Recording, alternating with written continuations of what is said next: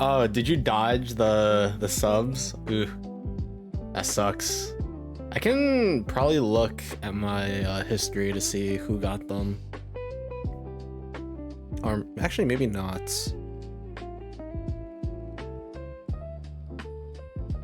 Nah, I can't. I'm good at dodging, by the way. Must be great at dodgeball, bro. I was so awful at like gym stuff as a kid. Actually, now that I think about it, I shouldn't say that like I'm unathletic, because I guess technically I wasn't, because I was a swimmer for like most of my childhood. And I would like to believe that I was athletic enough, I would say. But when it came to like anything like requiring hand-eye coordination, I was really bad. I was really bad at like hand-eye coordination stuff. So like anything that has to do with a ball, like basketball, tennis, like soccer. I actually loved soccer a lot as a kid, but I stopped playing and spent most of my time swimming instead. I remember dodging a ball when it's coming up from behind. It was a cool moment. Yeah, you ultra instincted it. Yeah. Those are like the peak highlights of like my bad. No, you're good. You didn't know. No problem. All right, let me pull up some rusties. We got a chill stream ahead of us today. Today is what? For me, it is the 14th. Okay, we can do our gambling Friday next week. I actually was thinking about doing it today, but I have to leave the week after, so maybe we're just going to do that next week instead. Because today I got something I gotta do later tonight, and I don't want to like get stuck doing that, because time escapes me when we're in the midst of novel diving. I'm mapping an OS and the song had the word super, and I was like, oh, to be fair, it's like there is a version of Dragon Ball called like Super, like Dragon Ball Super, I think it's literally called. Actually, the Ultra Instinct moment might have happened in Dragon Ball Super as well, now that I think about it. So. All right, let me set this up. I gotta, what is it? Am I stupid? I am stupid. Connect. Okay, everything should be set up properly. How did I name my stream the last time I did this? I genuinely don't remember. It was last week though, so it's probably here. Oh, I didn't name it. I pinned a message. That's how I did it. Silly me. It's fine. All right, just to make sure that it's working.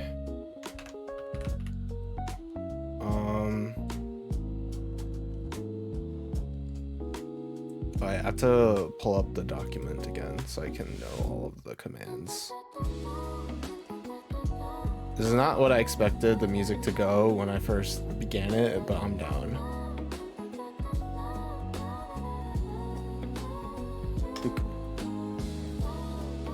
There we go.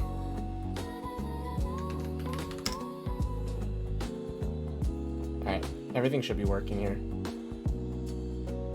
But yeah, hello you guys. It's Friday. We're back to our salutations. Selamat pagi. I think that's Indonesian. We are actually, it's not even morning anymore, so that doesn't work anymore. It's just salamat. But we are vibing today. We have some farming Friday. We've been doing a lot of Pal World recently, and Pal World has been, how should I put it? It's fun. I don't think it's very interesting to watch though. All right, at least like not the way I've been going about it. I have finally decided to swallow my pride. Next time I stream that game, I'm gonna increase production time and stuff. I'm gonna mess around with more custom rules and whatnot, because I think I've been spending way too much time just like waiting for stuff to happen. And I think for streaming purposes, it is just in our, it's just better for me to like speed things up.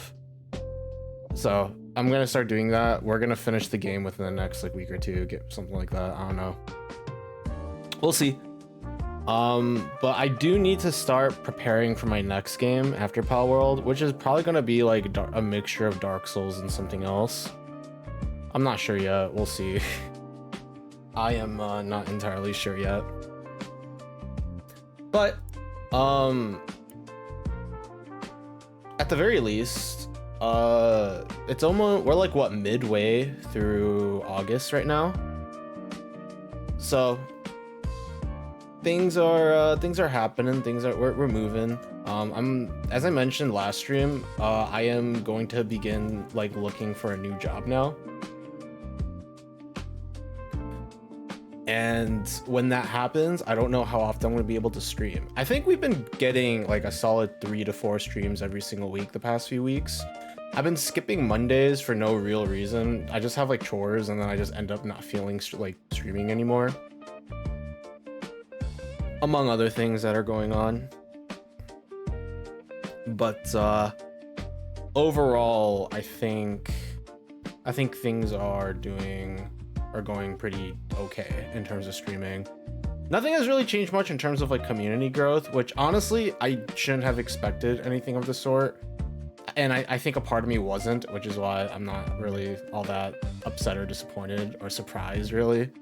And most of it is just because I'm not really doing anything outside of streaming. I'm not uploading videos on YouTube, I'm not making shorts, I'm not posting on social media. I'm literally just existing in the Twitch ecosystem. And people have found us and people have left, sorry, which happens. It happens. I think it doesn't help that I'm tending to play things that aren't upfront, you know? I think when I play games like 2xKO, I actually get more people that stop by, but because I don't keep streaming 2xKO, like they never come back. There's no reason to continue watching, so, which is fair, don't get me wrong. But I just kind of have always wanted to stream things I want to anyways, so it is kind of what it is. I mean, me sitting here and doing Farming Friday novel diving is like the most, like, I guess, content brain I can be. But even then, I haven't really done anything with it all, so for better or for worse, it's not super great. But it is what it is, unfortunately. I've always, or no, sorry. I was gonna, never mind. I was gonna talk about something else, but I realized I'm going to be, let's not. let's not. But yeah, otherwise things have been going pretty well for us so far.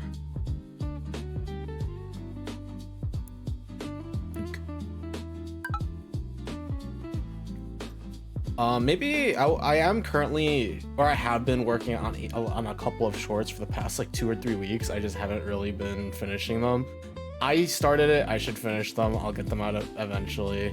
I think they're pretty funny moments. There aren't many of those in my stream, so I gotta take what I can get. But yeah, to be honest, I don't really have that many topics for today in terms of like things to talk about. I remember like a part of me, or a while back, I was talking about how I should probably look up into like things that are happening in the world, not like a gaming sphere, I should say.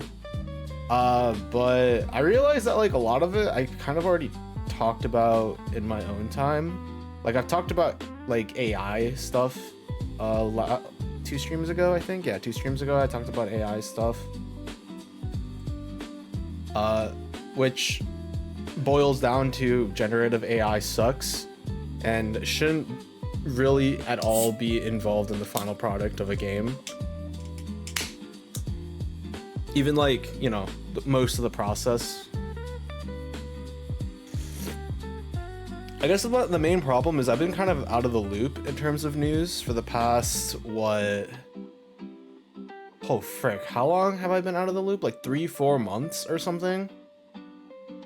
Longer than that, I think. It was like most of this year. Like starting like February or March, and I just wasn't paying attention to news. Because, or like just general things that are going on, because, you know, I had enough stuff on my plate. Couldn't eat most of it. I had to, you know, I had a lot of things going on in my life. I know that the world is kind of on fire. Hey Nemco, thank you for the not a bot redeem. Thank you. But a lot of things have been happening in my life over the past, or like this year, and so it's kind of hard to like, it was pretty difficult for me to keep being in the loop when it came to like general news stuff. So I'm kind of out of the loop for a lot of things, and I'm only kind of recently catching up on things.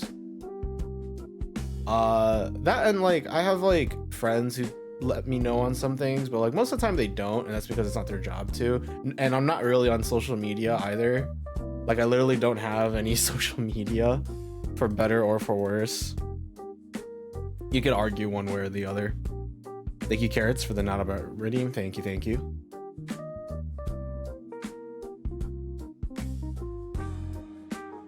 But I guess we will slowly eventually kind of figure things out as we go.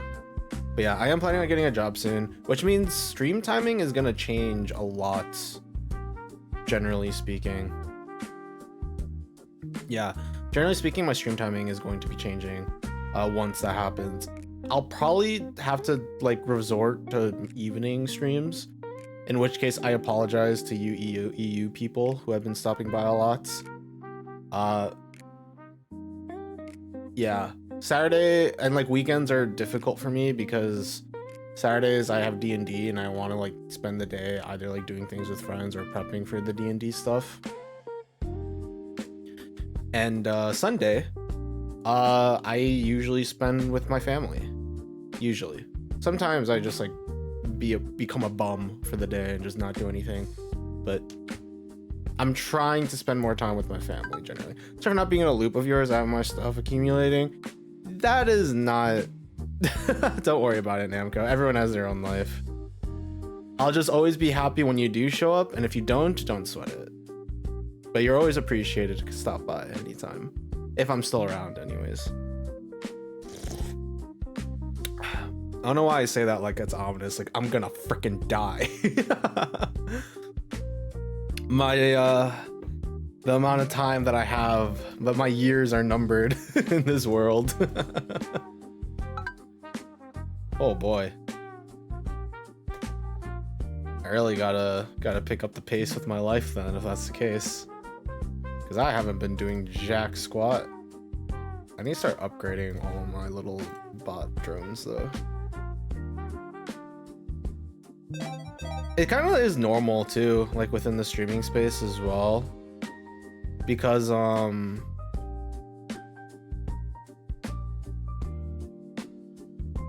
they're like so often where like, you know, people come and go. It's part of the whole like streaming like capacity. There are like quite a few regulars that I used to see a lot of that aren't around anymore, and it's not like they made a big announcement about it either. I mean, most of the time that's not really how it works. People just like, people's lives change, their tastes change. Maybe they just don't want to spend as much time on the internet. There's a lot of reasons as to why people you know, don't watch streams as often, which is like, you know, fair. I don't think that should be. I think people who watch streams are a fairly small minority. This cat is confused. I'm like picking and choosing what, like streamers? I meant it more like.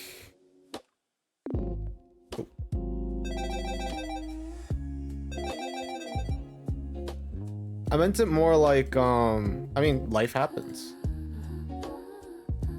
This is not the music I thought this would be, I'm not gonna lie. I just kind of picked a random playlist from this, okay, this is probably... We've listened to this before.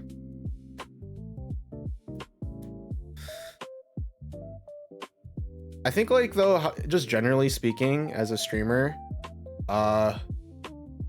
I could be doing better. I think I don't do a great job a lot of the time, and I think part of it is just my personality. I'm not the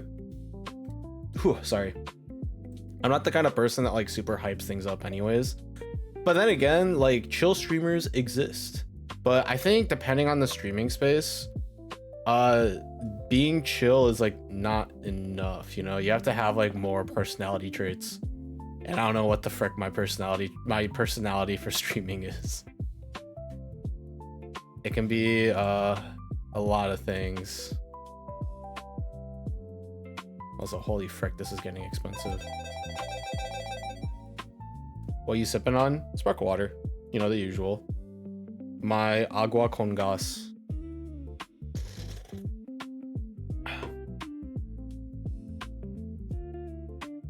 The usual.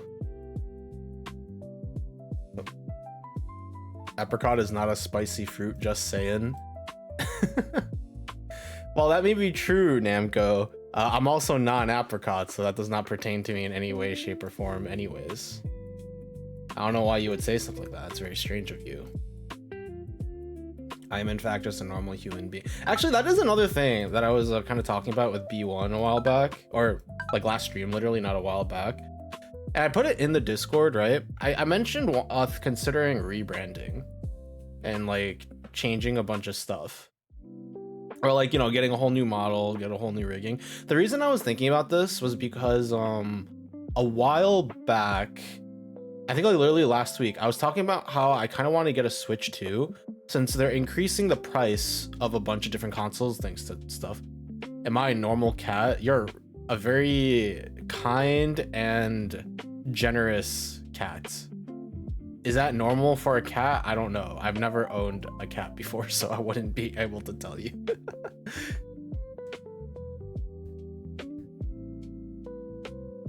But you are incredibly gracious and generous, and I appreciate that.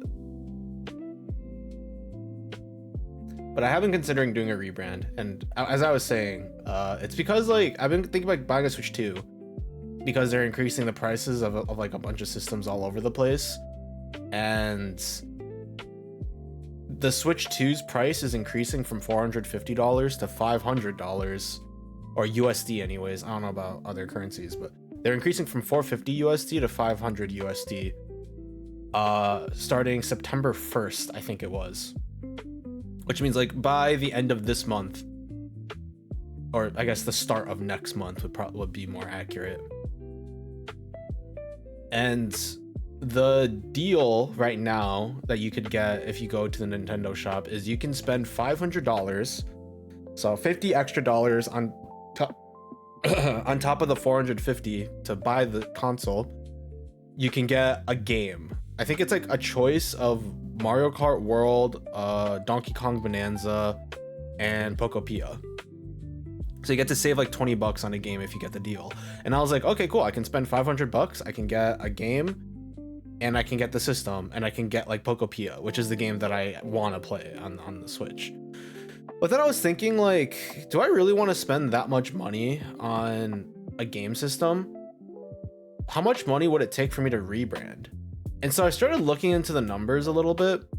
And generally speaking, when you're doing like a whole rebrand, like you're trying to like make or get commission a model and a rig to be done for a VTuber model, you first need like art. So you meet with like an artist and you like talk about the character you want to make, and they don't like rig a model or they don't create a model. They literally just create like a portrait of your character, or like what is it called? There's like a certain word for it. It's like basically like an illustration of your character from a few different angles and stuff. And it's basically just like getting the character idea down, right? You get like their clothing down, like their general like physical appearance. You get all that down. And then you take that, you go to someone who can create a model, because making a model requires a lot more than just drawing it. You have to like separate out a bunch of the assets and stuff so that like it can all be moved around and like sorted through when it's being rigged, because there's a lot that goes into rigging. So I need to pay someone to like make an illustration of the character. I need to pay someone to make a model of the character, and then I have to pay someone to rig the model. So I have to pay 3 different people, and none of it is cheap. I think if I'm planning on like getting all the steps done properly, right? I'm not going to do anything over the top. I don't want like super expensive, like I'm not looking for like the top tier artist, right? I'm literally just trying to get the very basics done. if with that in mind, if my plan is just to like get a decent quality, like my current model, let's be honest, it's not great. Straight up, this is not a good looking model. I think it serves its purpose, but it's not, it's literally just my waist up. I ain't got legs, guys. My legs disappeared during transport. And while there were like conversations between me and my original mama about like getting like more art done, they even had a proof of concept that they sent me that I don't have anymore because they didn't send it in a DM. They sent it through our Discord server, which she later deleted, which I'm very sad about. But Cyrus is not gonna really be changing from here on out. I did think about, like, I think if I'm going to rebrand, I want to do something completely new and something that's more like me as a person and a streamer, because Cyrus was given to me with like fairly minimal changes overall, like done on my part. And I think a part of me wishes I didn't make those changes because they would have given me more like character. I don't know. When I first saw Cyrus, I was like, this is not who I am. This is a very different vibe from what I was expecting when I became a VTuber. But I made it my own in the end, you know? So it kind of worked out.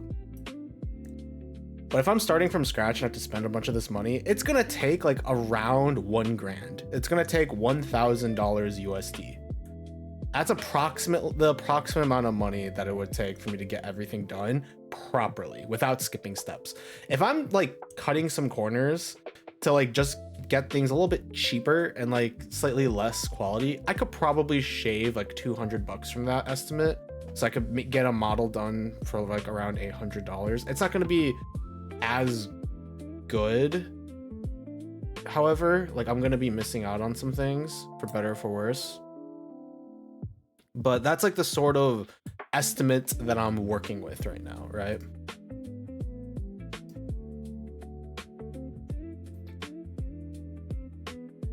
So that's kind of my dilemma right now, is should I just like, you know, spend $500 getting a Switch 2 and a game, and then like, you know, start investing into it more, like, because I want Fire Emblem. I want the new Fire Emblem game. I'm very excited for the new Fire Emblem game. And there are like a couple of other games I can't think off the top of my head that I would like to get my hands on.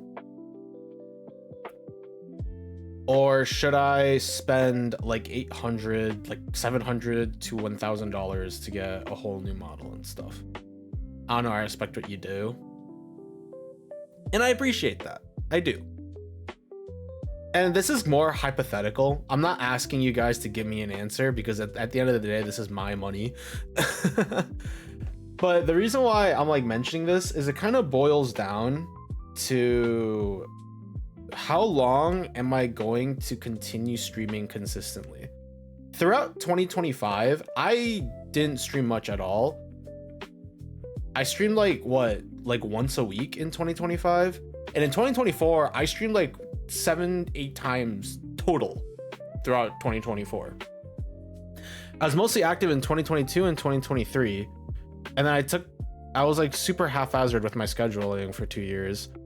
And now that I'm back streaming at around 2, 3, 4 times a week, mostly just because, you know, circumstances have made it so that I'm not currently working a job. If I were to get a model and I'm spending all this money to do it, I would probably want to continue streaming somewhat consistently, right? But would I still be able to do that if I, you know, would I still be able to do that if I just get a job and try and do it? It's not like I can't. When I first started streaming, I was consistently streaming 3 times a week for 8 hours like 6 to 8 hours every stream while I was in school. You could argue that's a little bit different, but like it was like during COVID, to be fair. No, it was after COVID. So I was going into my classes in person, which is kind of crazy if you really think about it. So that's like kind of where my headspace is at in terms of that. A lot of it comes down to like what my future goals with streaming are. And it boils down to how committed I am to continue, you know? That's kind of that's like the general baseline right now. And I don't know yet. I generally don't know. As much as I would love to be like, I'm gonna stream forever, you know, I'm gonna do this forever. I don't know how like actually realistic that is once I, you know, get a job, start working more. I think like in an ideal world, I could turn streaming into a full-time job, but I don't think I'm built for it, to be honest with you guys. I think this is always going to be a hobby for me, always. And whether the hobby is worth continuing doing, like if I'm enjoying it enough to continue doing it, highly depends on you guys. A lot of it depends on you guys being around. And you guys have been around, which is amazing. Carrots, Namco, you two, and then B1 being around, and then Habe sometimes popping in, and then Oni popping in occasionally, and then Ori showing up, and like Vision showing up. I've made a lot of like friends while streaming. But you guys have to remember, I've been doing this for more than 4 years now. I'm about to hit my 5-year anniversary, guys, in less than 6 months. In 5 months, I'm gonna be hitting my 5-year anniversary. Thank you so much, Namco, for the gifted. I appreciate it, as per always. Thank you, thank you.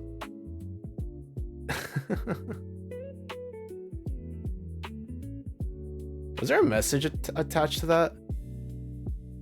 You have it's not a message. It's saying that you have gifted 89 gifted subs to the channel. Namco, you absolute beast. Thank you so much.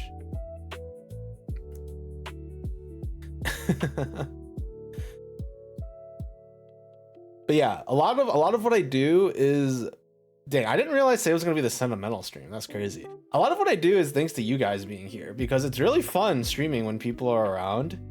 But like any small streamer, when I'm streaming and I'm playing something or I'm doing something and there's nobody around, even if like people are lurking, nobody that people around helps. But if I'm not sure, that like changes the dynamic a little bit, because I know like B1 and Carrots, and I mean all of you guys really try and be around.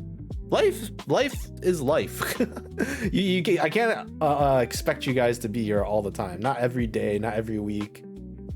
And I never would ask you guys to do that either, because that would be a bit much, I think. Just a little, just a wee bit. So a lot of, do I want to grow my community? Yeah, of course I do. What streamer doesn't want to? Every single person who decides to start their stream wants people to come and watch and interact. And the more, the better. Kind of, with an asterisk. I think you can argue that once you hit like 100, 200, 300, 1,000 people, it could get a little bit difficult to have like proper meaningful conversations with your chat. It can still happen, don't get me wrong. It's just a lot harder to make it a lot more personal with like every single chatter and like read every message. But I remember when I first debuted back in 2022, January 4th, I did the whole debut thing, bro. I had a slideshow. I was like talking about like my goals, my likes, my dislikes, like all that kind of stuff. One of my goals that I had was reach 100 viewers, which is extremely rather unrealistic, just straight up. It is extremely unrealistic. And at the time I knew that too. I never expected me to ever reach that point. But I think my goal with that was to uphold myself to a standard where I want to be a streamer that I myself would like to watch, you know? I think there's like a couple caveats with that though. One of which being that I don't know if I would watch a streamer like me, like a chill streamer who like exists as like second monitor content. that might be a bit mean to myself. But I mean it more like, I think when I watch content, I like, you know, chill things, but I also like having those highlight reels too. I think most people do. It's why shorts are such a big thing. It's where most streamers get like their views. There was like whatchamacallit. If you guys don't know, there was this thing called Streamer University that happened recently. And like it's this like one of the biggest streamers in the entire sphere of streaming, Kai Cenat, was running a thing called Streamer University where they got like a bunch of like small to middling sized streamers, like give or take like 50 viewers and up. They like gathered a bunch of these streamers to go to this streamer university, and like they would bring in very experienced streamers. So if you've heard of like Ludwig or Valkyrie, a couple of other people, they brought in these like these very experienced streamers to come in and like teach classes and basically like do content in this way. Like anyone can stream at any time. And well, first and foremost, it was ended up being just like a gathering of a bunch of narcissists who only like care about content, like extremely content-pilled people. Which a lot of things happened there that weren't great.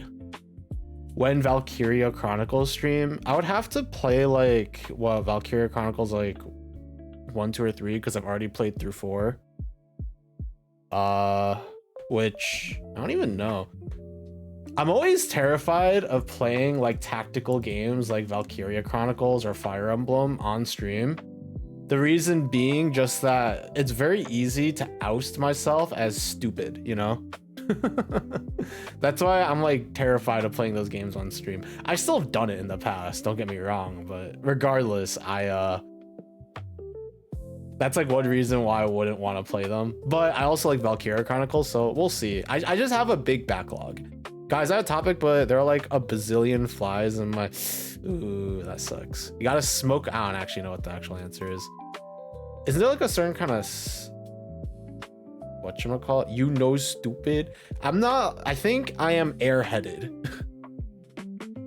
I don't think I'm like conventionally stupid, but I am very clumsy and airheaded, and I forget a lot of small details, quote unquote. And so I end up missing something and I die for it. Valkyria Chronicles 4 was something. There's a game called Shadow Tactics, which is like a stealth RTS. That game's actually really fun. I highly recommend it if it sounds interesting at all. But those kind of games make me feel incredibly stupid. Even though I may not be technically conventionally stupid, but I feel stupid. That's all. I was like, I gotta deal with those fly skirts. Something's gotta fix. Someone's gotta fix something like that.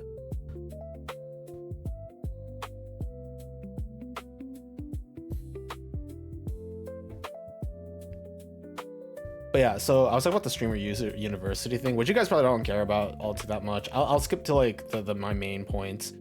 One of the instructor teachers was Ludwig, and he had a lot of like interesting things to say during his classes. Like it was like genuinely good advice for like smaller streamers and stuff, like getting into this space. And while he was like talking about stuff, it made me realize like how much thought goes and like some people put into streaming, and how little thought I put into my own streams. Like I literally just show up, I square up, and I'm like, all right, guys, today, I don't know, I'll figure something out. You need to get lucky. Kind of. You're not wrong.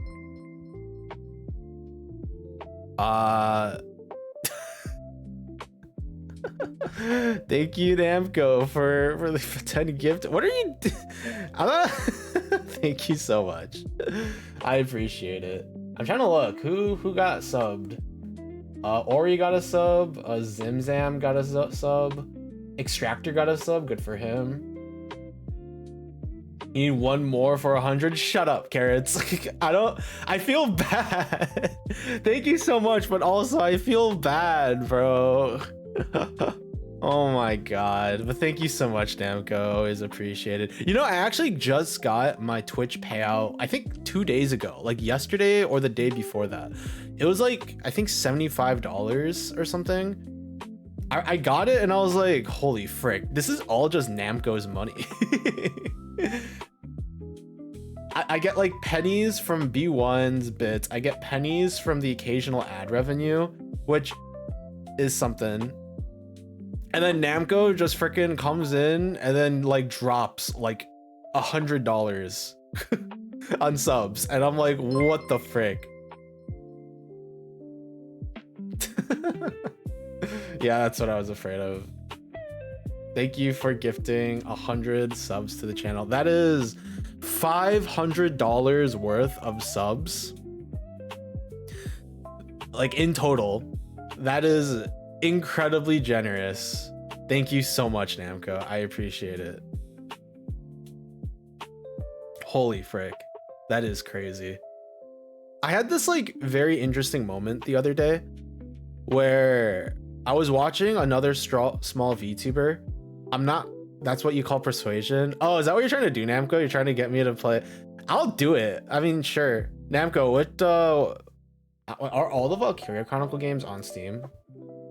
He's already technically tried to quote unquote persuaded me to try Dark Souls, and I still need to continue that. I've just been stuck with Pal World recently though. Valkyria Chronicles. Let's see here. The first game and the fourth game. Wait, really? Only those two? Wait, Valkyria Chronicles, I swear Valkyria Chronicles 3 was on Steam. No, I meant me saying Namco needing one more sub, but sure, that works too. Oh, yeah, that's fair too. Valkyria Chronicles 1 has mixed reviews on Steam, or recently has mixed reviews.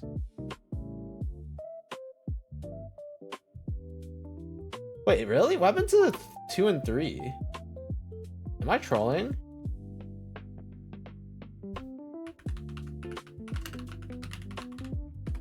Valkyria 2 and 3 are Sony handhelds. I have a PSP somewhere in the house. I do have a PSP somewhere in the house. You think how much effort do you guys think? Well, okay, first and foremost, I would have to find a capture card for a PSP of all things. And I don't know. Also, I'm pretty sure that PSP's like R trigger just doesn't work anymore.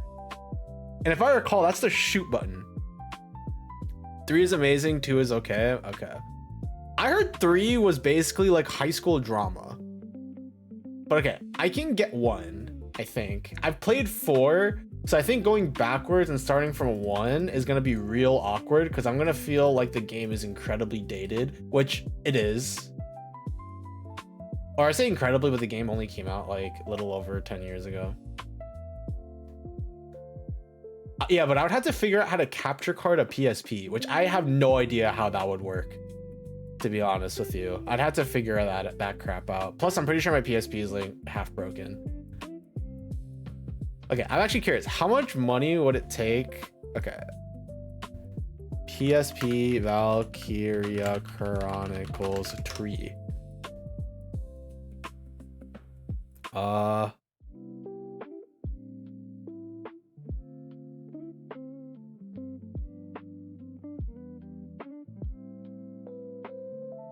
Okay, there's someone selling their Valkyria Chronicles 3 on eBay for $16.50.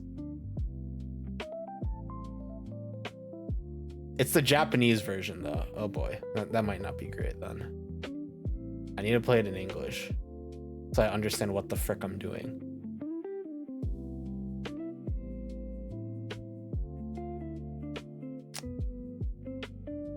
Yeah, when's the Valkyria Chronicles remaster? They're remastering a bunch of things. Surely Sega can remaster a bunch of Valkyria Chronicle games. Surely. Don't have a feeling people trying to rip you off. Probably. You're probably not wrong on that. But yeesh, that's crazy. I have no idea how it would... Actually, there is like a game store, like a local game store in my area. I could see if they have PSP games. I doubt it. I think most of the things they have is like N64, NRS, PS1, PS2 stuff. But maybe they have PSP games, and then maybe they have Valkyria Chronicles 2 or 3, and maybe I can find my PSP that's like half broken. I don't even know if I'll be able to play the game properly with it. It's actually funny. I know, like, I forgot which button it was. I think it's the I think the square button on my PSP is like half broken. And the reason being that I used to play between my brother and I, we would play Kingdom Hearts on that PSP. And the game the roll button of Kingdom Hearts Birth by Sleep is the square button. Yeah, 11 sub hype train. Thank you very much. Thank you. That's crazy. Choo choo. Thank you, Namco, for being the conductor of this hype train. Oh, you even get a badge that says 100 gift subs. You are a beast, bro. Thank you so much. Actually insane. Incredibly generous of you to do. Valkyria Chronicle. I mean, I could definitely play one on stream. It'll tank. I'm not gonna get any people that are watching me or any new people watching, but there you go. I can't with these fights.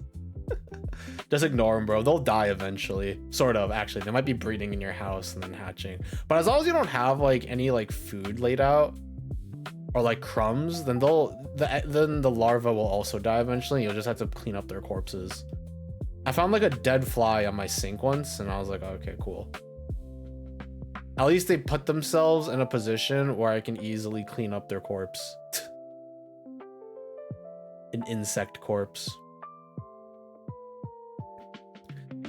My brain's bouncing around a lot today. How's Rusty's going? My boy is still drilling away. There are some food out. Why is out in quotes like purposefully? What's going on here?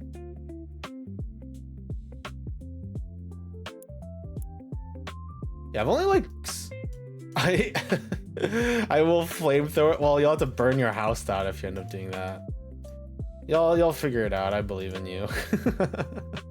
If it was mosquitoes, I would be more afraid for you. But if it's just flies, you'll be fine. I'm sure.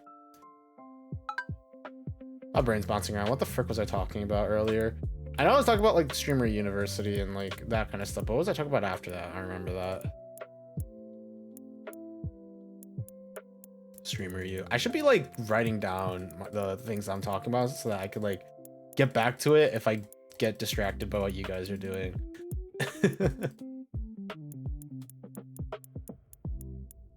What if I am playing OS and a fly lands on my nose? Just sneeze. Actually, actually no, that's true. If you sneeze, you might miss up the combo. Just ignore it. You'll be fine.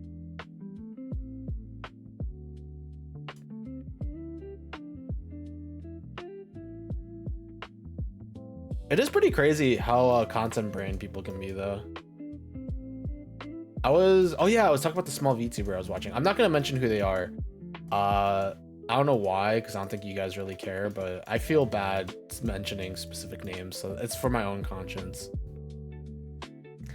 But I remember I was watching a smaller VTuber a couple of weeks ago, and someone gifted them like 5 subs or something. And the guy was like, yeah, like 5 subs, cool, thank you very much. And that was it. And I was like, that's crazy. Why are you acting like the way they were acting was almost like they were like a huge streamer that like gets like subs all the time. But I know that's not the case.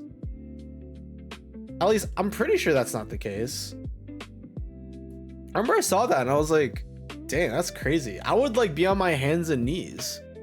Like when Namco shows up and gives 10 subs, I'm like, what the frick am I supposed to like? What's the proper way to express my thanks? I don't know. The most I could do is say thank you and just be like, hey man, like you're a freaking beast, bro.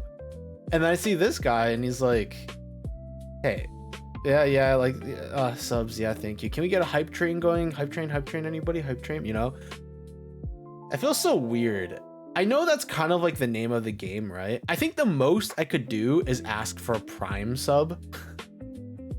But even then I feel kind of bad. I'm like, yeah, if you have Prime, I guess you could use it on Lil Lol Me. And I'm not even trying to like manipulate people into doing it that way. It's literally just like I feel like I'm just asking for money when I'm in a position where I don't like really need it. I want, okay, that's not true. I do kind of need money right now, but like it's a little bit different because I think this is like my hobby. I do this for fun, and people give me money for what? Me sitting here and like talk to me. You guys like listen to me talk and I play games.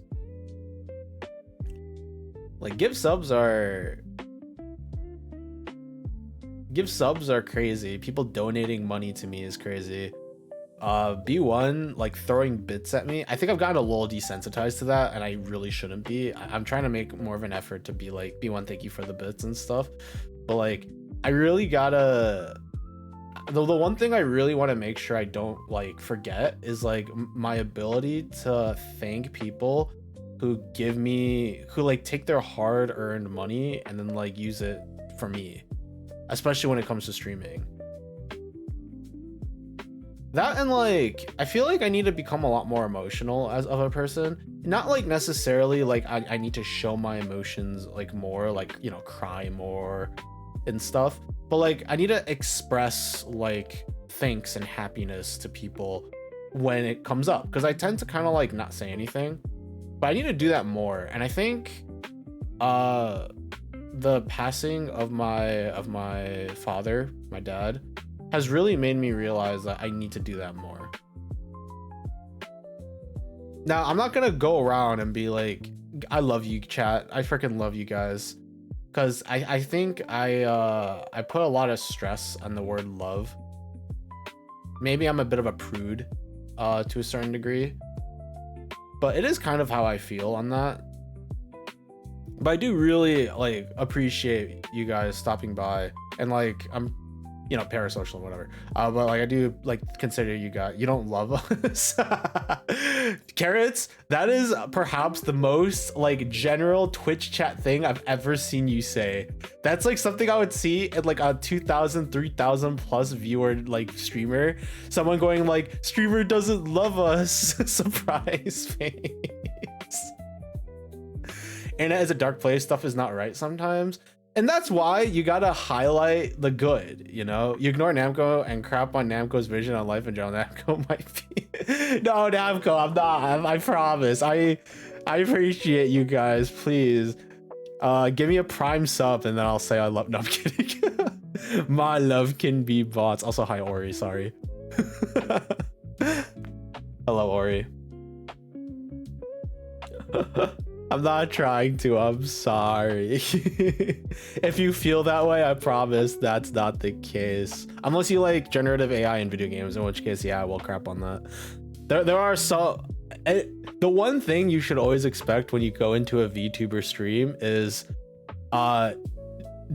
generative AI sucks, we hate AI, pay artists. Because all VTubers are art whores, except for me. But not to say I don't like art, but I don't like, you know, tear off my shirt and start swinging around like a helicopter just because someone like gives me art for stuff. I say that like I'm being ungrateful, but like actually funnily enough, Ori is here. Ori did fan art of me in the past, like way back when, and that crap made me so happy. But it's less, I think for me, it's less about like the art itself and more about having somebody do like go out of their way to do stuff like that. Yeah, I think for me it's less about the art and more just having people do stuff with me in mind. I think that was more meaningful, but like it could literally be anything. So like, you know, art I think is like a very good example of this. And now that I think about it, I'm kind of sounding like a a sophisticated art whore who's like in denial. You know what? Never mind. I'm an art whore. So I'm hearing is you want more. Well, of course I would. I'm not gonna ask for it from you though, Ori. If I would, I'd rather commission you, to be honest. Maybe I will. I draw my celebratory pictures drawings by my hand. Not sure I've sent one to you. You have not, but we do have a channel for that in the Discord. Actually, do we? I mean, sort of. It's called Media, but I feel awkward making like a quote unquote fan art channel because I don't want to, you know, I don't want to like expect that kind of thing from you guys. It's very much so like if you do it, thank you so much. That means a lot. But also at the same time, I don't, you know, you have an art channel? Do I really? I think nobody's been using it. Oh yeah, I do. Oh yeah, I do. And the only person who's been doing stuff in there was Toonie and Ori. I forgot about Toonie. Now that I think about it. But yeah, there was Toonie and there was Ori, and you two were posting stuff in there. Very cool. Art is cool. Art is very cool. I'm probably like the only VTuber out there that's just like not a full-on art whore. And then I like start this thing, I start talking about it. I'm like, now that I think about it, I kind of sound like an art whore right now.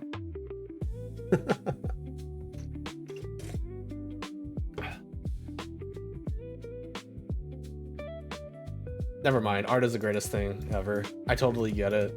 I remember I was talking with Haru a long time ago, like 2022. My friend Haru Anzu. And one of the top, I think this was on one of our streams where we were drinking. I think this is, I don't remember if this was on stream or if this was a personal conversation, but we were drinking on stream together. And I remember distinctly us talking at some point about, like, what's it called? I legit can't think of the word, and it's upsetting me because I use this all the freaking time. I actually can't. What the frick?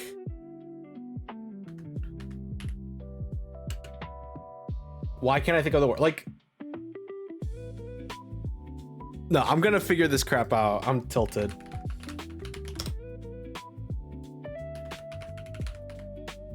My freaking dementia is hitting me once again.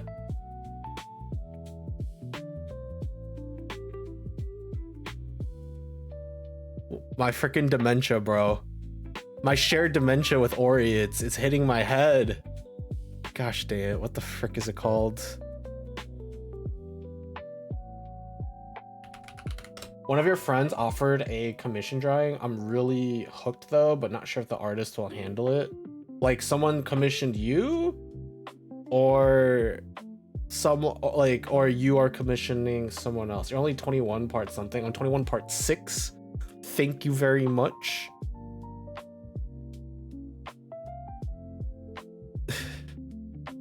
Say, aren't you an English major? This happens to me all the time. I forget words frequently, which is awful because I DM for D&D. Offered to do a drawing of me? Shoo. If it's of me, you don't have to ask. I know. Okay, actually, oh, wait, what was the thing? What was the word? It's like, you guys, the moment I start talking about it, you guys are gonna be tilted with me. But I'm talking about like people who make works off of like pre-existing like IPs. So like, for example, like if someone were to write a story about like Naruto, like yaoi love between like Naruto and Sasuke, what would you call that, you know? It, like, I know it's BL. I'm not talking about the genre. I'm talking about like the overall like encompassing word for works like that. Like I used to read a lot of Sherlock Holmes X Watson stuff. That kind of thing. What the frick is the word for that called again? I actually can't believe I forgot it. This happens all the time now. All I know is he is a decade older. Yeah, I'm 21 part 6, bro. I'm gonna be 21 part 7 next year. frick? What the frick is it? Huh? What? Huh? Sherlock and Watson is canon, and you cannot change my mind. Watson is married. Well, guess what? There are a ton of people out there that try and like get together with women because society tells them that that's normal, when in reality they want some of that D. I mean, it's not even that D. They just want like masculine arms to wrap around them. And honestly, who doesn't? It's not fan art. Fan art is like for art. I mean, yeah. Derivative? No, it's not. That's not the word. That's not the word. What the frick is the? Me defending Erwin and Levi. But we can't all agree that banana fish is just like, you know, that's just normal. That's platonic. There's no BL. What letter does it start? If I knew carrots, then I could look it up, but I can't remember what the word is. We playing Hangman. I can't even do Hangman because I don't know what letters are there. D stands for that detective stuff. They do be doing some detective work. That is true. Or Wordle. If I knew the letters, then perhaps, but I don't know the freaking letters. I'm tilted. I'm stuttering. That's how tilted I am. I'm stuttering like even more than how I normally do. I'm actually tilted right now. Holy frick. Hi. Is that MX? Oh my god, it's MX. Hey Miso, what's up? It's been a little bit. The last time you were here, I was playing Hollow Knight Silk Song. Thank you, Namco, for the gifted. Yo, Namco's just sniping people, bro. Someone shows up in chat, he just goes like $5. Thank you, Namco, for the gifted sub. I appreciate it as usual. Thank you. Holy frick, it's MX. That's crazy. Jump scare. Honestly, if someone shows up to me in the middle of the street, slaps me with $5 and then runs away, I'd be down. Like a random stranger. Actually, I guess it's a little bit different as a dude versus like if you're a woman, because I feel like it almost feels like the guy just showed up. It was just like, thank you for letting me see your face. You have a beautiful face. Here's $5. Would you be more like creeped out or like flattered? If like a random person was just like, I like your vibe, here's $5, and then they just leave. Like, would that be more in creep territory? Or why? This is where my brain goes. A guy or girl? Well, I mean, like, if a dude or like if a girl comes up to me, if someone comes up to me with $5 and goes like, I like your vibe, and gives it to me and then just leaves, first and foremost, I would actually try and like refuse the $5. But only like once or twice. After the second time, and they keep resisting, I'll be like, okay, thank you. But like for other people, is that creepy? Like, do you feel taken advantage of or something? I don't know. Okay, I'm sorry. This is this is a bad conversation. Let's steer this away. Hi, MX. Have you been doing well? Hi, Miso. I'm trying to think of the word that people use when they make like Tumblr posts about like long stories and novels about like fictional characters that aren't canonically together, but people say are together. So like, you know, people make stuff about fan fictions. Holy frick, I figured it out. Fan fictions. That's the word I was thinking about. Because I was thinking fictional characters and I stopped and I was like, fan fiction. That's the word I was thinking of. I'm so freaking tilted. I'll be flattered if it was a girl, but if it was a dude, then it'd be creepy. Okay. Did you remember the word yet? Yeah, fan fiction. I'm doing good. How about you? I'm still around. Things are going. You accept this cat person in your community, me really thankful. I feel like anybody would. Is that not a normal thing?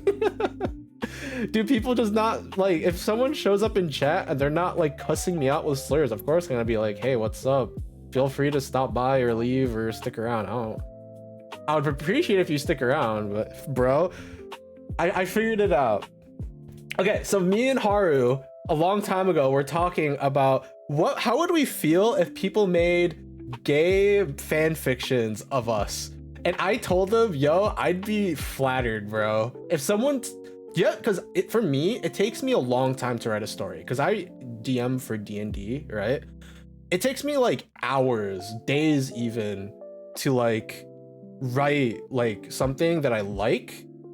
And this is like not like, this is not including first draft. Like first draft takes a long time, and then I have to like go back, edit things, like change things so that things make sense, and I have to like fit it into like the whole comprehensive story. It's a little different with fan fiction, but like either way, I think a lot of fan fiction writers are pretty good at implementing characters into situations that kind of make sense for them, right? With some differences. I remember I was talking about how like if someone were to make fanfic of me, regardless of how racy it is, like it could be the most like erotica smut you've ever seen. If someone like decided to like sit down and spend that much time to do something with like involving me as a person or character, I'd be flattered, bro. Just like, you know, as long as like, if it's gay, as long as I'm not receiving.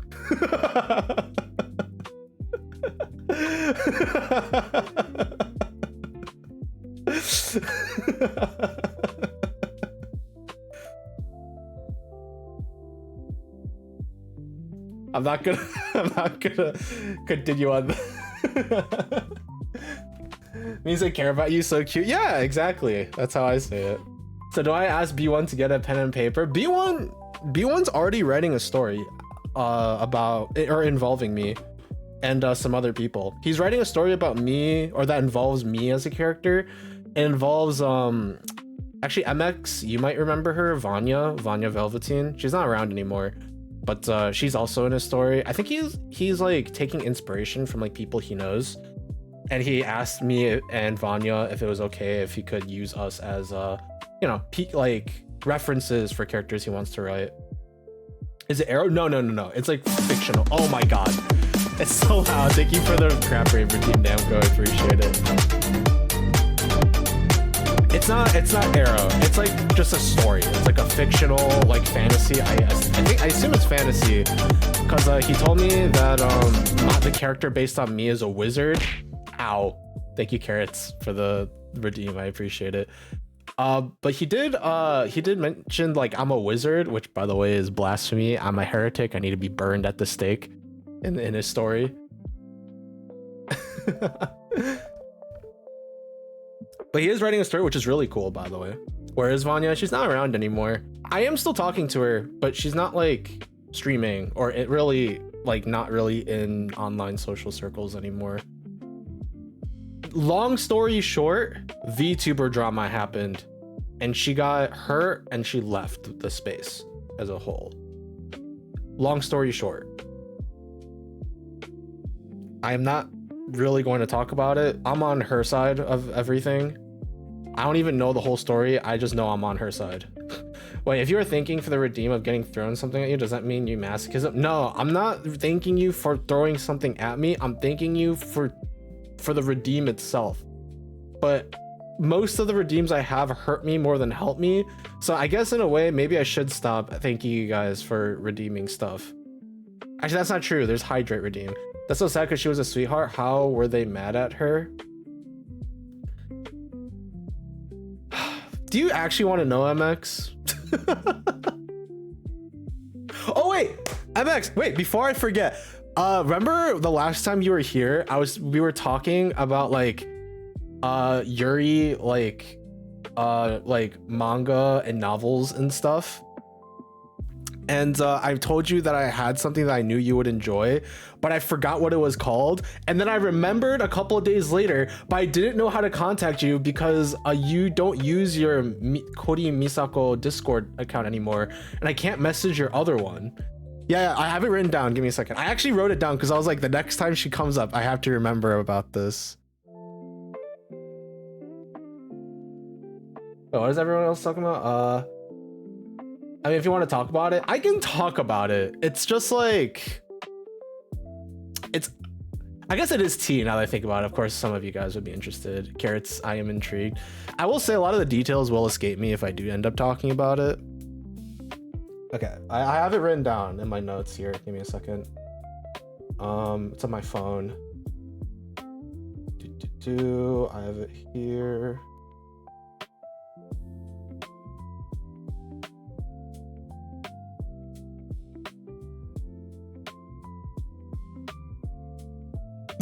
So I have a note page in my phone that involves like a bunch of manga that I'm either currently reading or that I've recently finished, right? And then I have like stuff that are marked as like things I enjoy, things I don't.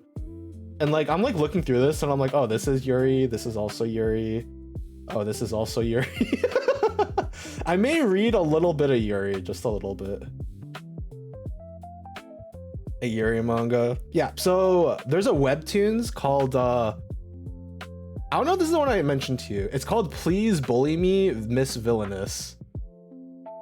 It's like it's a system like isekai. The main character is like isekai'd into a villainous like character. And like there's a game system within like her head that's like you have to bully the main hero because they have to, you know, that kind of thing. And so she's like forced to bully them, but then the heroine is just like, yo, she might be mean to me, but she's kind of nice too, and I kind of like her. And so it's really her just being like, please, I know you have to bully me. I don't know why you do, but I know you have to, so please bully me.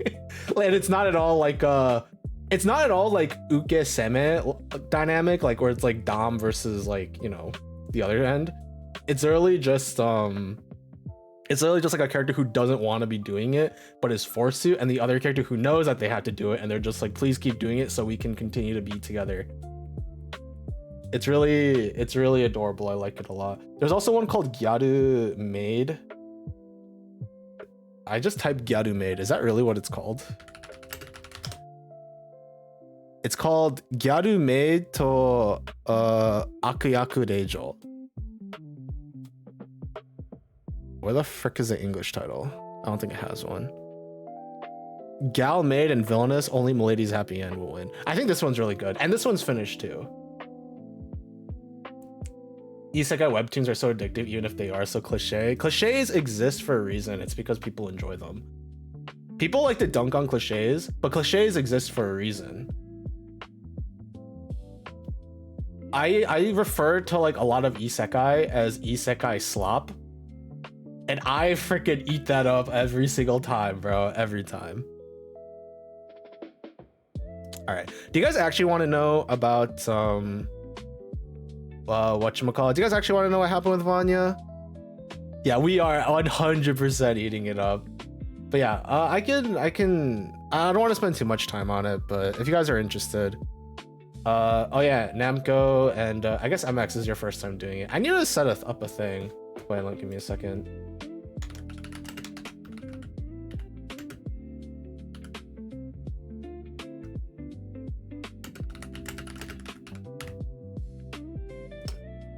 And then I gotta pin this. Doop. There you go. Mainly I'm pinned at the end of the stream. Cool. I do want to hear if you're comfortable with it. Yeah, okay. So a lot of the details have slipped my mind at this point. You can also change your color too if you do exclamation point. What colors are there? Pink, blue, green, orange, red, purple, gray, gold. Okay. So I don't want to mention specific names. Yeah, I do not want to mention specific names here. A few of them are still streaming. I personally don't really interact with them anymore. Partly because of what happened, probably because we weren't really close in the first place. I will not mention specific names though. But you guys, for some of them, you guys might actually be able to guess who is who if you knew the people that Vanya and I were close to. If you are just coming from this from the angle of me, Cyrus Apricot, right? Then you probably won't know these people because I personally have not really talked to them much in my streams, but I have talked to them in Vanya streams, and I've also spoken to them in their own streams because I tend not to like actually doing collabs that much, at least in the past. Collabs are more okay now for me. Yeah, Carrots, you're sitting now on MX is fine. And when you do exclamation point and set, you sit on a bench. Yeah, she's got the toes out. I don't know why they made the feet so like specific in this. It's so funny. So to keep things very simple, Vanya was in a lot of social circles, like a ton of circles when it came to the indie VTube community. She knew a lot of people, and because I was like close friends with her, I would argue that I was amongst her closest friends within the space. And I don't think that's a lot to say because I'm still talking to her, and I think I'm one of the few people that are still talking to her.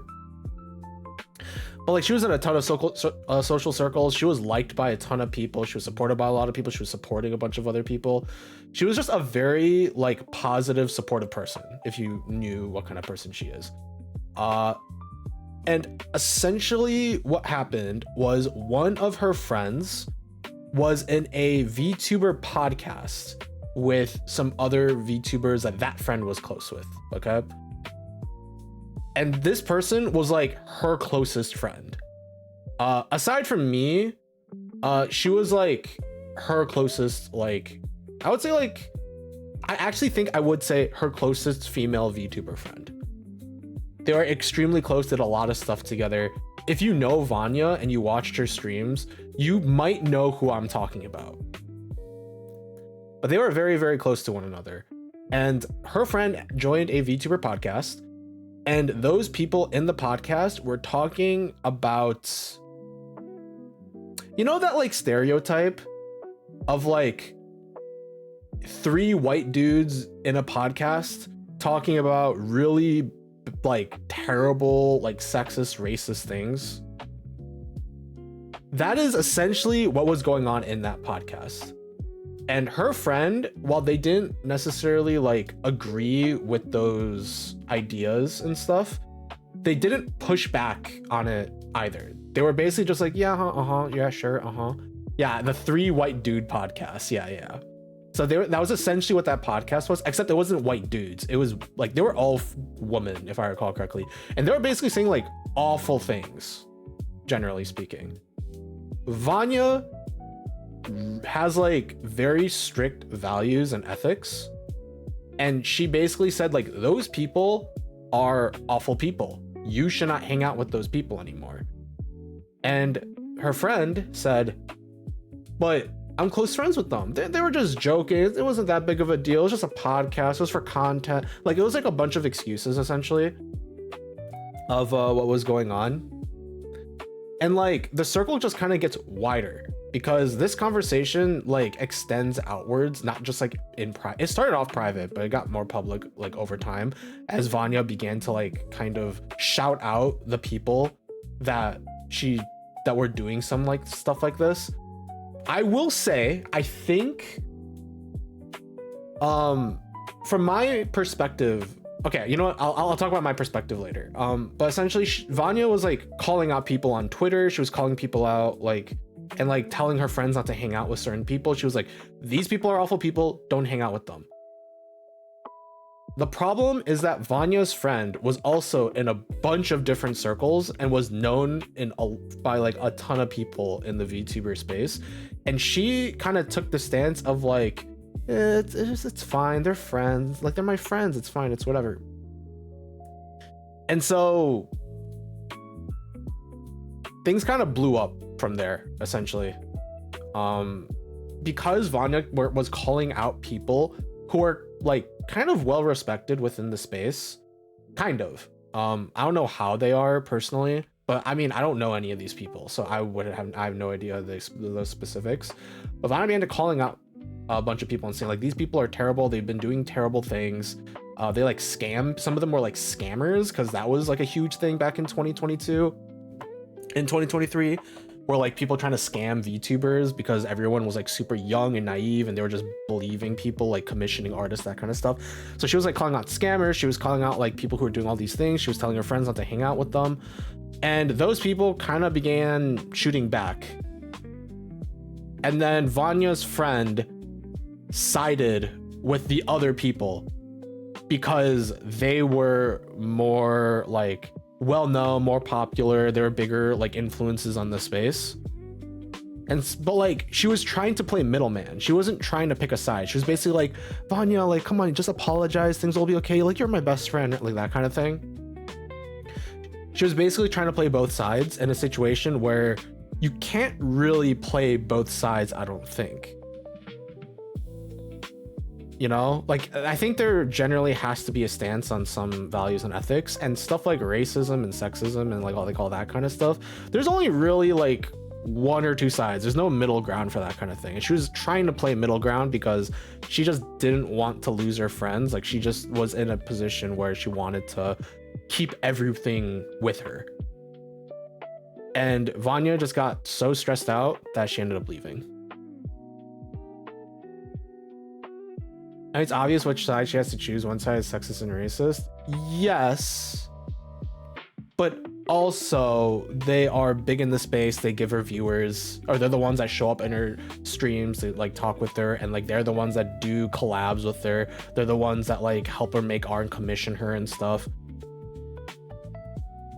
And she's, yeah, I was about to say, she was like playing the part, and like she had the personality of wanting to please everybody in a situation where you cannot please everybody.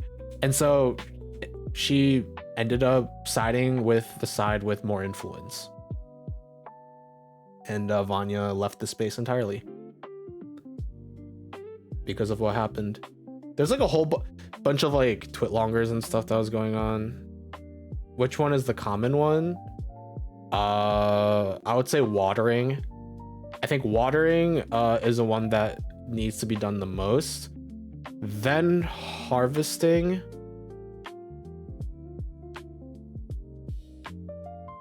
I don't remember though. Dang, that sucks. Yeah. It's really sad how Vanya's doing okay now. She's doing all right. I'm still talking with her.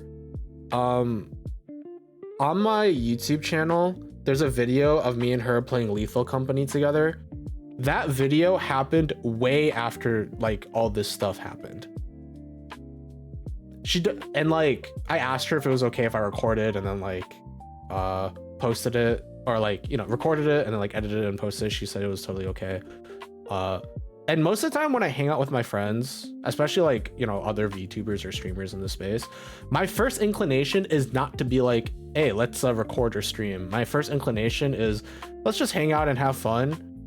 And then I'll record it if like we're in the mood for it, or if we're like not planning on like doing or talking about anything like personal.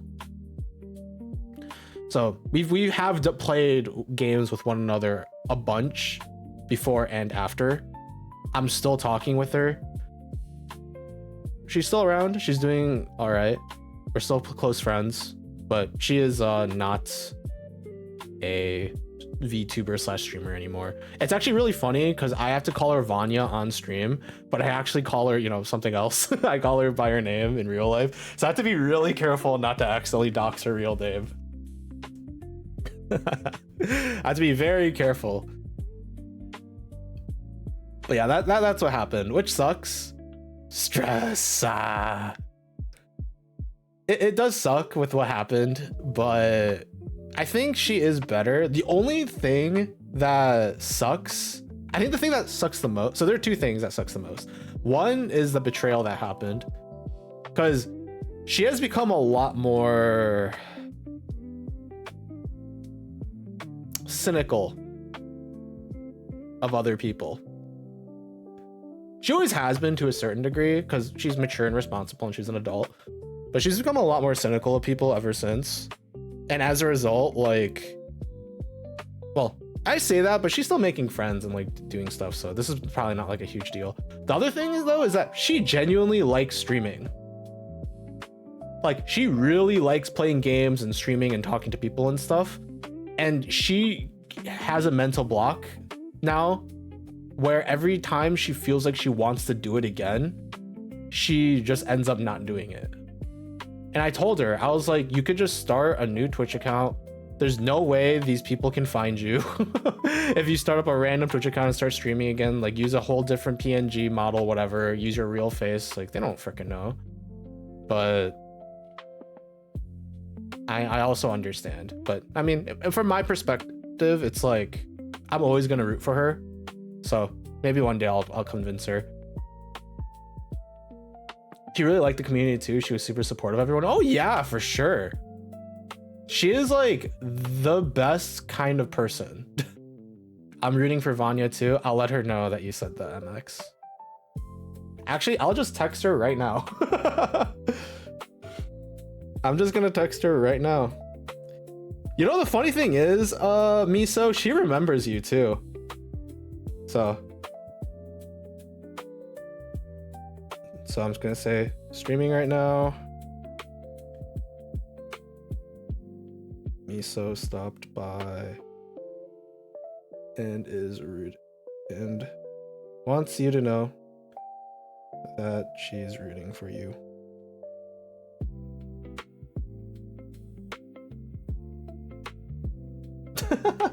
Really, our message screenshot us?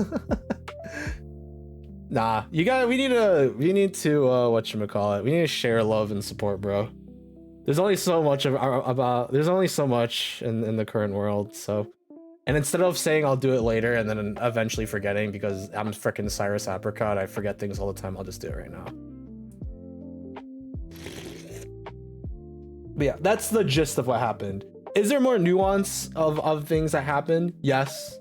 There's a lot of nuance and there's a lot of things.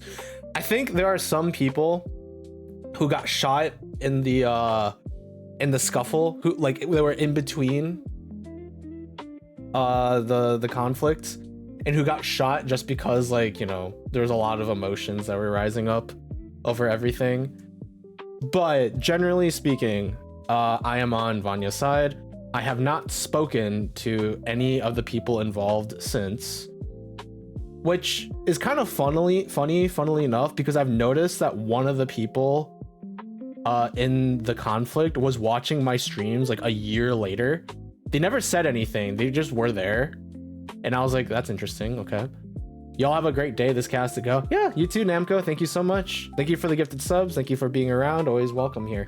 Appreciate you.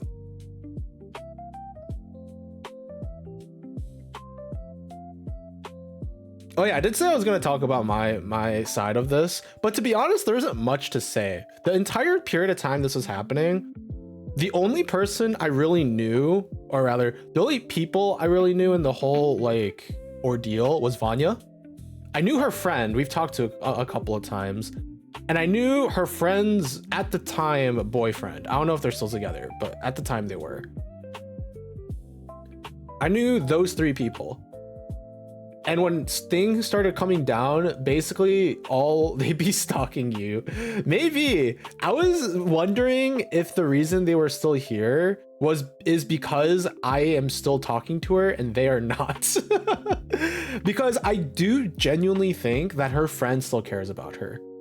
I think they do have a very high opinion of Vanya, because let's be honest, who doesn't? And also, like, they were genuinely really close friends. I just think the friend was just trying to play both sides in a situation where you just can't. But I think they still really care for her. So I would not be surprised if like some people that were like here were here either to like see if I would talk about her. This is me being like incredibly paranoid, by the way. They could just be here because they like being here. But there's a part of me that's like, what if they're here because I occasionally talk about Vanya? Because I talk to her in real life and we're close friends and we do stuff. So like, I thought it would be incredibly funny if like they were here trying to scout me out, trying to figure out what's going on. But it could just be possible that they enjoy like watching my streams, in which case thank you, but also you guys are kind of jerks. I'm not gonna ban you guys unless you start like saying racist crap, or like you start like trying to push agendas that don't actually exist. All right, let me oh whoops, I need to redo a bunch of my things here, so let me redo a bunch of my crops, because I need to like farm some very specific crops to unlock the next bit. So what we're gonna do is we're gonna do like we're gonna do like 1 2 1 2 1 2 1 2. I love artichokes. Cucumber, watermelon, green pepper, yellow pepper. There you go. 3 white guy podcasts are great at rage baiting. I watch 1 second, instantly get rage baited. Yeah. It's not great, but It is what it is, unfortunately. It's like the whole manosphere and whatever. And like, hey, there's nothing wrong with being a femboy. There's nothing wrong with it.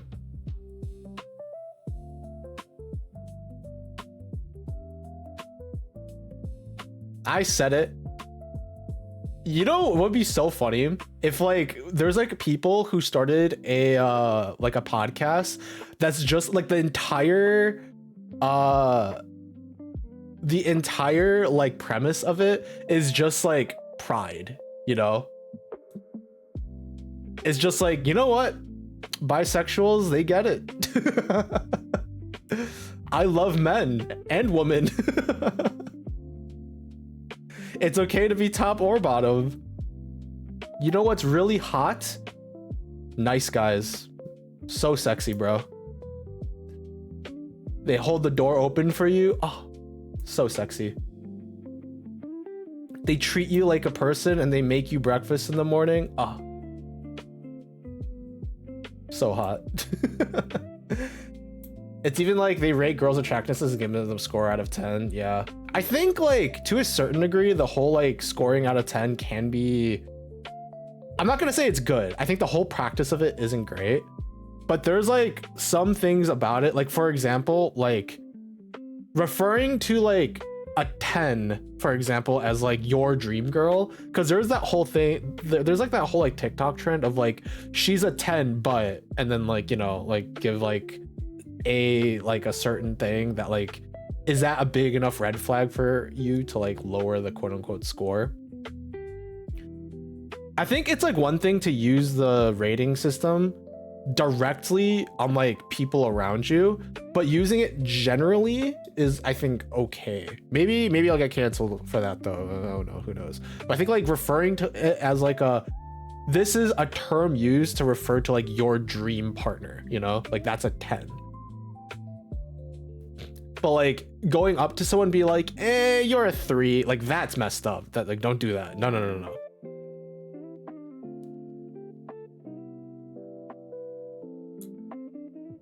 But yeah, those kind of podcasts are, it's actually, I think it's really funny just how many 3 white guy podcasts are around that whose whole thing is just being like, oh man, has to be manly and stuff. I don't know, man.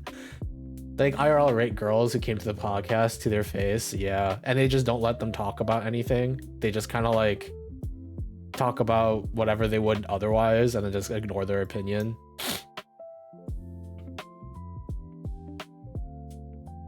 Alpha male, grr. I wish alpha male actually spoke like that. If like a world where like people who like actually believe in like the whole manosphere like masculinity thing, they have, if you are agreed, right, if you are a part of that community and like this is what you subscribe to, you have to talk like a caveman at all times so everybody knows. Grr, woman less than men. Ooh, ah. I don't know. I don't know how that's supposed to go. I was about to go into the freaking Finding Nemo, like the weird hazing ritual they did for Nemo. The, what was it? Fish bait ooh-ha-ha. Was that what it was called? Grr mix sandwich. Grr. No meat. More meat in sandwich.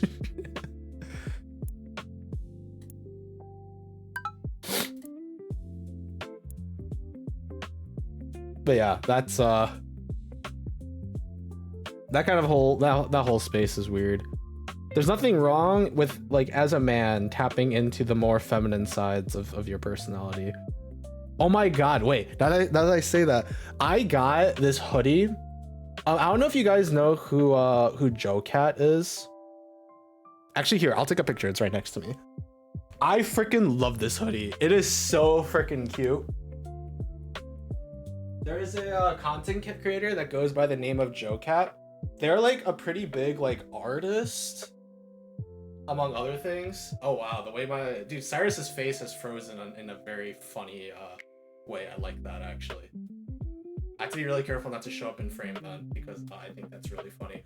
But yeah, I have Jocat, no, Jocat, no E.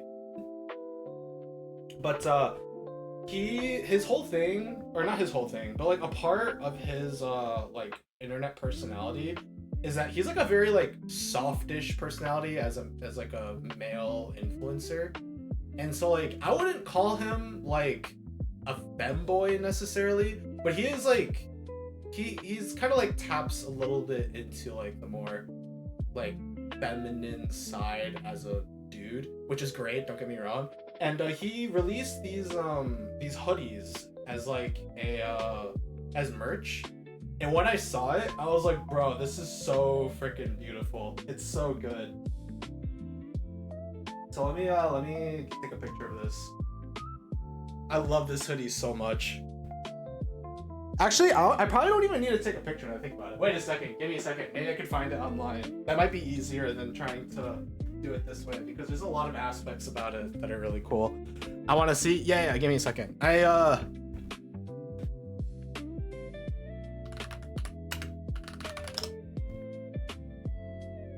me see if I can find it.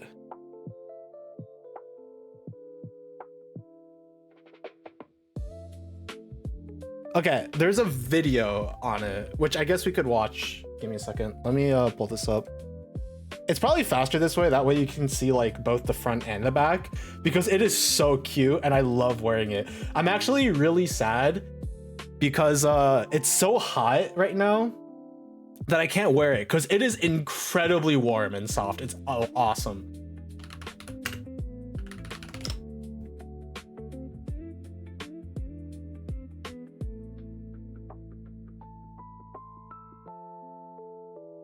Gurr Joe hoodie Gurr.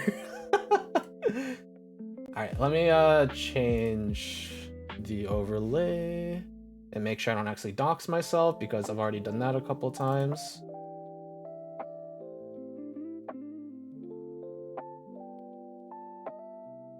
Oh wow, I actually just straight up found it. I don't think you can buy these anymore.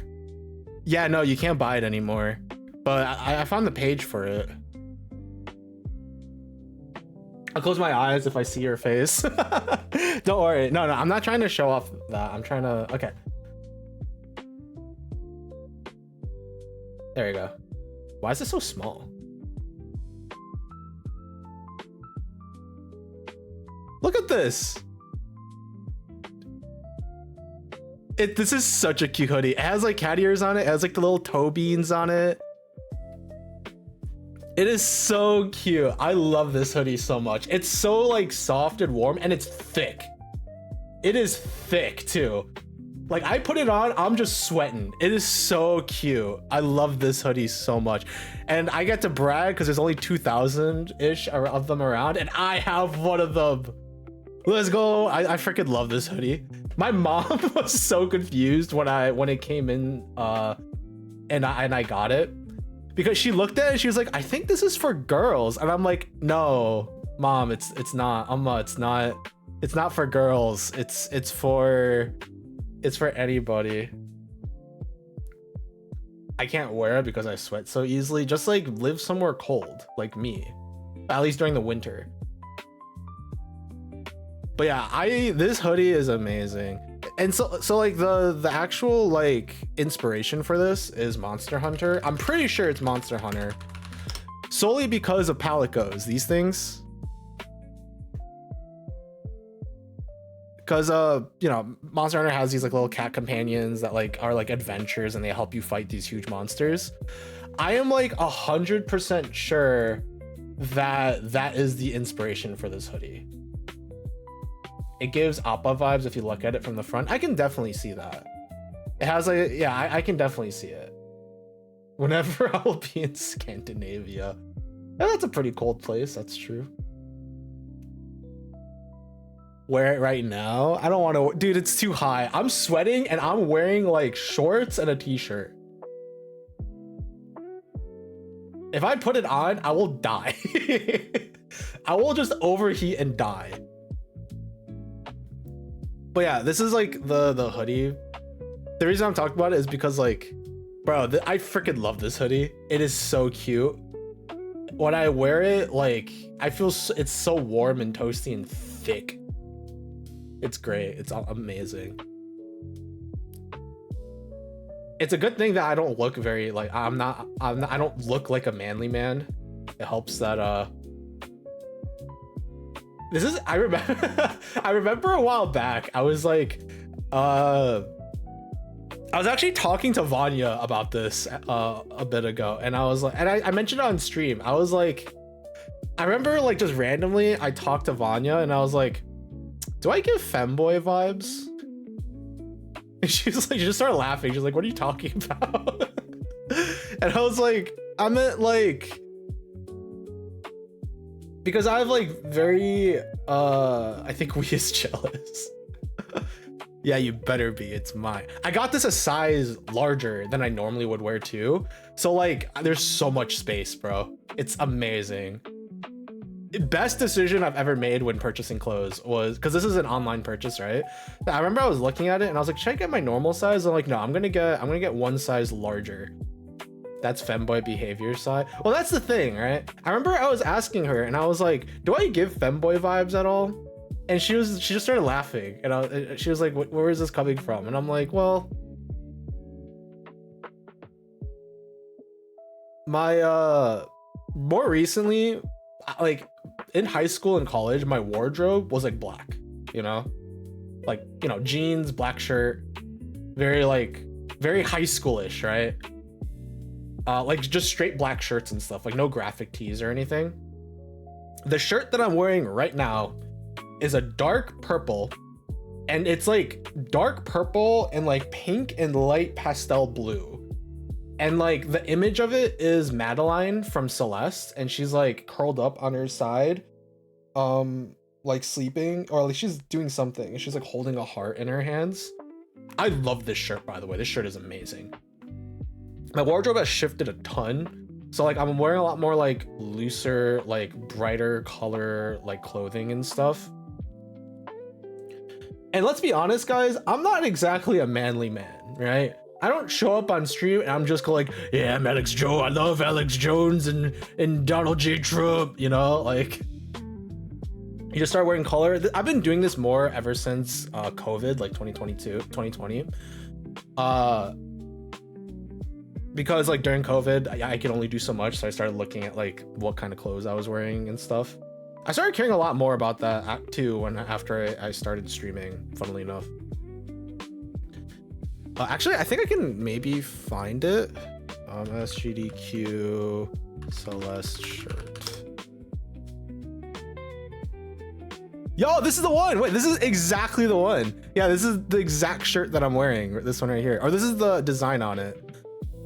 But yeah, this is the Celeste shirt that I'm currently wearing. I love this shirt. It's very soft. I like it a lot.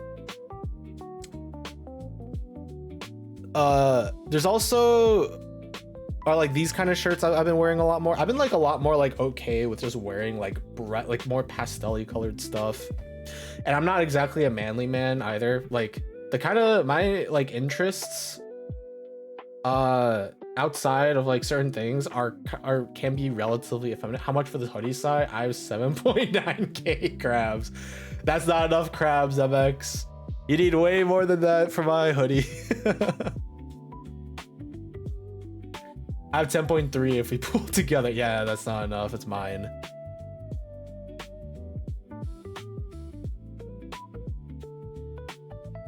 So I remember I was like talking to Vanya like vaguely about this. Like, do I get femboy vibes? I was like, I don't know. It's weird. She's like, you can be sometimes. I was like, you can give that vibe off sometimes. And I'm like, all right, cool.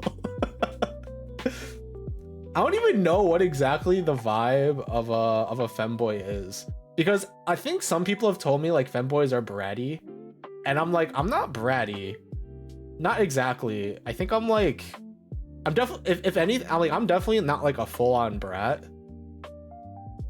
but I don't know what the whole vibe is outside. Like, is a femboy an aesthetic?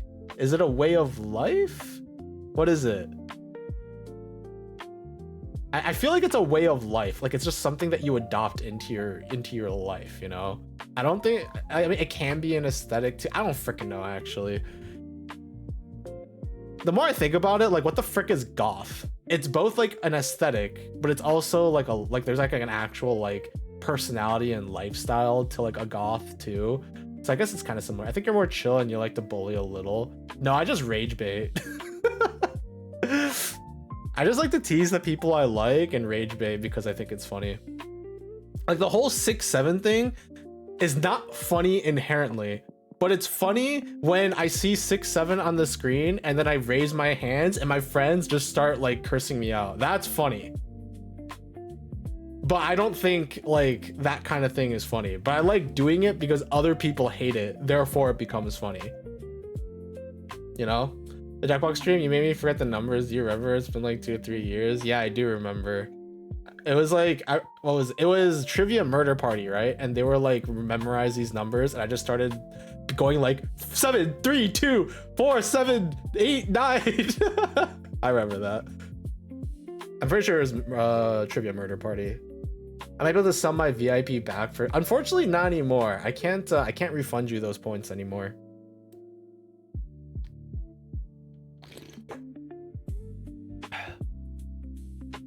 It is too late to refund those points. You would have to have refunded it, like I think within a couple of days, but now it's too late. Yo, stuck with me. Would that be enough for the hoodie? Well, no. This hoodie is like my home hoodie. I don't know. Actually, I did consider wearing it for Halloween last year, but I think that would be kind of lame. And it's not like I did anything for Halloween anyways, but if I had something for Halloween, I probably would have just worn that and just, you know, be done with it. But I didn't do it last year, which means I could still technically do it this year. Sai, give me a good Halloween costume, please.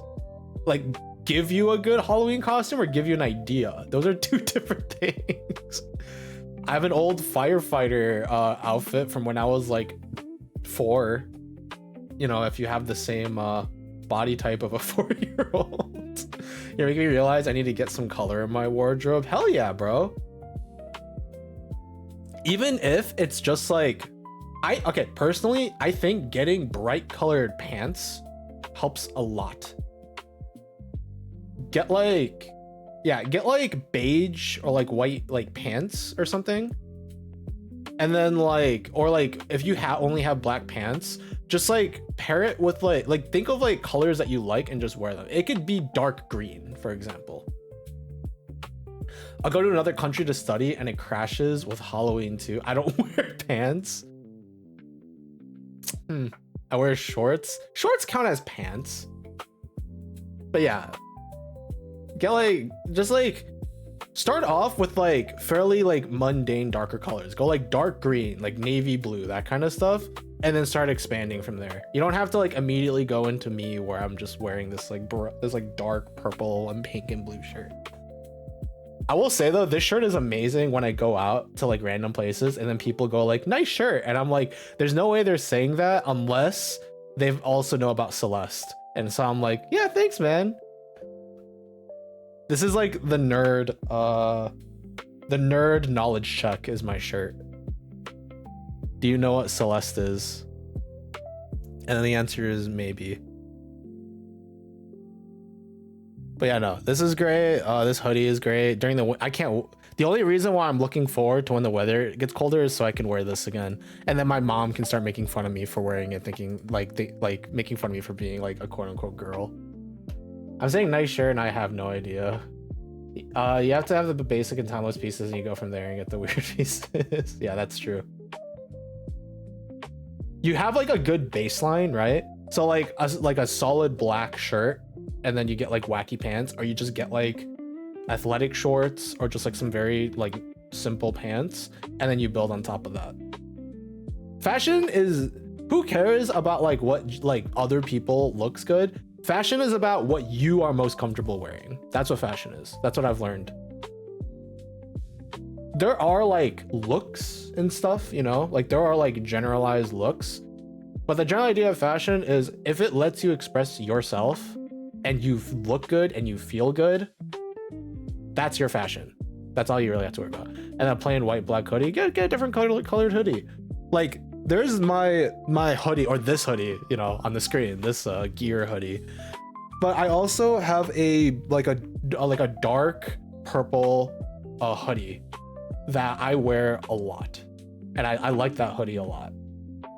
And purple, like, it's still dark purple, but so it's not like, you know, super eye-catching, but like purple is like not a very common color either. Just like, you know, a small splash, you know. As long as you're comfy and you feel good about yourself, you go. Yeah, hell yeah. That's all that fashion really is in the end. Because I think there's a difference between just like casual wear of like an oversized t-shirt and like jeans or like shorts or something. That's like something that you wear just like if you're lazy and it's hot or something. But then there's clothes that you wear to like express yourself and like makes you feel like you look good.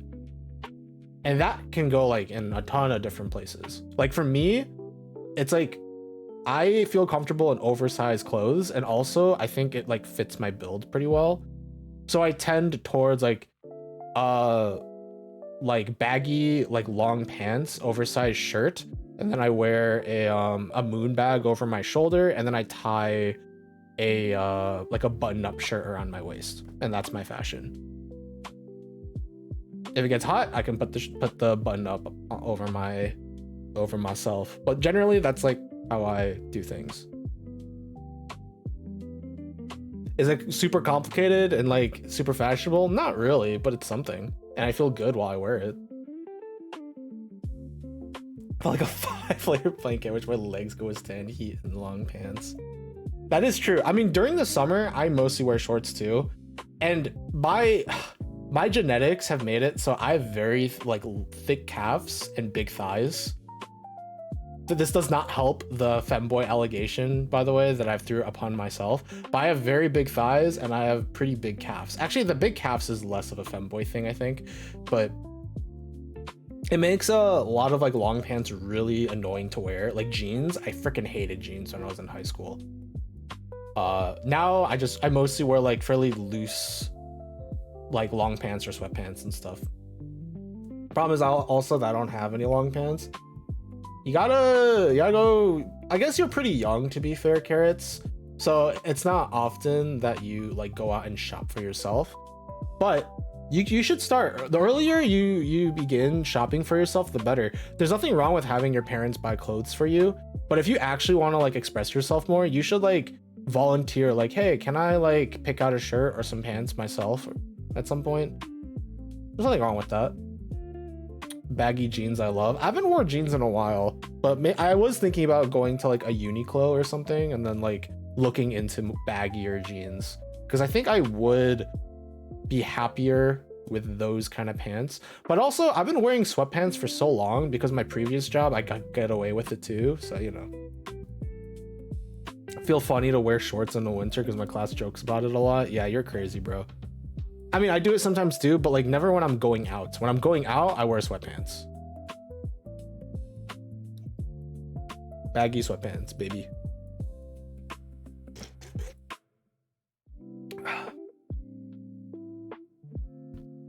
But like, I'm also like not super knowledgeable about fashion. The only thing I really needed to learn is just wear what you want. If you feel good in it, you think you look good, you feel more confident in it, you're good to go.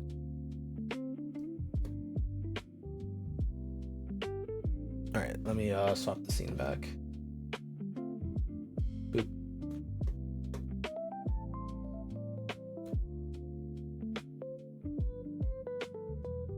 I'm like closing out some of my tabs, and the first one I see is just like Yuri manga. Good job, me. I envy you, Carrots. I have anemia. I'm always cold. I'm like cold-blooded. Like my like hands and my body can retain cold or heat very well, but once I lose it, it's so over. So like during the winter, my mom has noted this, and like some friends of mine have noted this too. Would be like during like the winter and it's like snowing and it's super cold, my hands will like be in my pockets, and then like someone will like touch my hand and it'll feel like extremely warm, and it's because my body can retain heat very well. But the instant my hand turns cold, it's not turning back like warm anytime soon. So I think like for some situations, some people want to hold my hand because my hand can be warm, but only for like a period of time before my heat is siphoned by these freaking vampires. These heat vampires. Everyone at school laughed. Who cares, bro? I think it has to do with biology too, because men are definitely warmer. That's probably true. I believe that. You can't give more ammunition to the 3 white men in a podcast though, MX. Otherwise, they're now gonna start saying, "And us men, we're hotter than women."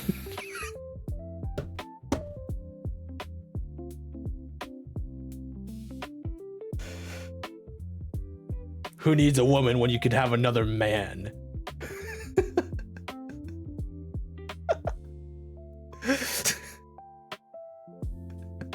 Take it back, too late. Men are now officially hotter than women. Legitly, or literally, anyways. Metaphorically, that's up to people.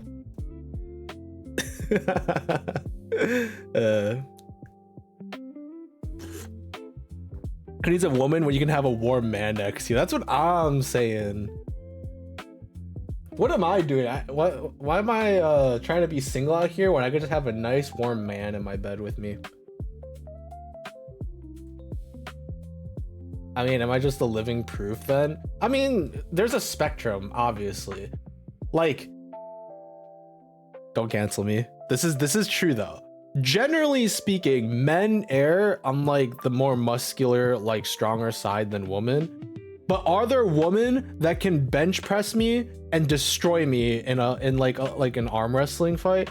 Of course there are. It's not even close. Would I be okay with that too? Maybe, but that's a different issue. Anyway. But like, there is a spectrum. So it's like some people will tend towards hotter or colder for both men and women, I would assume. You're not beating me out. I don't know what you're talking about. You know what's so funny is that like my model, so Cyrus looks nothing like me in real life, which is why it was really funny when LCN gave me Cyrus's model and they're like, "This is your VTuber model." I was like looking at him and I was like, bro, the vibe ain't right. Something ain't right here. He's pale skinned. I'm not. My skin is like pretty tanned. He has like piercings. At the time I did. Oh yeah, that's one thing. I got piercings. But yeah, at the time I didn't have piercings. So I was like, he has piercings. He had more piercings, by the way. He had like a helix piercing and like a chain and stuff. I actually had some of them removed, which I kind of regret. I wish I kept them. But he had more piercings. He's wearing a freaking tank top. I've never worn a tank top in my life. Thank you, Carrots, for the redeem. Also, ow. That was like a popsicle, bro. Rude. I was really not sure if you read it. We had a Secret Santa. Oh, I didn't. I saw the message and then I ignored it because I'm stupid. I'm a terrible streamer. We had a Secret Santa at school. I think it was and my best friend had me, so he bought me long pants. Are you gonna wear the long I mean, it's nice that you got it. Are you gonna wear them though? It is funny though that he bought you long pants. That is very funny. I like that. That was a big popsicle. That was it was as big as my head and my face. No, it's too small. Aw, that sucks. You just got the huge legs, bro. He never skipped leg day in his life.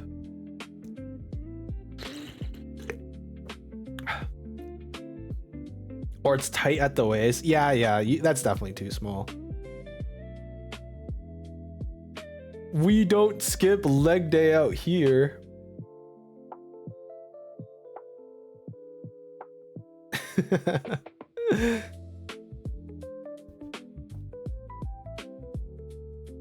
I've only been wearing shorts for, I don't know, like 3 years. Oh, bro, I just took a sip of water. Okay, thank you for the hydrate redeem.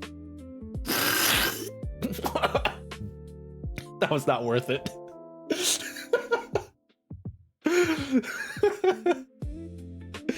All right, now you began it. I have to do this again now, don't I?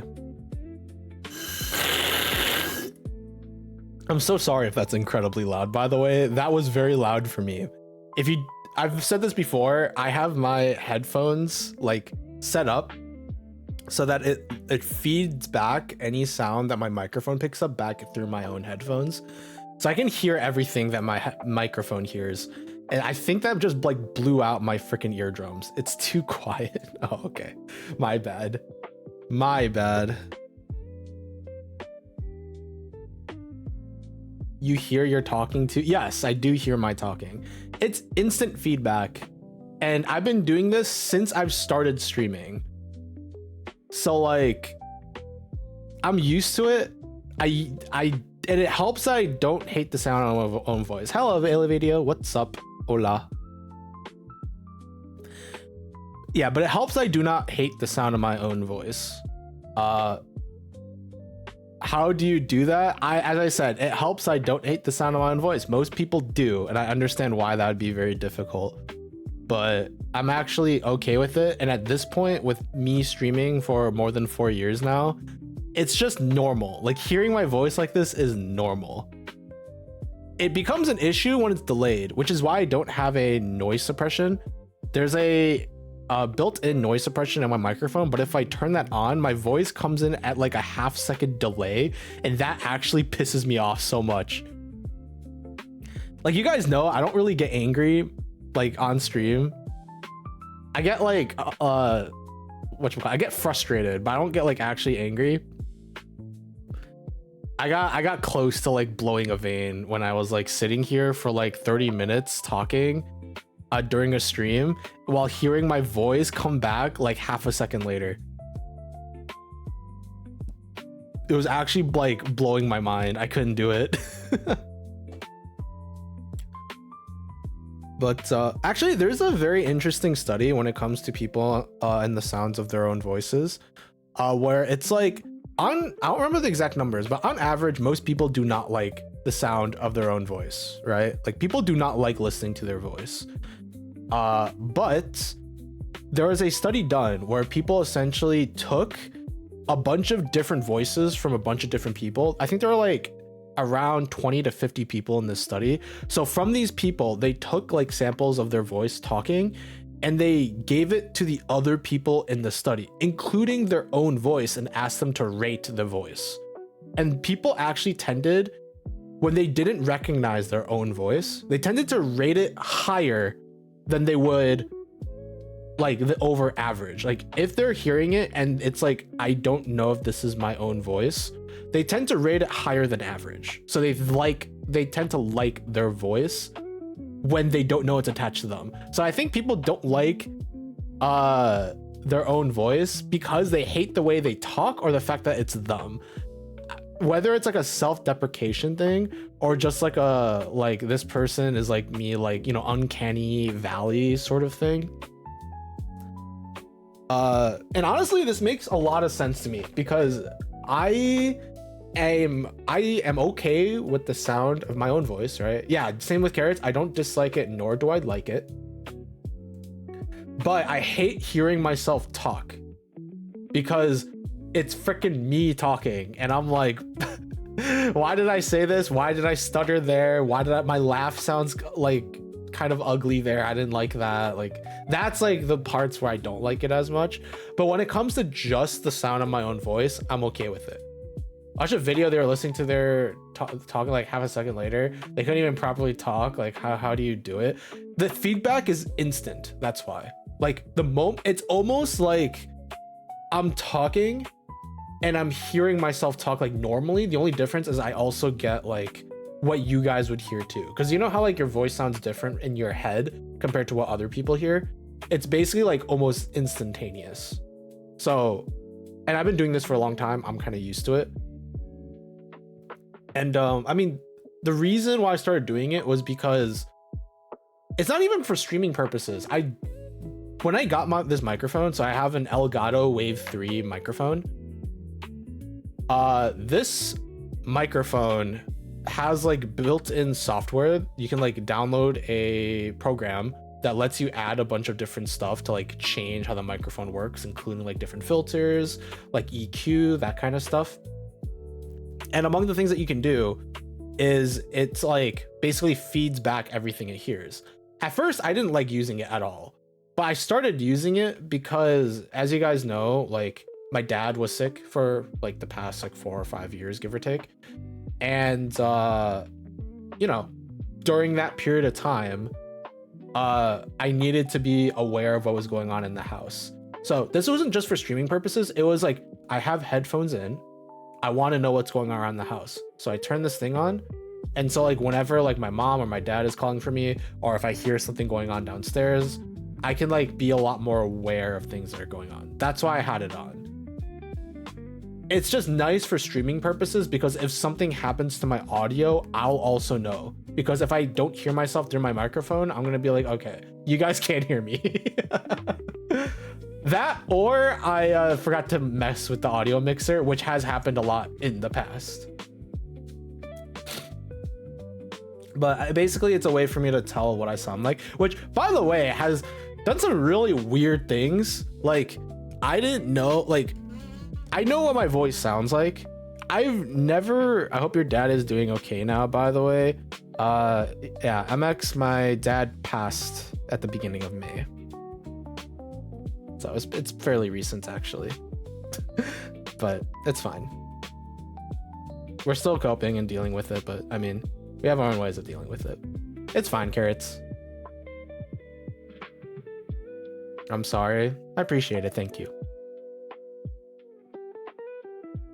But yeah, I didn't know. I know you didn't know. That's why I'm not gonna be like, how dare you mention his name? No. He was a wonderful man. Passed away. We did a bunch of repercussions. We did a bunch of things.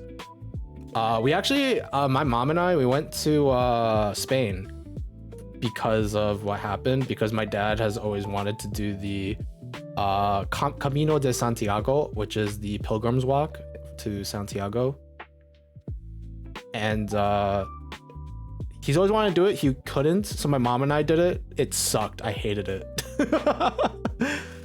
From my understanding, you're supposed to like, it's basically like they're like different routes to Santiago, but essentially what the Pilgrim's Walk is you spend like a period of time walking from like one place all the way down to Santiago. And there's a bunch of different routes. The one we did was the Portugal route. I forgot what it's called. It was basically just 6 days of us walking.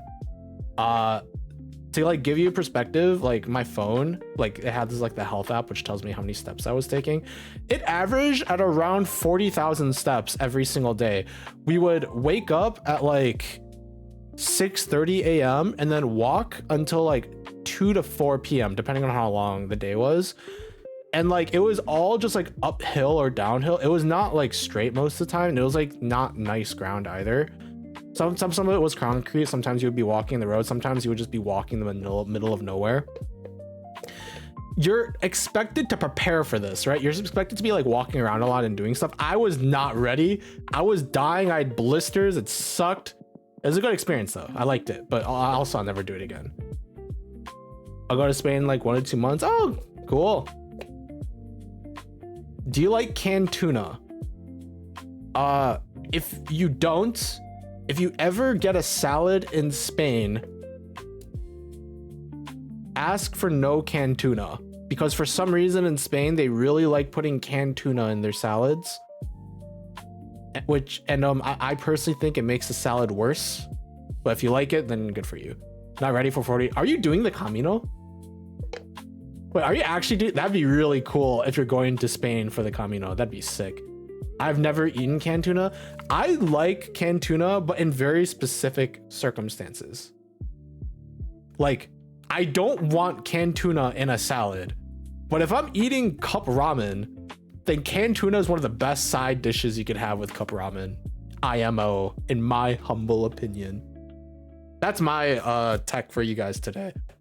If you ever have like cup ramen or packaged ramen or something, get like a little can of canned tuna. It's pretty good. Oh, that, and I tried sangria for the first time in Spain. It's pretty dang good. I want to experience. Okay, MX, don't ask me. What we did was the Camino, and that's it. So we were literally just walking. I would wake up in the morning, walk for like 8 hours, 10 hours in the day. We would arrive at like the rest stop, quote unquote. We would eat something, and then I would just pass out, and then I would wake up the next morning. We'd do it again. So we didn't do anything like super touristy or interesting outside of like the Camino, which you could argue is a touristy thing. But if you're doing the Camino, you're essentially going to Spain just to do that. Is sangria alcohol? Yes. It is. It's like fruit punch, but instead of like fruit juice, they use wine. It's pretty good. I like it a lot.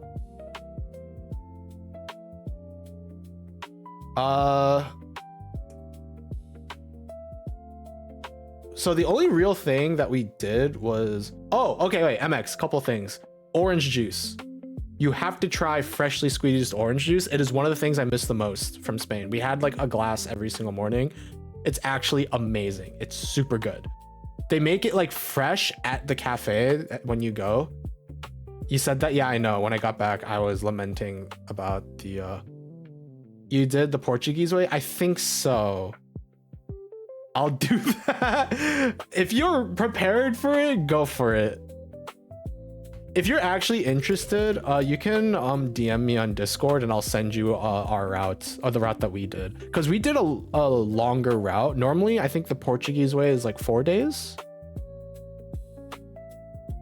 I think it's 4 days or 5 days. We did it in 5 or 6. I forgot the exact number. But I can send you our route if you're actually interested in trying it. But please be ready. I think the one thing I'll miss the most from Spain is fresh orange juice. Yes. If you're gonna go to like cafes and stuff in the morning, get fresh orange juice. It is so good. They make it right there in the cafe. Every single cafe we went to is like, has like the exact same orange like squeezing machine. It is very, very cool. It was very nice. It like for the most part, it always tasted extremely good. No, it was not the Portuguese way. No. Frick, what was the one that we did? Where do we start? Is it like a lever, then you pull it? No, it's not even that. The country of orange juice and football. Is that what it's known for? Orange juice and football? Is that what Spain is known for? Okay, I'm pulling on my photos. I know it has the location, so.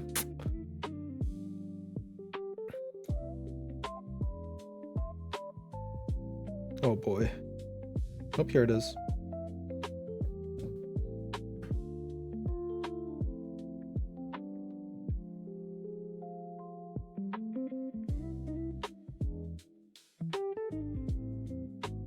Does it have locations? Oh, it doesn't say. Gosh dang it. I made it up, but they won the World Cup. Oh, did they? I have not paid attention at all to the World Cup, but good for them. Let's go Spain. Woo.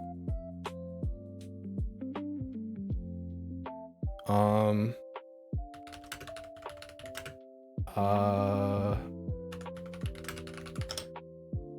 the fudge was it called?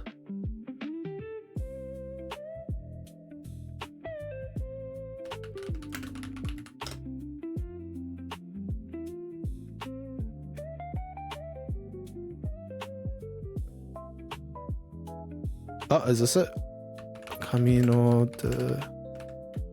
It's the French way. It's not the Portuguese way. We did the French way, which starts in Sarria.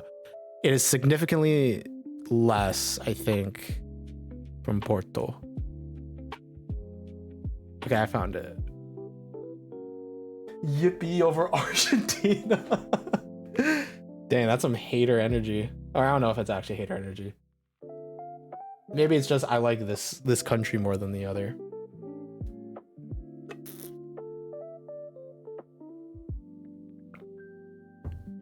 Yeah, it's only like 100 kilometers. Oh, sorry, not 100 kilometers, sorry. Wait, is it the French way? Wait, it is the French way. It starts from Sarria. No, it's not the French. What the frick is it? Wait, Camino Saria. What the frick? It's Saria to Santiago. So it's supposed to be only be a little over 100 kilometers. It's not that long. What is this called?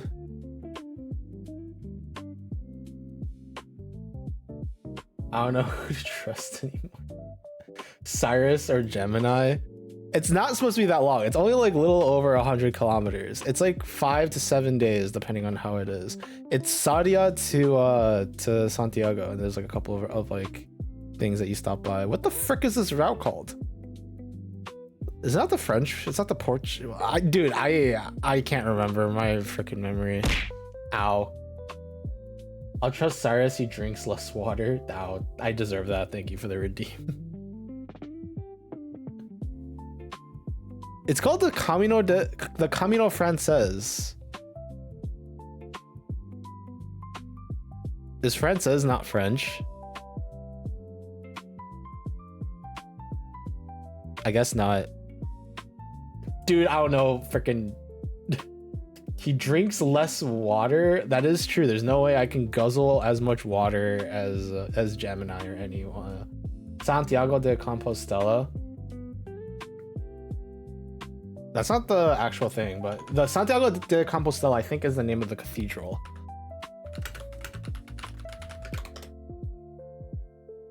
Oh no, it's the full name of the city. I see. Okay.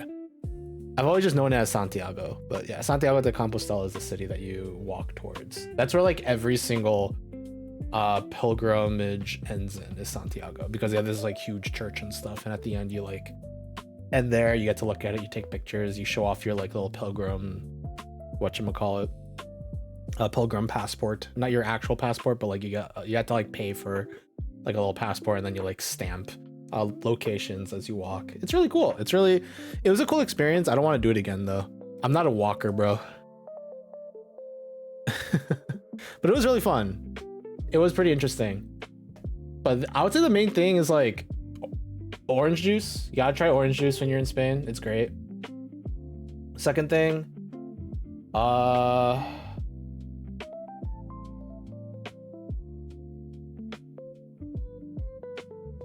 the only things I can think of are like food.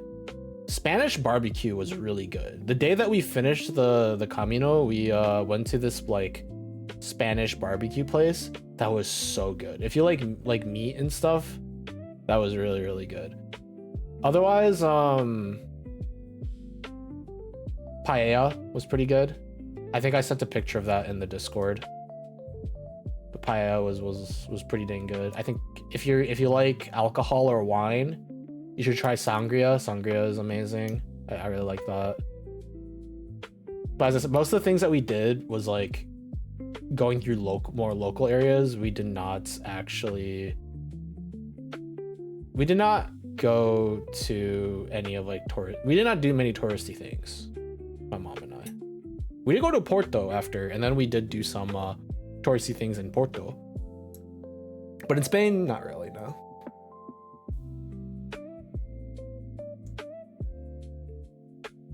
But that was that.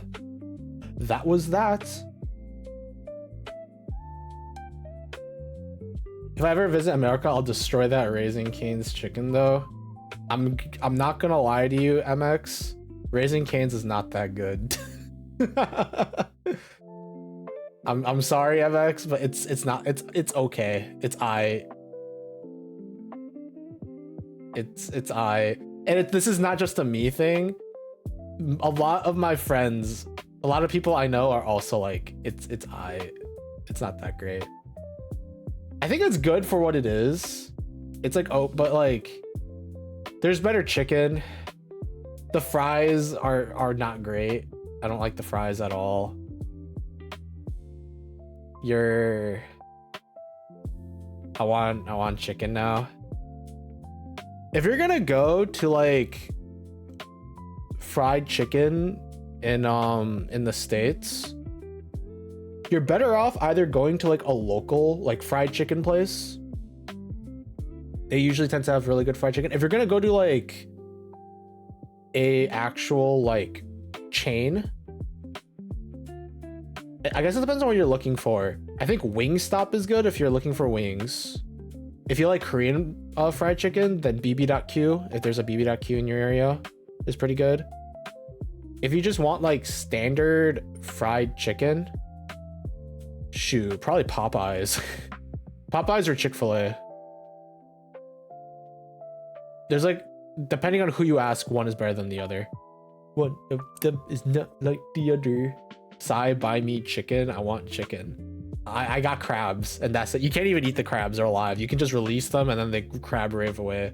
Or 150 of them gather their strength to throw something at my head. What about red something, that new chain? New chain? The only when you say red, the only thing that comes to mind is Red Robins or Red Lobster. So if it's like, but if it's something new,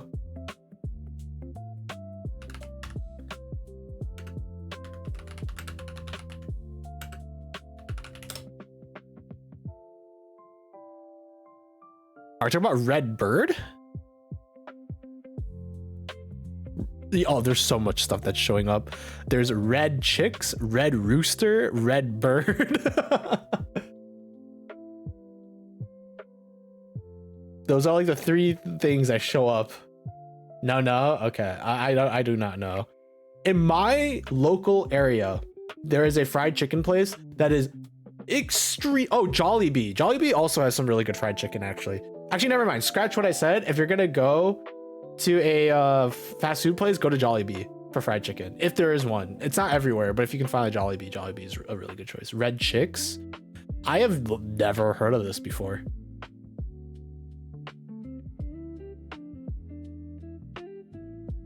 Red Chicks locations. Jollibee is really, really good. Okay, Red Chicks has active restaurants across California and Texas. Okay, so it's a... Okay, so I guess if you're in those areas, I mean, I've never heard of this before, so... How to spell Jollibee? You got it the first time. But yeah, I think Jollibee has some really good fried chicken for a chain. But like, most of the fried chicken that I've had that is really good are like dedicated, like specialized local areas.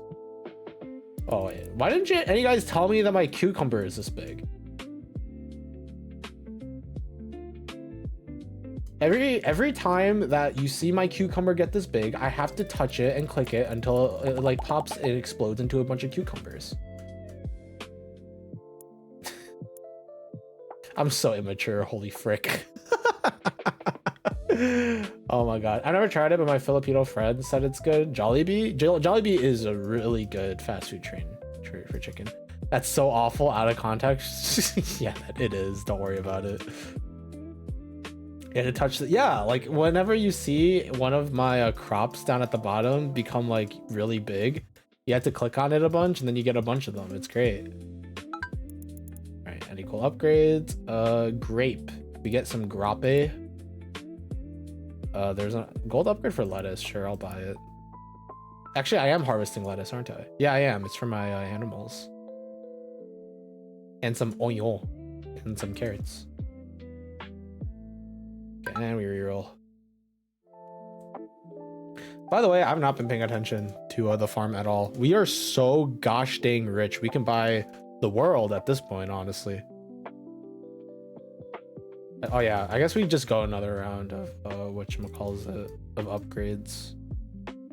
I don't want to look at your big cucumber, but you have, the whole point of this is so we could look at like my massive vegetables. This is getting worse. I'm sorry, guys. Where am I in the farm? That's a good question.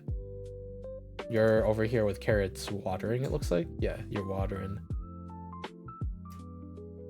Unless its girth is ginormous. Your cucumber is not worth looking at it unless it has a big enough girth. It's kind of messed up to say if you think about it. That's why I just don't think about it. Simple as that. Holy frick, even after like upgrading all this stuff, like we are still gonna be pretty dang rich. I'm literally just like clicking a random one every single time. It kind of doesn't really matter. Oh, that one's already maxed out. I guess I'll just like click the one that has less. Because MX is sitting. Well, I mean, now she is. I don't know where.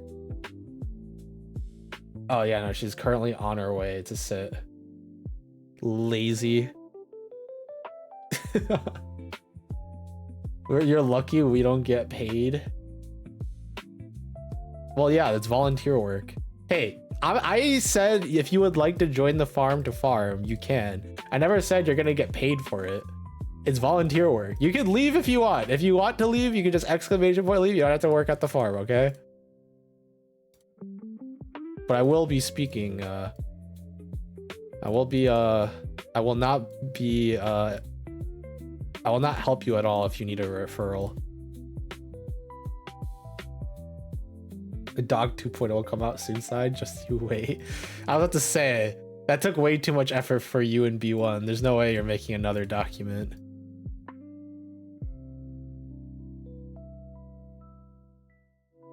Holy frick, I'm still so rich even after upgrading everything. Holy crap. It's okay, we get paid in crab. Well, you get paid in crabs regardless. And I'm sorry to say, but crabs also don't have like real inherent value in this market. They're kind of worthless if you really think about it. And you really don't have to think about it.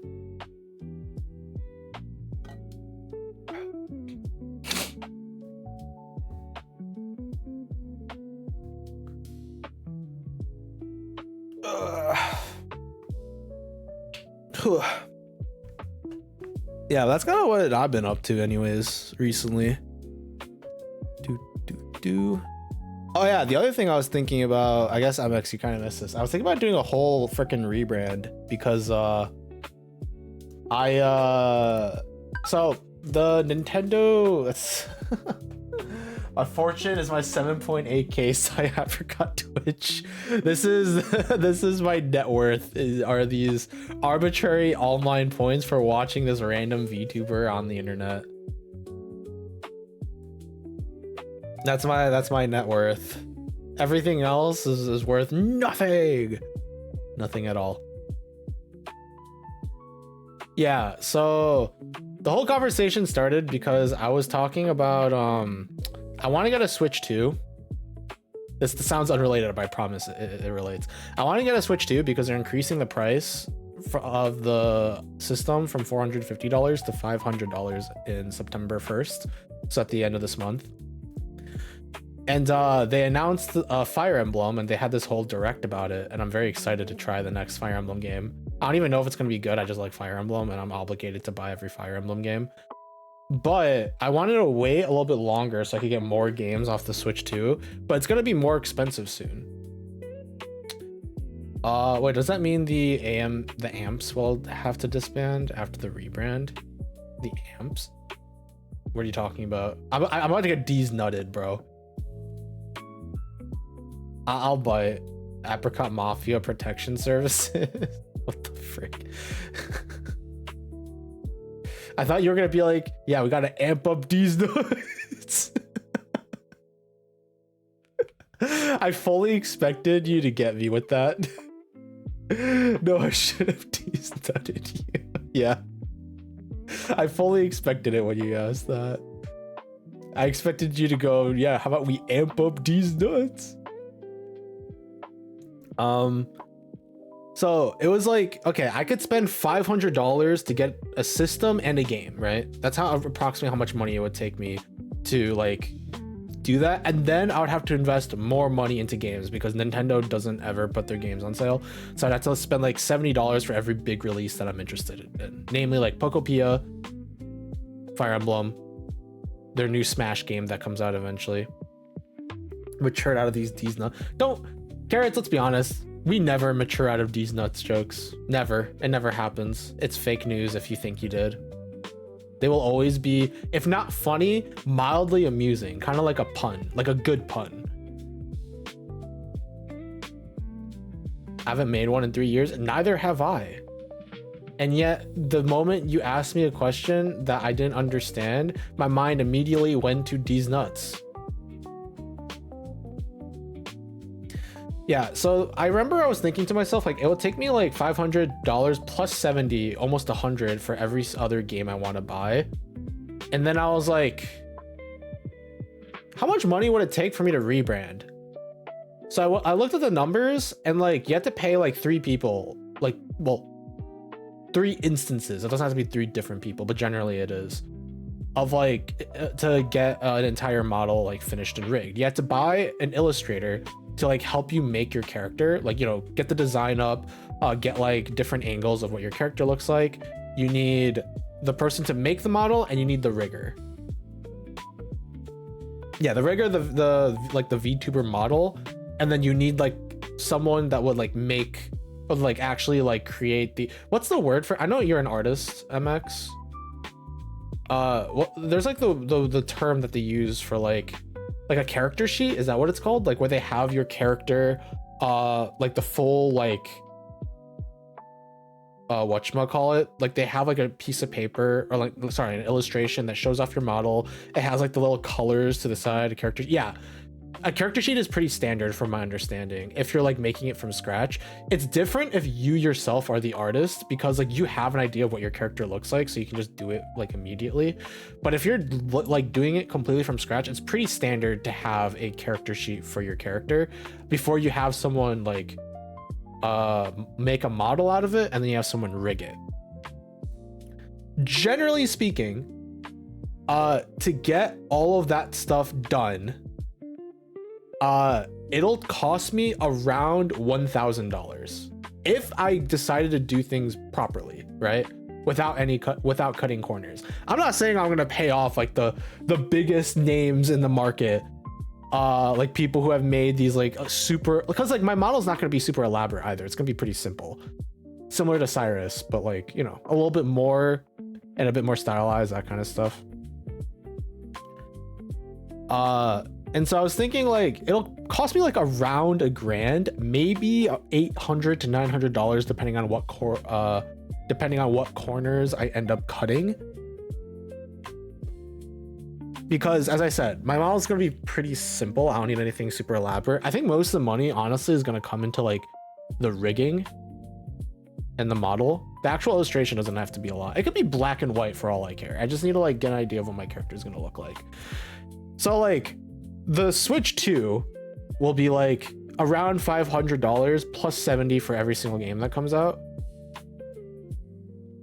And then the actual like rebrand will be like little less than 1,000, give or take.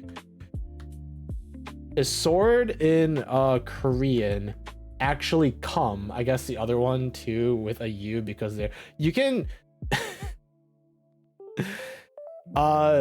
you can type come into the into the chat. I don't care. It's like come. I saw it in a TikTok but forgot. I think a rebrand would actually be good for you to a certain degree. Yeah, the problem is like I don't know how long I'm gonna do this. Like, okay, I'm not gonna say this like I'm planning on quitting streaming, but like I'm gonna get a job soon, because I now need a job now that the reason why I didn't have a job is gone. And like I've been kind of getting one off for a little bit because of like traveling and like other reasons. I need to get a job soon. And I don't know like how that's going to affect my streaming schedule, because recently I've been managing to stream like 3 or 4 times a week. I genuinely have absolutely no clue how me getting a job is going to affect things, and getting a model made would take months, like 3 months, let's say. If I may ask, why job?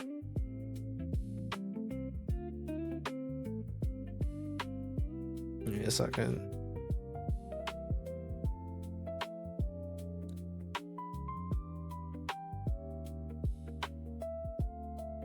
I don't actually know the word for sword in Korean. I see how people pronounce it in English. I want to see the Korean pronunciation though, because whenever I see G, I get pissed off. Or not actually pissed off, but like, because when you see like Korean ribs, you know, that's called galbi, but it's spelled with a G, so people say galbi, and I'm like, that's not correct. Did you put an asterisk between job yourself, or did that happen automatically? That's strange. But I do need to get a job, because I've been putting it off. The reason why I haven't gotten one is because I was here taking care of my sick dad, and now that, you know, he's not around anymore, my reason to not have a job is gone. So now I have to get a job. so that I can, you know, become a useful member of society. It's mostly for insurance purposes, to be honest with you. But also I only have so much money that I can live off of. I think getting a job would be good for you too, not a bad. You are jealous, but yeah, I know. You worked before and I remember that you enjoyed teaching too. Yeah, no, I did. But as I said, I think I have no idea, depending on what kind of job I get and like hours and stuff, it'll change tremendously on how streaming goes. So if I decide to spend the next 3 or 4 months like trying to find people to help me make a new model, and then like I end up just not streaming as often, like I go back to my 2024 2025 days where I streamed like once every 2 weeks, I feel like that would be a very bad investment. Now, to be fair, it would be a better investment compared to the people who are like, you know, the indie VTuber space, people are like, oh my god, I just started a new account, my debut is to be determined, I'm gonna spend thousands of dollars on my new model and rig, it's gonna look so beautiful, I'm gonna post it and like unlock it depending on how many followers and comments I get off of it, it's gonna be so great. And then I'll stream one time and then realize I hate it and never stream again. I don't know where that came from, I'm not gonna lie. My inner Valley girl came out for a second. Side streaming schedule is gonna be worse than mine. As in, I'm just not gonna stream anymore. I don't know where that came from. I think something took over, possessed me, bro. OMG side, that's me. To be fair though, Miso, you did like a lot of the work yourself too though. I think it helps that you can cut costs by making your own, like doing your own art to a certain degree. And if I recall, you did a lot of the work yourself. So that helps. It becomes more of a passion project. When you like actually like put in your own effort into making it versus, you know, paying hundreds and thousands of dollars for other people to do it only to realize that you don't like it. So. Because I love streaming, but I had school stuff. Yeah, that happens. Door's still open to you. You have the model and stuff. And I'm sure, you know, I mean, I'd stop by if I could. I paid $0. Well, there you go. Oh yeah, you did do the rigging yourself, didn't you? I forgot about that. Very impressive, by the way. You know how much money I spent to get Cyrus rigged? Like 50 bucks. Because it's a half bust and there really wasn't much to work with, I spent like $50 and I was like, this is a freaking steal to get Cyrus done. And the fact that I got him for free too. Literally, like, you either have people who spend the money and effort to make it, and even if you end up not liking streaming, my friend Rig, she is so oh right, okay, that's nice of them then. That's really nice of them. Good for you. Yeah, I got some random guy on Fiverr to do it. Did a good job. Is it like the best rigger in the entire world? No, but like he worked with a half bust model, and the things that needs to move can be moved, so everything's fine for the most part. It's a good rig for 50. I mean, there isn't much to work with, but yes, it is a good rig. I'm not, I sound ungrateful. I'm not. I'm very happy with how Cyrus ended up being. I'm just saying there isn't much to work with when it comes to Cyrus. But I actually did try to rig Cyrus myself. I spent a little bit of time learning how to rig, and I sat there and I'm like, I don't have the eye for this. I legitimately can't do it. It looks so whack. Maybe, I think I still have the file somewhere too, so maybe I'll show you guys my my super lame actually, maybe not. I did this on my laptop now that I think about it, so I don't think I have it anymore. When I was still streaming off my freaking laptop. I think I also want to be a VTuber PNG, but I don't know what I am. You have to find your inner furry, bro. Let's be honest, most VTubers are just like like furry wannabes, sort of. I'm kidding. Just get a PNG and you are done, like Joker. Yeah. Very true. Is Joker still around? Not here. I don't check. Actually, I could probably just check my Twitter. I don't open my Twitter often, but I could look. But not here. He isn't. It's actually really funny, MX. You and Ray both stopping by around the same time. Joker was a lurker. Like he doesn't, well, generally he is a lurker. He doesn't talk and chat. He just kind of watches. So I have no idea at what point when he stopped. He could have been here for like 3 to 4 years, and he could have been gone in like 1 or 2. So I have no idea how long, but I know he stuck around a little bit, at least a little bit longer after you and Ray stops coming by. But I genuinely have no idea.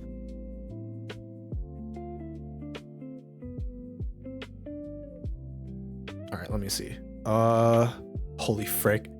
I have to like click on my follower button to like find people.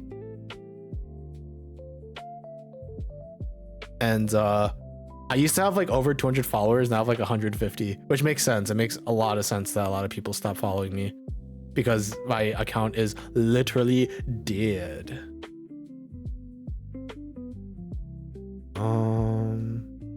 Oh dang, dude, looking through my, wait, is this him? Is this his account? No way this is him. Oh, okay, never mind, I found him.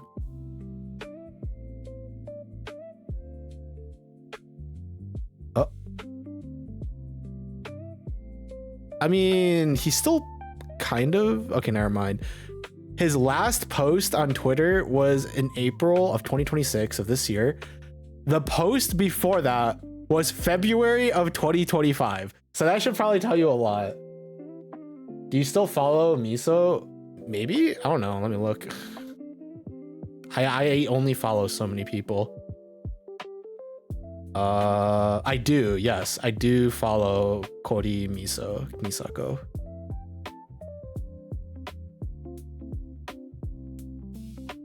I'm lost. What are we talking about? So the back, like before you joined Carrots, back in like 2022, 2023, I had like I had like a decent number of regulars that used to stop by. So like replacing like you, Carrots, and like Habe.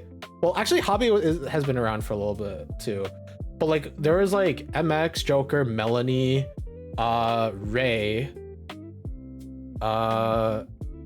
Toonie. I think Toonie came a little after you, MX, so maybe not Toonie. Yeah, I already said Joker.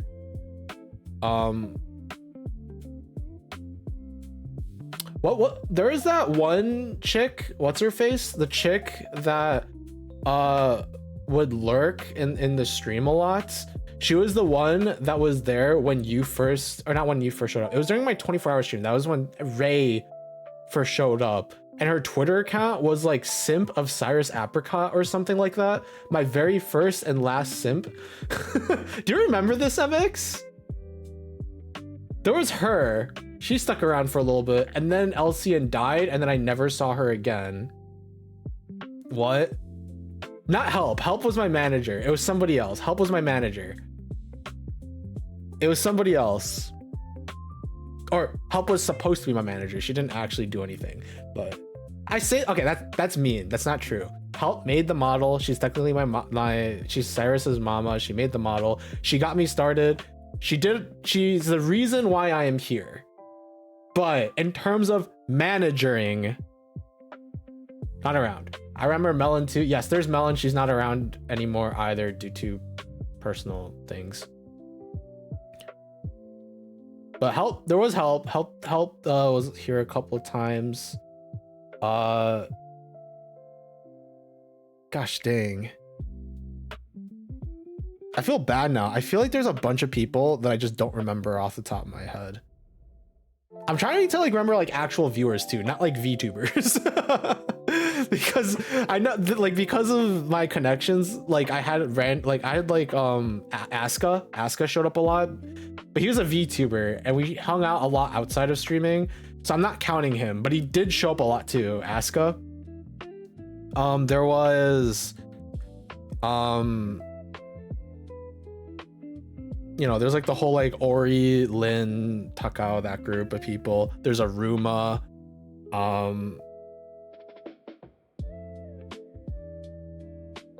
Asukyo. No, you're right. Asukyo. Name I remember that he was your friend. Yeah, there's Asukyo. Asu. He stopped by a lot too. I actually have no idea what happened to that guy. We actually played some Apex and Helldivers like way later down the line, and then we stopped contacting each other. He's definitely not streaming anymore though. He stopped streaming. I remember we had a conversation once where he was just like, what's the point of streaming? Like I like go live and like to like an audience of 0 people for like 4 or 5 hours at a time, and I've been doing this for like months and stuff, and like it just feels pointless. And I was like, that's the name of the game, unfortunately. There's a lot. That's so sad. OMG. Yeah. So he stopped streaming soon after that. I mean, that's how I got freaking lucky. Like, I'm not like a big streamer, don't get me wrong, but I got freaking lucky in that I hung out with like very certain people who happened to know a lot of people. And so I had a lot of people that stopped by and I did collabs and crap. So I got pretty lucky. I think right now though, my current state of streaming, this is like as organic as it's kind of is. Yeah, I think my startup was very forced because I got how quickly did I get affiliate? I think I got in like a week, and that's because like I had so many people show up and follow and then never stop by ever again. But that's like kind of how VTubers work, the indie VTuber space worked. It's always just like, if I follow you, you follow me back. I rated you, now we have to follow each other. That was like the whole thing with the indie VTuber space. And I remember I stopped doing it because I rated a random VTuber and then I watched their stream and then I was like, this guy sucks. I don't like this guy very much. Why did I raid this guy? So I stopped doing that. Or this like whole like random rating thing I've stopped doing, which is very funny because now nobody raids me. But I think that, I mean, I'm not on Twitter. I think that probably has a lot more to do with it, is being on Twitter and like being active there. I got like a taste of it in 2022 because that's like where I started. And now I'm friends with Okuridin, who recently started streaming again. I don't know if you remember him, MX. I played Apex with him once on stream. But that was a while back. I don't even know if you were there, to be honest with you. He started streaming again recently, and he is like deep in the indie VTuber hole. Like he's posting on X, formerly known as Twitter. He's like posting all the time. He's doing like crappy like, I'm not saying like crappy as in bad, but you know, like the overall term. I don't think I remember him. Yeah, that's fair. He was also a friend of Vanya too. And his girlfriend at the time was like a fairly famous, like a decently well-known lewd tuber. Something like that. But yeah. But he's like deep in the indie VTuber rabbit hole. Like he started streaming again like 2 weeks ago after like a 2-3 year long hiatus. And like he's been doing collabs every single time I see him on, like every single time. And the worst part is I'm collabing with him next week. I don't think I'm streaming though. I think I'm just gonna play. But if we end up collabing, if any of us ends up streaming, I'll post it in the Discord, or I'll post their streamer ID in the Discord. But it's gonna be so funny because I know for a fact that Rin is gonna stream, and I know for a fact that he's gonna on Twitter be like, I'm live with these guys, and then it's gonna be like at Cyrus Apricot Twitter, and then at like the other guy, and people are gonna check my Twitter account and be like, oh, there's nothing here. Correct me if I'm wrong, sorry in advance if I am, but are you and Vanya dating before? I remember something like that. Yes, Vanya and I we dated for 3 months. You are correct, MX. We did date. I'm surprised you remember it to be. Actually, I shouldn't be that surprised. But yes, we did date. It's been so long at this point, and I know she'd be okay if I share some details. So you guys want to hear some tea? Oh God. You guys want to hear some dating tea? Oh, Jane, do you remember you had a Discord and Twitch bot attack? They sent, yeah, no, it was a hate raid. We did get hate raided. That was when Habe first joined. It was when the hate raid. He literally joined the stream. That it was what I remember it, MX, because it was when we started doing Friday community nights, because we started doing community nights on Fridays, and we would do we did what, Fall Guys, we did Jackbox party games and stuff. We did Drawful. So we started doing those kind of things, and it was literally like our third week of doing it, because I remember we did Fall Guys first, then we did a week of Jackbox. We showed up to do Scribble.io, and we got hate rated that stream. And it's the reason why I stopped doing them, because I did some research and found out that at the time, people were looking for, explicitly looking for people with certain stream tags and certain stream games. And they will gather a bunch of people and then send them to these streams with these certain tags to essentially try and get them banned. That's essentially what they're trying to do. Amongst the tags was VTuber. And amongst the games were games like Jackbox and Scribble.io. And I don't think Gartic Phone was a thing back then, but those kind of games. And so I was like, okay, if I were to keep doing this, why though they're so weird for that? Well, I think you'd understand more, MX, if you saw the other tags, such as LGBTQ.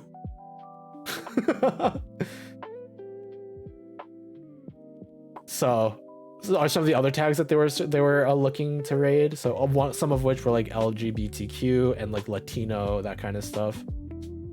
So they were very specifically looking to hate raid certain types of people. And I think they tagged VTubers just because, let's be honest, there's a lot of us, and not all VTubers, but quite a few of them are, pride, for pride and other things, generally speaking. Not everybody, but generally. They are so weird. I agree. But it's also the reason why I stopped doing those community nights, was because we got hate rated. And the options were either I continue to do community nights, but I basically change my tags and I keep the game to just chatting, right? I do just chatting, but we do Jackbox party games, and I change some of my tags to make it so they can't do that.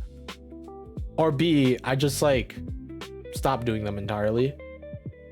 And I ended up doing the coward route, which is stop doing them entirely. But a part of it was also just because it was a lot. Melon got really stressed out because of it.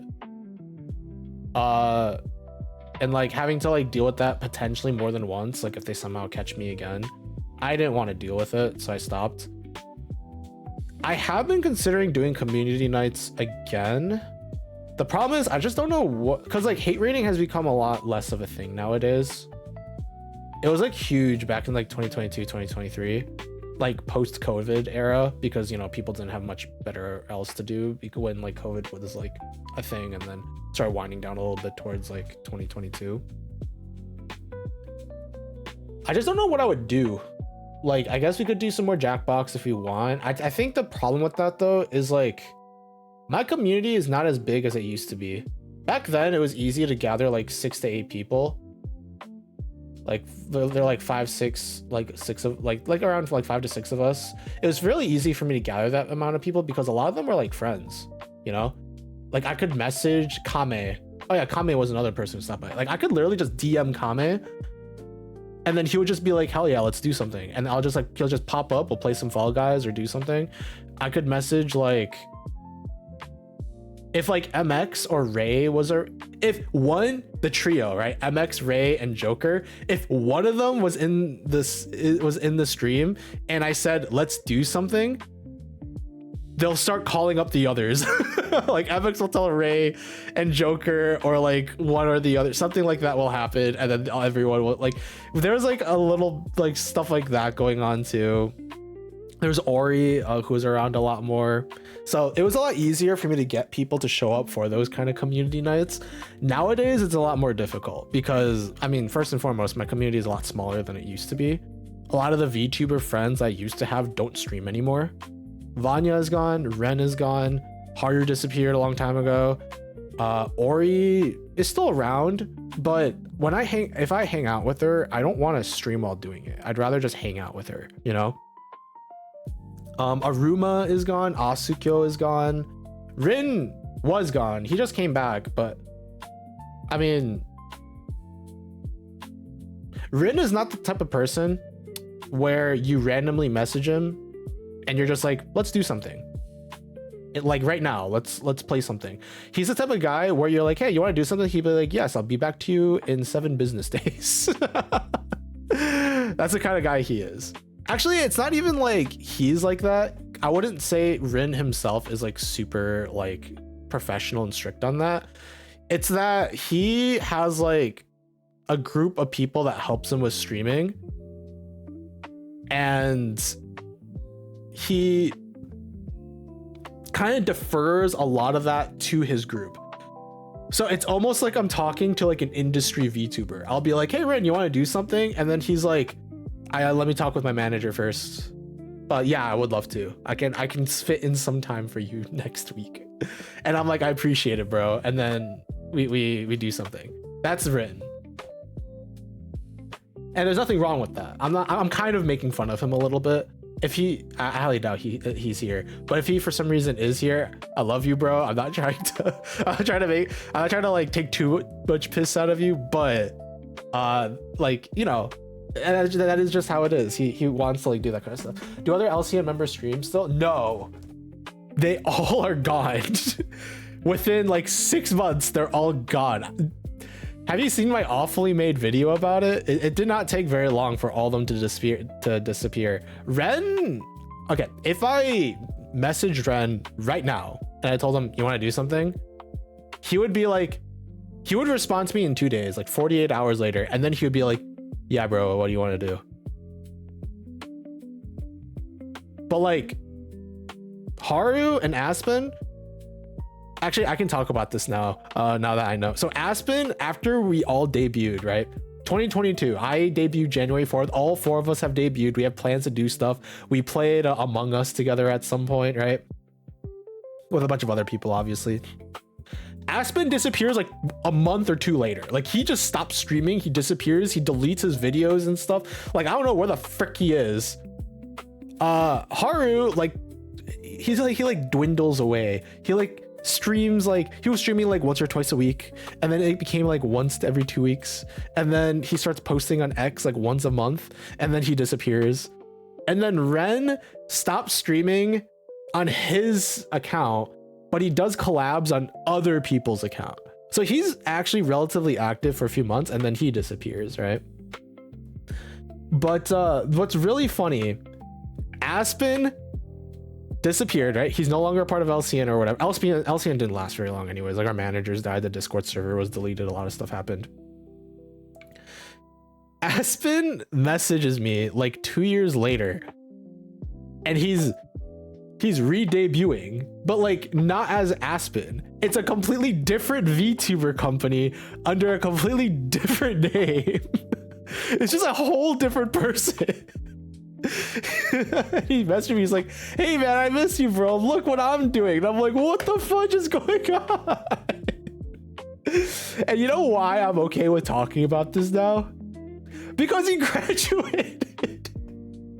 His second version of him freaking graduated. So he's not, now I have no idea what he's doing. Because like maybe he's a third VTuber somewhere else now. I have no freaking idea. But he was Aspen, he was his other VTuber. I think it was like you something. It was like something random. Like I was purposely not talking about it because like I don't want to like talk about it and for us to like randomly show up in his streams and then like accidentally tease something, because he was actually a part of like a Taiwanese like small VTuber group, I think at the time. It was like, I don't know how legit it was. LCN was not very legit, but regardless, I didn't want to like do anything weird. But like he freaking like shows up, he like he debuts. He actually sticks with a streaming schedule for a period of time. Like I think he was around for like 6-ish months. Don't quote me, I could be off by like 6 months. Like legitimately, I actually don't have a real idea of how long he streamed for, but he actually had like a schedule. Like he was rigorously streaming, and then he graduates. Like he has a graduation video and all that stuff, and then he's done. He's gone, and now I have no idea where he is. Like I had an idea, and now I have no idea. Ren just like isn't in the streaming space anymore. He actually talked about going pro in Valorant to me. Actually, now that I think about it, that might have been a secret.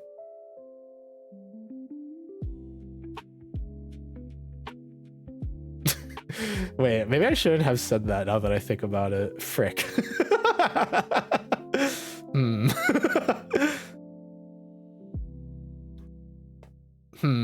You guys didn't hear this from me, by the way. This conversation didn't happen.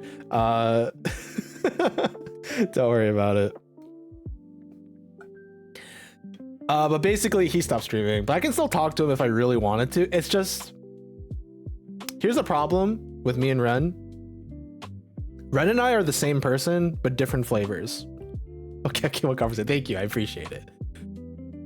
My mic audio too quiet. Just get better speakers, bro, or a better phone. I don't know. Ren and I are basically the same person, but like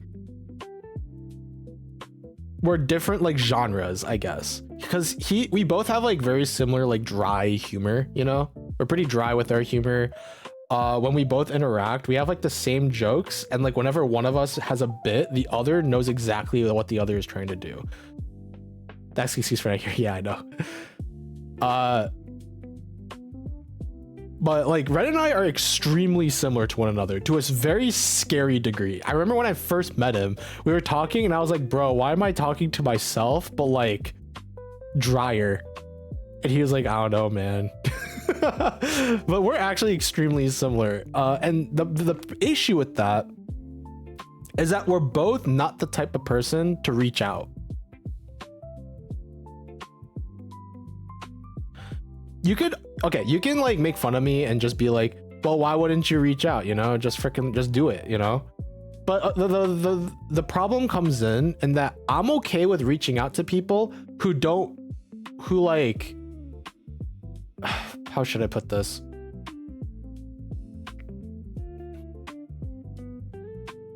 Both of us are like okay being in our own personal bubble, and neither of us really DM each other often. Not really. And because like we don't like initiate conversation, there was nothing that like we have that like lets us like that gives us a reason to keep talking to each other. This probably doesn't make sense. This makes sense in my head, but to you guys it might not make sense. But essentially there's no anchor for me to like hold on to like try and like talk to him, you know? But like I can reach out to people to talk to people. Thank you for coming to my TED Talk. Thank you. But yeah, that's like the supposed like problem with us.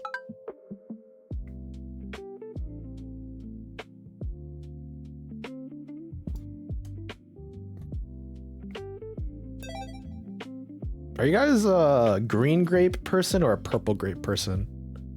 By the way, definitely don't have ADHD, by the way. Oh, I just realized oh, this is not good. I am running out of fruits very, very quickly. That's not good. That was a loud applause. Green, I agree. I think green grape. I think the firm green grapes, Mog purple grapes. No seeds. Yes, that is true. That's the only one I've eaten before. Oh, okay. That's fair.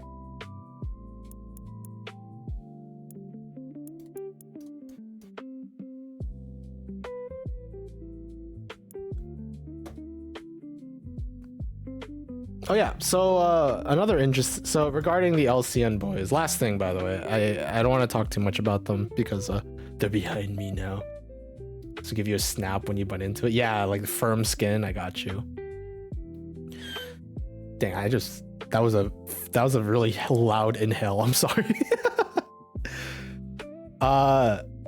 So like Aspen, I have no idea where he is. I can't talk to him anymore. Ren, I could talk to him. It's just like, I don't know.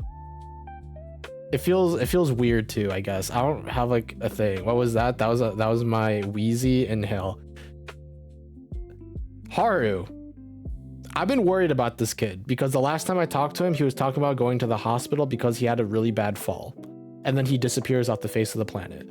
I'm okay when people disappear off the face of the planet because I assume that they just like life stuff happens, they move on, and like, you know, in the VTuber space, that happens a lot. When I'm talking to somebody and they actively tell me I'm going to the hospital because I had a bad fall and then they stop talking to you, that's when I worry just a tiny bit. Just a tiny bit. This is stuff like none of like other people don't know about, but like in DMs, like I was talking to him, and let me tell you, I think okay, this is me kind of maybe this is me being a bit too like egotistical a little bit, but I think I was the closest to all of the other LCN members than they were with each other. Like, I think the person that Ren spoke to the most was me. I think the person that Haru spoke to the most was me. And I think the person that Aspen spoke to the most was me. I'm pretty certain. Unless like Aspen was talking to the other two like more than I did in DMs. But we did talk fairly frequently. And I know for a fact that that Haru was scared of Ren because he told me that. So I know those two weren't talking much. And I definitely know that Haru was not talking to Aspen. So I know Haru is the closest with me. Ren doesn't reach out to people very often, and I reached out to him at the time. So I think I was the closest with all of them. Maybe I'm stroking my ego a bit, I don't know. Even the managers were deferring to me sometimes. I think it was just a matter of everyone, dude, okay, like Help and like the people in charge of LCN, they were like 3 or 4 years younger than me at the time. They were like young. And I remember like I think Ren and I ended up being the oldest. And like Ren, bless his heart, he's not like super responsible, if that makes sense. Or like he doesn't really take charge. He just kind of like goes with the flow. And Haru, like, he just does his own thing, and Aspen does his own thing. So guess who is doing most of the work in terms of getting people to do stuff and like talk about things? Every meeting that we had as like a group was all initiated by me. Because these freaking fools just can't communicate, I guess. This is kind of in good fun, sorry. I'm not trying to put too much blame on them. It's just like a matter of personalities clashing and our managers being pretty young and inexperienced. Yeah, the beach man is the one that takes charge, unfortunately. And that's like not normal for me either, but I had to because nobody else was going to. But yeah, I don't know why I'm mentioning this. I had like a certain topic I wanted to go for, and then I've somehow gotten off track talking about LCN. I'm gonna back up a little bit. So Haru disappears, right? Everyone disappears rather, but Haru disappears, and I'm like, what the frick? Like, is he okay? What's going on? And I try and figure out a way to contact this man. I message him on Discord, no response. He's not streaming. I DM him on Twitter, no response. I think he deleted his Twitter account too. If he didn't, it's still around, he just doesn't touch it. He deleted his YouTube and Twitch account though. Those two are gone. So I can't find any more VODs of him, unfortunately. But it's okay, because I have a VOD of him, because I have my 12-hour stream where I streamed Pokemon Legends Arceus, and at the end I drank with Haru for like 3 hours. I still have that stream on my computer. And I transferred it over to my PC, so I still have that. But I had no way to find out where this man is, right? I have no idea where he is. 2 months ago, not even, I think it was like last month. Talk about dating T before all this too. Well, we both have ADHD. I don't have ADHD, you're ridiculous. I can talk about that relationship too though. But literally 2 months ago. So he disappeared back in like 2022, 2026, like last month. I was talking with Namco on stream. Namco was like, hey, like your donation link isn't working. And I was like, oh, okay. It's because it's still attached to Streamlabs, which I dropped and stopped using a long time ago. So let me go and get something up. I didn't know, I didn't trust Stream Elements to do anything because it's through PayPal. So I was like, I'm just gonna, I have my old Ko-fi or Ko-fi, whatever you call it. I have my old Ko-fi page that I used a long time ago because one of my viewers, Chi, oh yeah, that's another person, Chi-kun. I think you remember Chi-kun MX. Chi was talking about wanting to send me a sandwich after my 24-hour stream. So I made a Ko-fi account and then he sent me money for that. So I was setting up the Ko-fi account. And then while I was setting it up, I noticed something. I have given money to somebody through Ko-fi. And the reason why is because I commissioned Haru a long time ago to make me emotes. You guys have access to those emotes too. Well, both of you are sub now thanks to Namco. But yeah, you guys have access to those emotes because I commissioned them from him. By the way, he hasn't finished my commission. He disappeared before that. But yeah.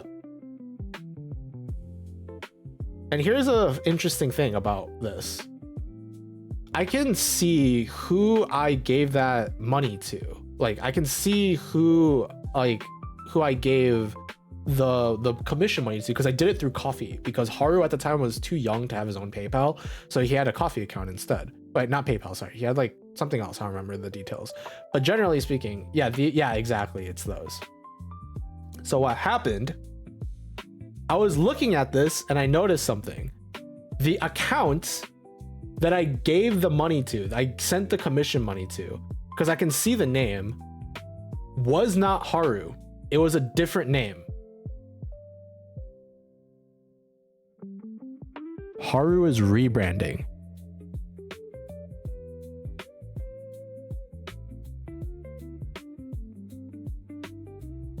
The profile picture is of a completely new profile picture. It's a different anime boy. And not only that, it's still currently active. Like, there is money going in and out of that Ko-fi account. Now, here's the thing. I'm not gonna tell you what the name is and who his new persona is for a couple of reasons. One, he left for a reason. Maybe it's health reasons and he forgot. Maybe he didn't like the vibe. There are reasons why he left. I am not gonna show up, follow him on Twitter. I'm not gonna like send him money or show up or whatever and like let him know that it's me, Cyrus, because he left for a reason. And is it a good reason? I don't know. But I would like to believe that we parted amicably. There was like no beef between us. I would like to believe that we both had positive feelings for the other. And since he decided to, you know, leave and like, you know, not do anything about it, I don't want to show up randomly and then like pull up something that he doesn't want to deal with, you know? He has his reasons. I'm going to respect those reasons. I don't want to show up as Cyrus and be like, hey, what did you do? What happened? What's been going on? I think I'm not that nosy of a person.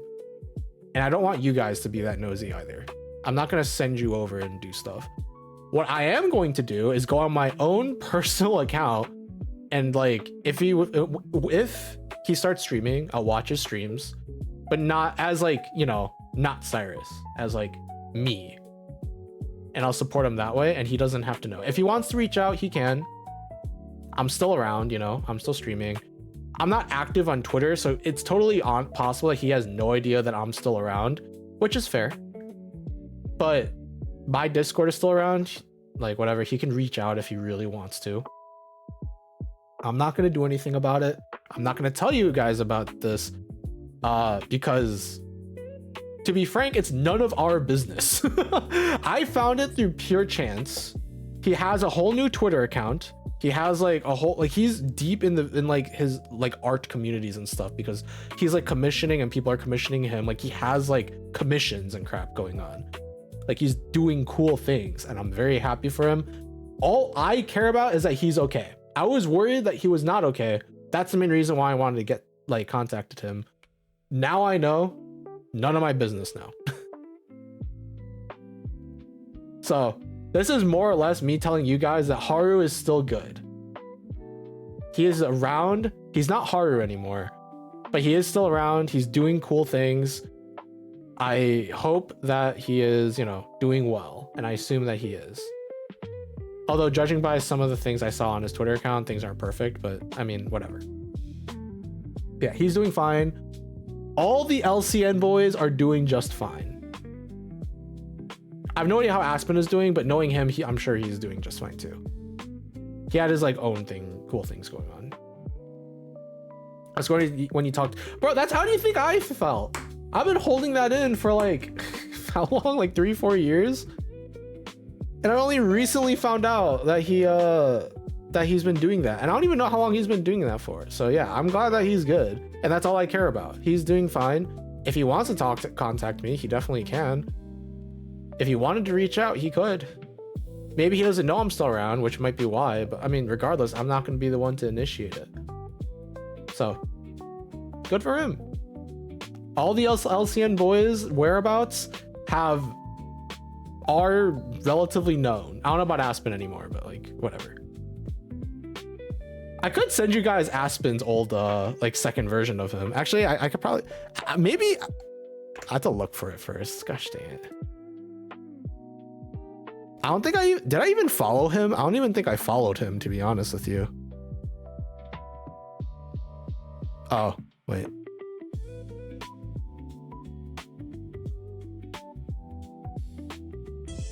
Oh, I'm getting a call. Sorry, give me 1 second. I'm gonna mute my mic. I'm gonna be looking for this while I'm doing this though.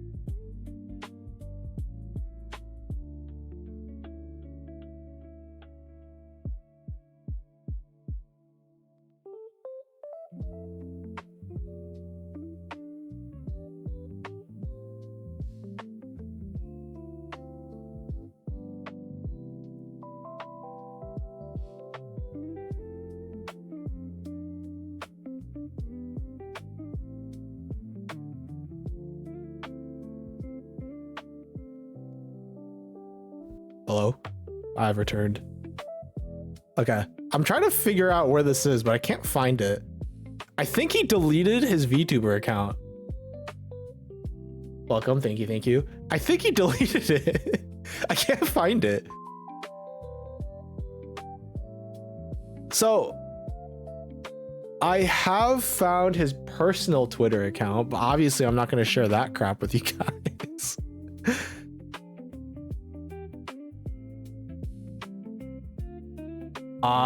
I legit can't find it. I know his VTuber name is Yusa.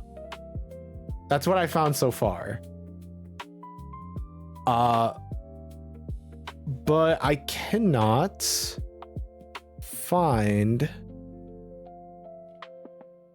his Twitter or his like YouTube or Twitch account.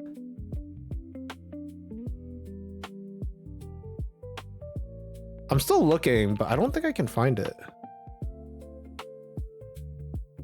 I mean, his Discord account is still around because I have the messages from that.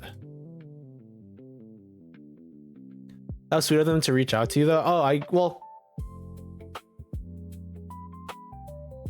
half and half.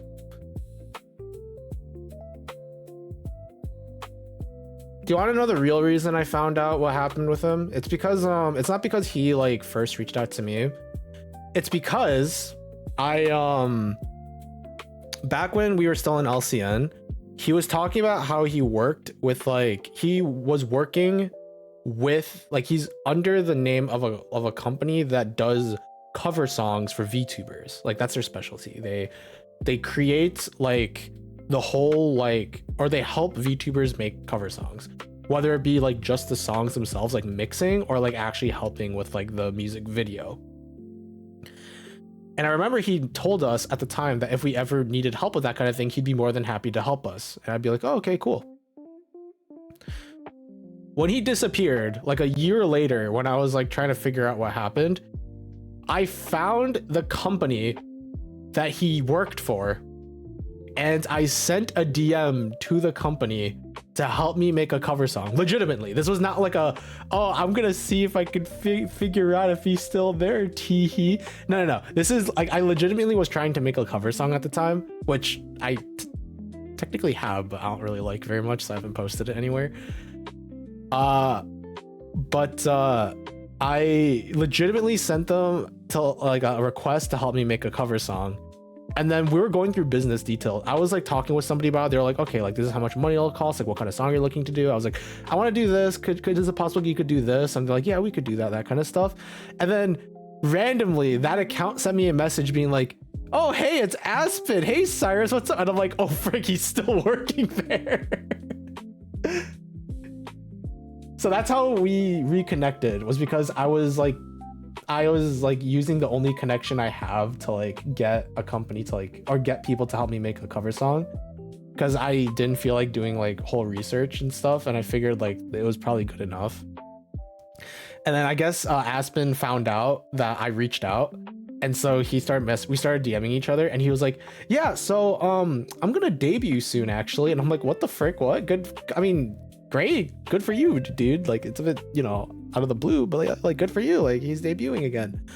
And then he debuted, and then we like talked a couple times, and then I haven't talked to him again. And then the next time I check up on him, he had already graduated. So that's what actually happened. So I reached out first, but then he reached out to me a few months later after he debuted. So that's kind of what happened. I'm trying to figure out where the frick the details are, but I can't find it. All I know is that the name of his VTuber was Yusa. But that's it.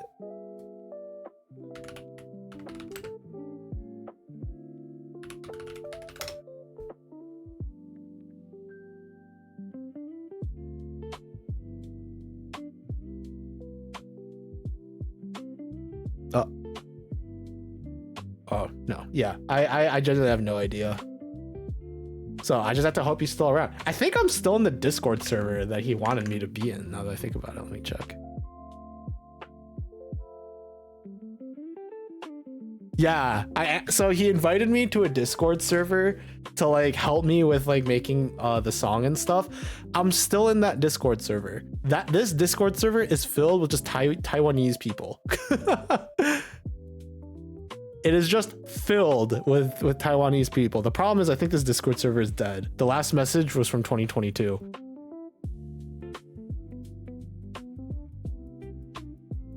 Oh wait, never mind. Here's a message from January of 2026. I don't know why I'm sneaking through this.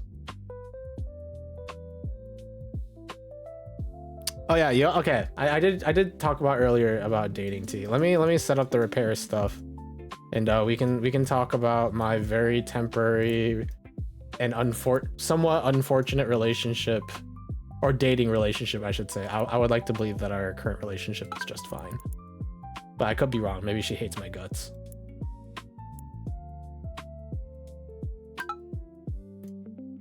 So yeah,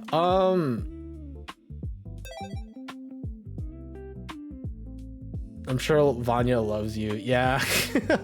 I legit was about to say, so what happened was, and then I was gonna say her real name, and I'm like, wait, Cyrus, don't do this.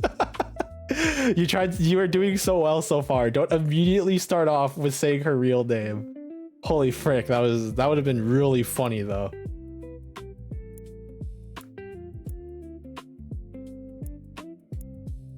Okay, so Vanya and I met through mutual friends, right? So starting in 2022, I did my debut. Vanya was a friend of Ren's. Ren was already doing collabs with this like specific group of friends of his, of which Vanya was in that group, right? So when I debuted, a bunch of him and his friends showed up during my debut stream to like, you know, say hi, like talk to me, you know, like general debut VTuber stuff. Because whenever a VTuber debuts, only VTubers show up to say hi, unless you're like, you know, a big company VTuber. So I was there, I was there with my debut. That was like technically the first time I've ever like seen or spoken to Vanya, quote unquote spoken to. But the first time we actually like met and like spoke and stuff was when Ren was setting up a Left 4 Dead 2 lobby. I don't even think he was the one who did it first. I think it was Rin and Vanya who was setting up initially. I have no idea. But it was, the group initially was Rin, Vanya, Ren, and a fourth. I don't know who the fourth was. And the reason is because apparently when they, like a couple of hours before they were going to start playing Left 4 Dead 2, their fourth person bailed on them. I say that like they left on purpose, but I think like something came up and they just couldn't play. And so they were looking for a fourth person, and Ren was like, oh, I know a degenerate that's always on at all times. Let me call up Cyrus, see if he's willing. So he messages me. He's like, hey, you want to play Left 4 Dead 2 with some people in like a couple of hours? You don't really know them. Actually, you might know who Vanya is. You probably don't know who Rin is, but they're pretty chill people. And I'm like, I've never played Left 4 Dead 2 before. Oh, I remember the story. Yeah. So I was like, I've never played Left 4 Dead 2 before. I have the game because I bought it for like less than $1 a long time ago, but I've never played it because I don't have many people who want to play. But so if you're okay with that, yeah, sure, I'm down. So he was like, yeah, sure. So we played. And the reason why, Carrots, you remember this story is because I showcased the video of us playing, because Rin, the person I mentioned earlier that started streaming again like 2 weeks ago, he recorded us playing. So none of us were streaming at the time, but he was recording it and he posted the video. Like he edited it and like posted it. So there's a video of me playing Left 4 Dead 2 with Rin, Ren, and Vanya that's on YouTube. You could probably find it. Actually, I'll just like find the link and then post it in the chat. I already watched the first one on stream, so I'm not going to do it again. But there are 2 videos, so if you're interested, Carrots, there is a second video.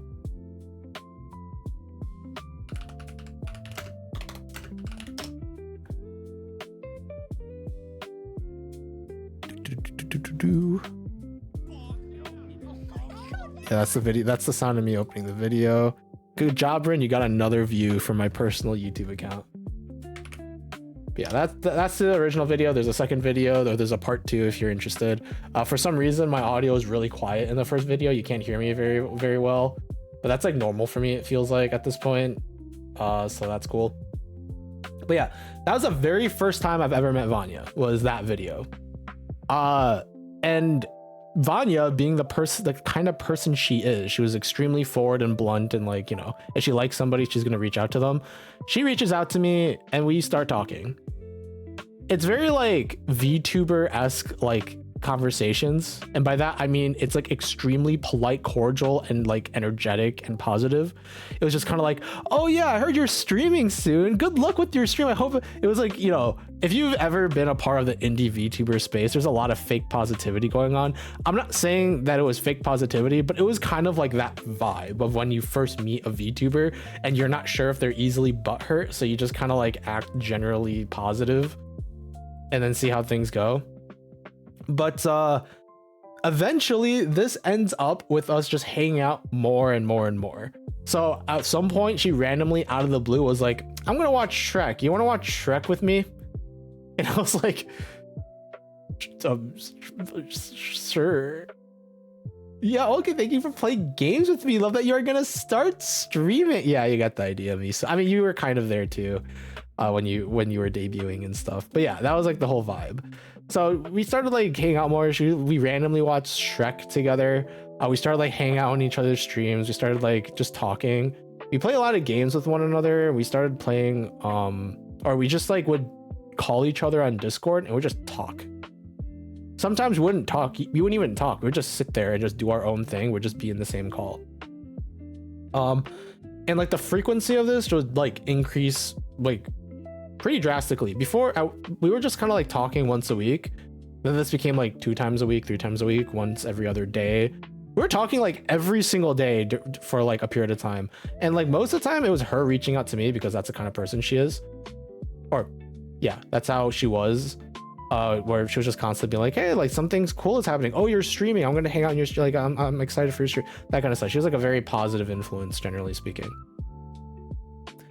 So according to her, this is what happened. According to her, we played a couple of games together. We started playing this co-op game called Haven. I don't know if you've heard about this. It's like a relatively small indie co-op game. It's like a game about like a couple that are like in this world and they're like trying to escape. Like they basically escape to this like unknown world to like be together because they wouldn't be able to be together like in society for some reason. I don't remember the exact details, but it was like this really cute game that we played together. And Vanya told me that that game was when she started realizing that she liked me. I'm not gonna go into like hyper specific details because it's none of your business. But yeah, we played this co-op game. It was really cute. It was like a, you know, if you want like a good idea, it's like along the lines of like It Takes Two, something like that. It wasn't actually, I wouldn't even say it's like that much of a cooperative game. It's a single player game that you can play cooperatively. So we played it. We finished the game. I noticed that, or I didn't even notice. I'm not gonna lie to you guys. I'm a dense, like my brain is like a neutron star, bro. So I had no idea until like at some point she told me that she liked me because she's blunt and honest, and she's told me that like she realized that she really likes me. So if you guys don't know anything about me, I'm kind of dense, and a part of it is like I don't have any social awareness whatsoever, and the other part of it, especially when it pertains to like relationships and crap, is that I am aromantic, which means I do not have like the ability to have like romantic feelings for people. There's a spectrum, like different people experience aromanticism in different ways, but generally speaking, I don't personally involve myself with like feelings of romanticism, let's say. So that was kind of the issue here. So she confesses to me. I told her, I don't think I can reciprocate your feelings, not because I don't like you. I think you are what my, like at the time, and even now I would say, my closest friend, but I physically cannot reciprocate your feelings because of how like I am. And I think with the way that you are, like with how like, you know, forward she is and how like explicitly affectionate of a person she is, I don't think it would be a good idea for us to date, because I think you need somebody who can like actually give you, you know, like the physical, like the emotional and physical affection, like someone that can return your affection. And I don't think I can do that. That's essentially what happened. That's how that conversation went. She was like, I understand, this makes sense.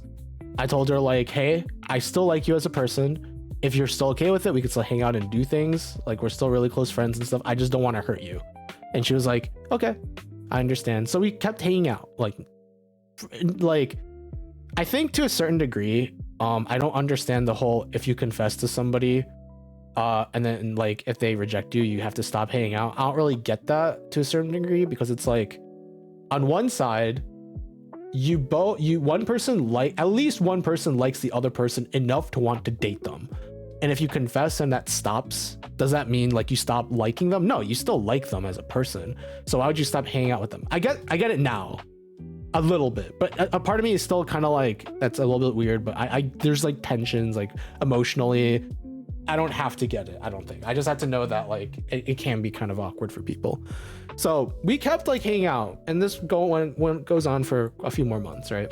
Like we're still like talking like every single night, and we're both like, I'm like trying to be like, at first I'm trying to be careful because of the internet, right? Like, I don't know like what people are gonna do on the internet, like what they do or say like may or may not be true.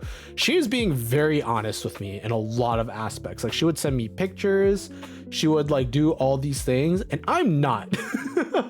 To be frank with you, I'm not doing any of those things. So at some point, like I was like, I should start trusting this lady at this point. She's showing me a lot of her life. So I started doing like similar things. And the next conversation that I'm about to talk about is pretty personal for both of us, so I'm not going to get into the full details. But essentially what happens is we are hanging out one night. We're just talking. We're just vibing. We're existing in the same digital space. And she starts crying. And the reason she starts crying is because she says, I'm sorry, I'm trying to get over the fact that I like you romantically, but I cannot. I like you too much, and I'm sorry, because I feel like that might ruin our friendship to a certain degree. And so what I essentially tell her at that point is, I am aromantic. I don't think I can reciprocate the emotions that you're giving me, and like any sort of like affection that you display towards me, I will never be able to truly like give back, you know? Like you can tell me how much you like me, you can like do all these things and all that kind of stuff. I can't reciprocate it because I don't understand what that's like. However, essentially what I told her was, I also don't know if like me being aromantic is because like I genuinely have that disposition, or because I am the type of person to like somebody after I start dating them, because that's a thing. Apparently I've talked to a couple of people about this, and apparently there are some people who are like very specific to date people, like meet people with the intention of dating, because it's easier to like start liking someone romantically from that front. So I essentially told her this. I was like, okay, I like you a lot too. You are literally my closest friend right now. So if you are okay with it, let's start dating. I cannot promise you that I can like romantically like you the way that you like me. I cannot promise you that I'll be able to reciprocate your affections the same way that you are doing to me. But if you are okay with it, we can try dating and see what happens. And, you know, long conversation. This goes on for a few hours. In the end, we start dating. Now, Are you guys ready to hear about the adventures of why dating a dense, aromantic person is a bad idea? Because what ensues is probably like a big learning opportunity for me as a person, and one of the things that I am one of the things I have the most guilt for that I've ever done to a person. Cause now I would like to say, so this relationship, like up front, this relationship lasts not even 3 months. It's around 3 months, but it doesn't last like super long. And the reasons for this, I would say, is 90%, 95%, somewhere around there, my fault, with some things going on with her. I will admit though that if this was a Reddit thread of am I the a-hole, I am the a-hole in this situation. I am 100% the a-hole. So let's begin, okay? My experience with romance is stuck with manga and novels, right? That's like the extent, and like music. But even as like someone as dense as I am, or as I was and still am to a certain degree, those are exaggerated. Like, cause every time we touch, I get that like, I understand that those like type of like just depictions of like romance and love is like pretty exaggerated. It's not standard. It can be like relatable to some people, you know? It's why like people like this kind of thing. But I understand that it is pretty exaggerated. But at the same time, I just did not understand what it meant to be in a relationship with somebody. At the time, my image of dating somebody was basically like, okay, it's like having like a best friend that you do a lot of things with, but like things are just a lot closer. Like you talk about more things together, like you can do like, I guess, like more intimate things. We were doing this online, so we can like, you know, be intimate, but like this was like that was the other thing. It was a long range relationship or a long distance relationship. But essentially like a lot of this relationship came down to the fact that she is overly affectionate with her partners. Like she calls them a lot. She creates like names, like affectionate names and stuff, you know, like honey, dear, that kind of thing. She like wanted to talk a lot. We were doing a lot of stuff together, and I did not mind that at all because I was already hanging out with her a lot. She's just an extremely affectionate person, you know, and that didn't bother me.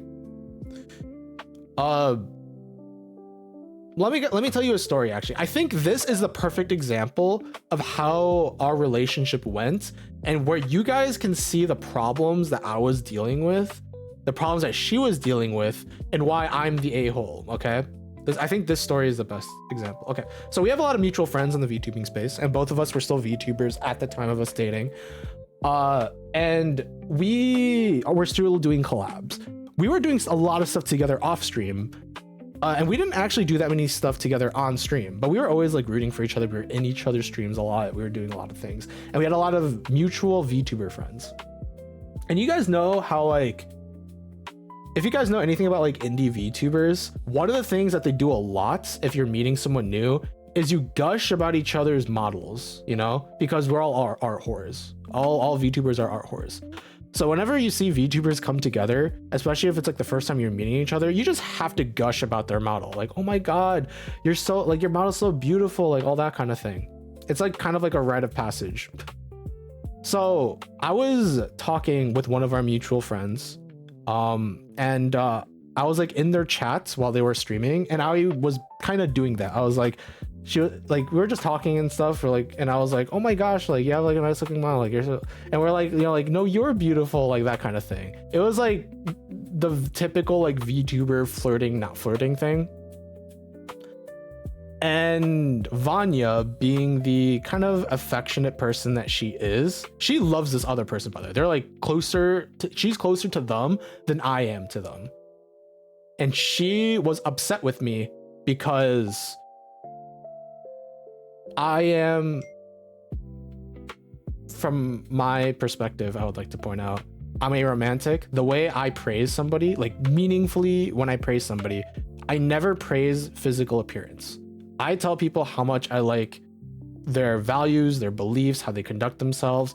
When I tell, like, while we were dating, I would tell the way that Vanya laughs is cute. I would say the way that she does certain things is cute, or the way that she expresses herself is pretty and beautiful. That's what I would say.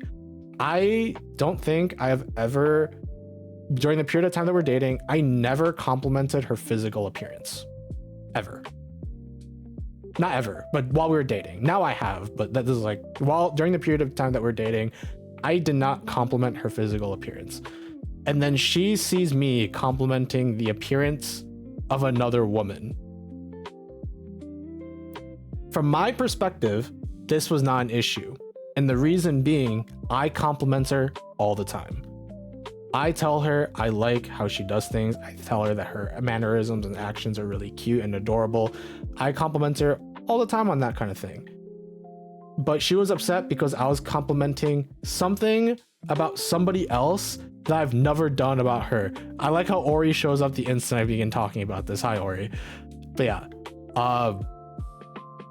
And so because she is the way she is, right? She's very responsible. She's pretty mature. She's very forward, blunt, and honest. She messages me and says, why are you doing this? And this is not like the night after. This is literally while I'm in the middle of our conversation with this other VTuber. So Vanya was like, hey, what are you like? What you're doing is, that's like, that kind of upsets me. I don't like that you're doing that. And I didn't get why she was upset.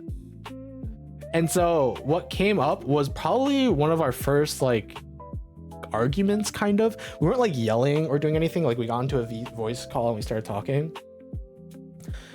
And I didn't get what I was doing wrong, because in my mind, like, compliments on physical appearance is shallow. I get now why it means a lot more to people in general. But like at the time I was like, I'm complimenting her physical appearance because like it's her model first and foremost. I wasn't talking about like the actual VTubers like real self. I'm talking about their model. And like I think the way that I complimented Vanya while we were dating was like way more meaningful, because I was like, you know, I like her for who she is as a person. But she was like, I know, but like it still doesn't feel good that you are complimenting the appearance of another woman when you've never done that to me.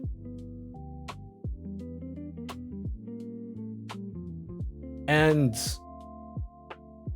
I was like trying to understand her perspective, right? Because again, I think what I'm doing to her is way more and like more meaningful than what I did with this other person. So like I'm trying my best to like try and like coax her, like, hey, like I'm trying to understand, like I think I get it. But like at the end of the day, from my perspective, she is my best friend. I like her a lot. I don't see her romantically though. We're dating, but there are like things like social norms about dating that I didn't understand. One of which is being prioritizing the person you're dating, right? And like there are lines, and she's drawing one of them, in that like she even told me, she was like, I would have been more okay with it if at the very least you compliment my physical appearance. And I was like, I mean, but like, you know, I like you. I'm not saying this entire time, I'm not saying like I don't like how she like looks physically. It's literally just, I don't care. I think that's exactly what I said. Your physical appearance doesn't matter to me because I like your personality and everything else. In my mind, that doesn't sound bad, but you guys can probably already understand why I'm the a-hole in this specific situation, right? And this is kind of our relationship. That, and like a part of me was almost feeling you said she's ugly. Yes, that is exactly what I did. But like a part of me was also getting a little bit annoyed, because I was talking with somebody the way that I would talk like with another VTuber. Now, here's the thing. If it was another dude, like a male VTuber, I would have done the exact same freaking thing, dude. I would have been like, yo, your D is so big. No, I'm kidding. But you get the idea. Like, I would do the exact same thing with anyone else. I think it was a problem because it was a female VTuber. And a part of me was feeling annoyed because I felt like she was like limiting my conversations and like freedom to like speak with other people. That's how I felt. Is that true? Not necessarily. She just felt neglected because I was doing something for one person and not for her, right? That was basically our entire relationship. We would communicate. Both of us are pretty good at that. I think I'm pretty good when it comes to being blunt and honest. The problem was just a difference in perspective. For her, I was her boyfriend. We're dating. She really, really likes me. And so, like, that was like her thoughts are that because we're dating, I'm her priority and she should be mine. From my perspective, we're test dating, or like our dating is like, you know, us trying to figure out how things go. And like, we're not like, she likes me, yes, but our relationship is like essentially like best friends. We hang out and do things, but I can still talk to other people. It's all different, right? There should be boundaries, like pre-spoken boundaries. It's different from relationship to relationship. I understand that now, but you can kind of see the cracks, the problems here in the change in perspective perspectives, I should say. And that was basically the relationship. We would really get along with each other very, very well while we're hanging out. But then some things would crop up where it would basically be a clash of how we saw the relationship, and neither of us think we're wrong. Here's where I think the 5% came on her end, was that she was very clingy. That's not a problem. I don't have a problem with like clingy people. The issue here was that she was getting really emotionally dependent on me to a certain degree. Not like to a ridiculous degree of dependency. I mean it more like she was putting a lot more of her emotions into the relationship than I was, even though like at the very beginning I told her I don't think I would be able to fully reciprocate. That's the 5% on her end. But again, it's a very small end compared to what I did. Now,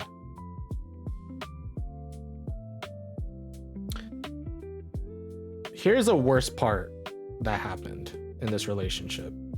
The very end. She visits me IRL. Like, she ends up going pretty close to my hometown, completely by accident, by the way. This was not at all intentional on her part. She just says she wants to go to a location to do a thing. It was a con. And I happened to be close by. Very close by. So we ended up hanging out in real life. We like did a bunch of things. And like, you know, that was like the first time we actually like physically interacted, and it was a really good time. We hung out, we did a lot of cool things together. It was fun. Long story short, at the very end, like a week later, we were having another argument about something. I don't even remember what it was. It was something along the same lines I told you earlier though. We were having another argument, and I told her, I don't think this is working out. A week after we hung out, we had a wonderful time. There were like no problems whatsoever with our relationship. And I told her, I don't think this is working out. I think our differences in the way we're looking at the relationship is causing a lot of problems with both of us. A lot of the time, I don't understand what I'm doing wrong. And I think it's because I'm seeing the relationship in a different way, just because of how I'm wired. And also because I definitely was not mature enough and ready for a relationship. And I think she was looking for somebody who can be just as affectionate as she is. And I am not that person. So we broke up. And what you guys don't realize is this happened like I think a day before Halloween, which is her favorite holiday. And she already made art of the two of us for Halloween, and she was going to give it to me as a surprise. And she was not able to do that. So I basically did the equivalent of breaking up with somebody on their birthday, or like their favorite holiday, like Christmas, Valentine's, something like that. That's essentially what I did. And it took the both of us, it took her a long time to get over the breakup. And it took me a long time to realize what I did wrong. It took me a long time. It took me like a year of like thinking it through and like talking with her, because we're still friends now. And we still talk and stuff. As you can tell, like I received a text from her while we were talking, by the way. Or while I was talking about this, by the way. But if there's anything you can get from me talking about this, first and foremost, communicate a lot with your partner. That's very important. And like really try and understand from both ends of what is going on, because everyone's emotions don't come from nowhere. There is an origin to everything. Everyone's actions and thoughts make sense to them, even if it doesn't make sense to you. So it's something that you and I really needed to keep in mind. But yeah, that's essentially how our relationship went. We're on good terms now. I don't think I will ever really get over the guilt of the way that I broke up with her, though. To this day, I'm still apologizing to her for it. And I can tell that she is still hurt over it. So it is one of the biggest mistakes that I've ever made in my life, to probably one of the most wonderful people that I've ever met. Yes, sir.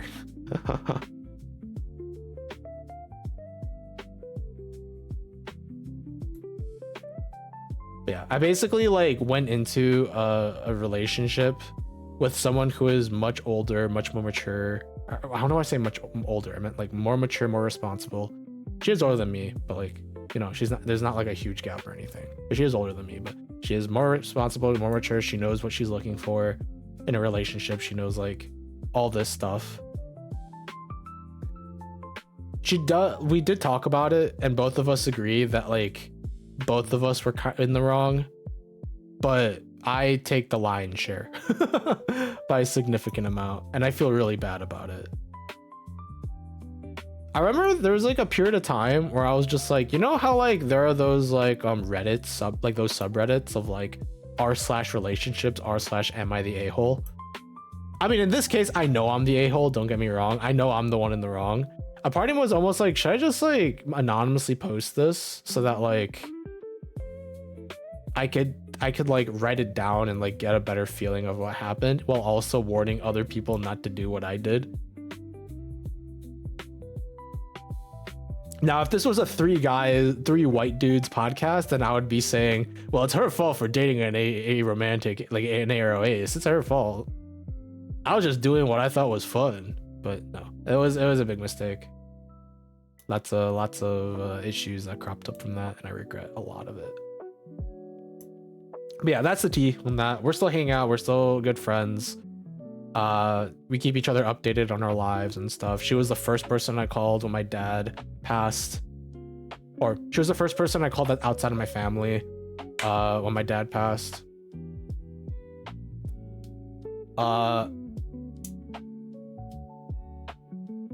Who knows? Maybe you guys will like hear from her at some point in the future, because she says she, as I mentioned before, she says she misses streaming.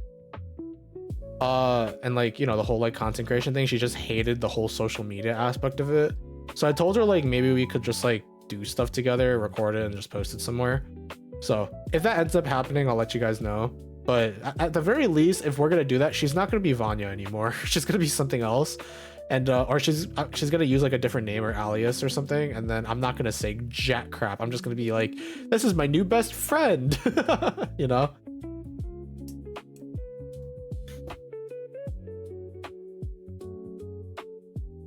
But I don't know. I think like one of the hardest things I have generally when it comes to how should I put it? I don't know if Ori and MX disappeared because they're disappointed in my conduct of the me, which I honestly I am too. I you know, nothing new there. But yeah,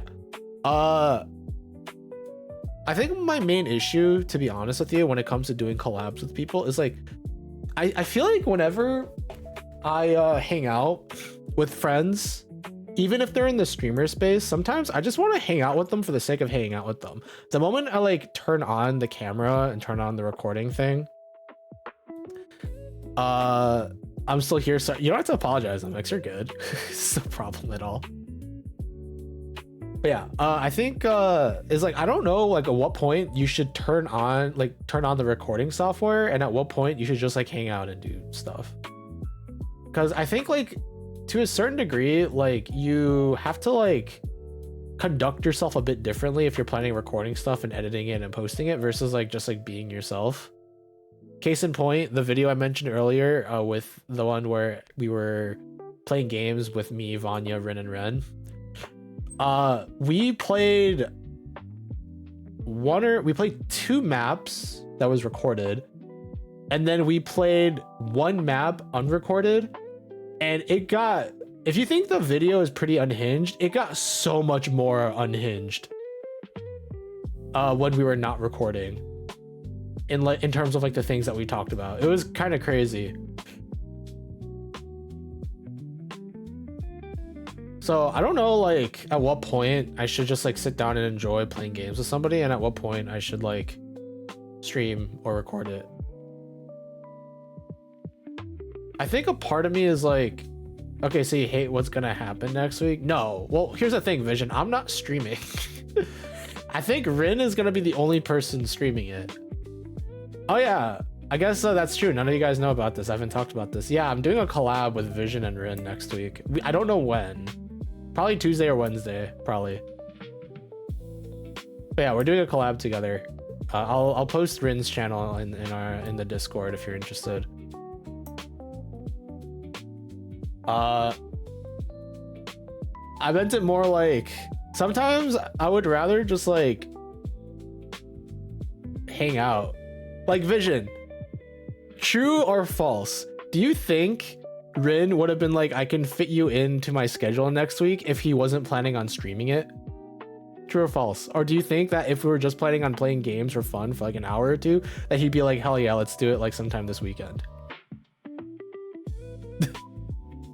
I think gotta go outside. Have a great rest of your year. Don't be hard on yourself. Don't worry, this happened like 4 years ago, so I'm more over it. I still regret it, but it's whatever. But yeah, thank you so much for stopping by, MX.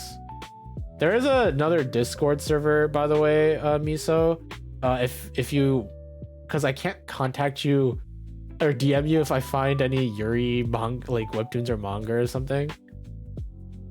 I think the implication of schedule does mean streaming. Yeah. That guy is so content brained right now, which is fair. He's like really pushing for partner, but still. Send me the link. I don't have to. I can have Moobot do it. Take it away. Wait. Take it away, Moobot.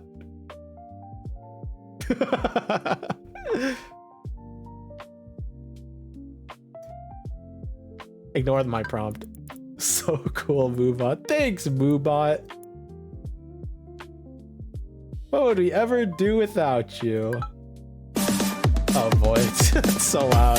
Thank you for the Crab River team. Let me just wait until my ears start blowing out. Bye bye. Thank you.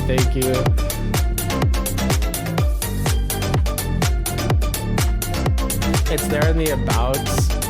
It is down there, yeah, but let's be honest, when you're watching a stream, nobody scrolls down.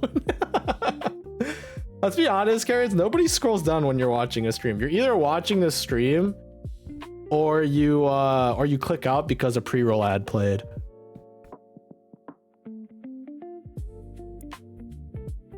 Oh yeah, that's another thing that I noticed. Vision, is there a reason why your ads are 3 minutes long? Wait, are my ads 3 minutes long? I swear I changed the settings so that they're only 30 seconds every hour.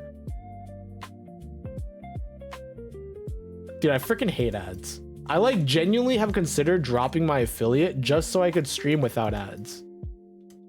Are my ads 33 minutes long? I swear they're 30 seconds. Yeah, that's what I thought. Vision, what are you doing, huh? 3 minutes, so there's no... That's how that works? You don't get pre-rolls if you... Wait, is that actually how that works? I had no idea. I'm looking at this.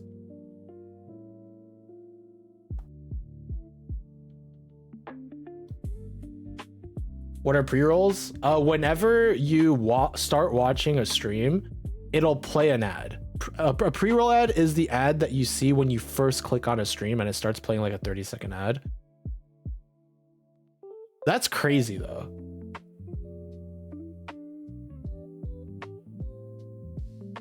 I hate pre-rolls more than normal ads. I'm just taking the lesser evil. 3 minutes is crazy. Okay, let me look at this. Oh, every 30 seconds of mid-rolls grant your channel 10 minutes of no pre-roll ads. You can stack up to 3 minutes of mid-rolls to disable pre-rolls for 1 hour, keeping your stream pre-roll ad-free safe. I guess I'm the fool. Never mind, Vision. You're the smart one. I'm sorry. I'm the a-hole, bro. I didn't. You're the smart one here. That's crazy. Yo, so you're telling me that every time I go to the toilet, I could just play 3 minutes of ads and then like people don't get pre-rolls anymore? Oh my God, I didn't know this. And then you can also set it so it does that automatically. I just thought, dude, oh my God. Okay, that makes so much more sense.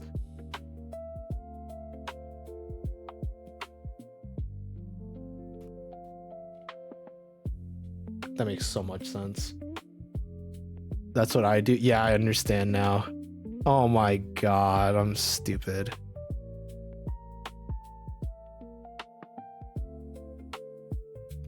I'm just greedy for that extra cent per stream. You know what? I respect it. You gotta get that bank somehow, dude. I get it.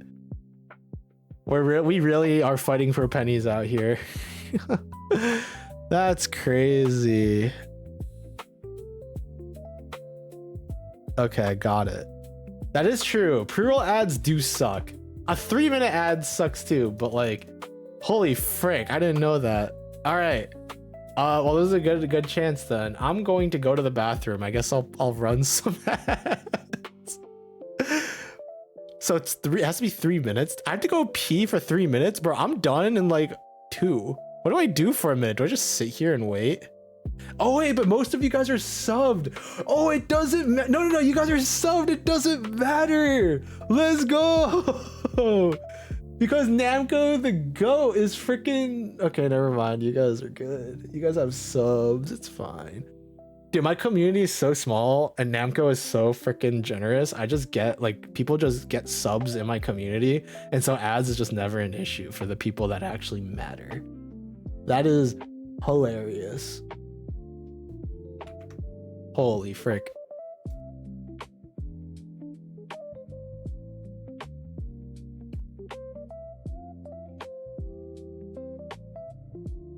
That's crazy. Doesn't matter, I could pull up the stream on my phone in short mode. Oh yeah, that's a thing. Does the stream look okay in short mode? I would assume not. And that nothing is centered, so it probably looks awful. Dude, I can't imagine watching a stream in short mode. That just sounds so weird. But I guess like if you're on your phone, it makes sense. But I never watch streams on my phone. I only watch, well, shorts now that I think about it. Dang, I just like outed myself. All right, I'm gonna go to the, wait, give me a second.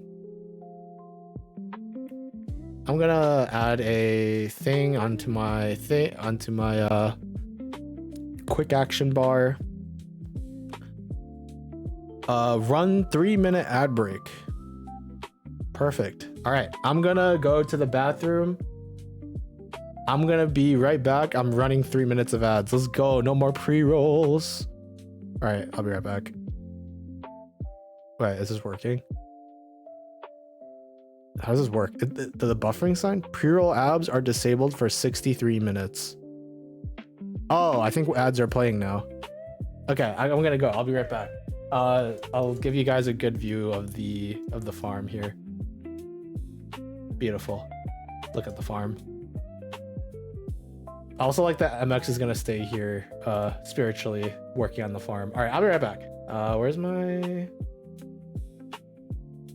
Okay, cool. Ah! I almost spilled water on myself. And we gotta get content somehow. All right.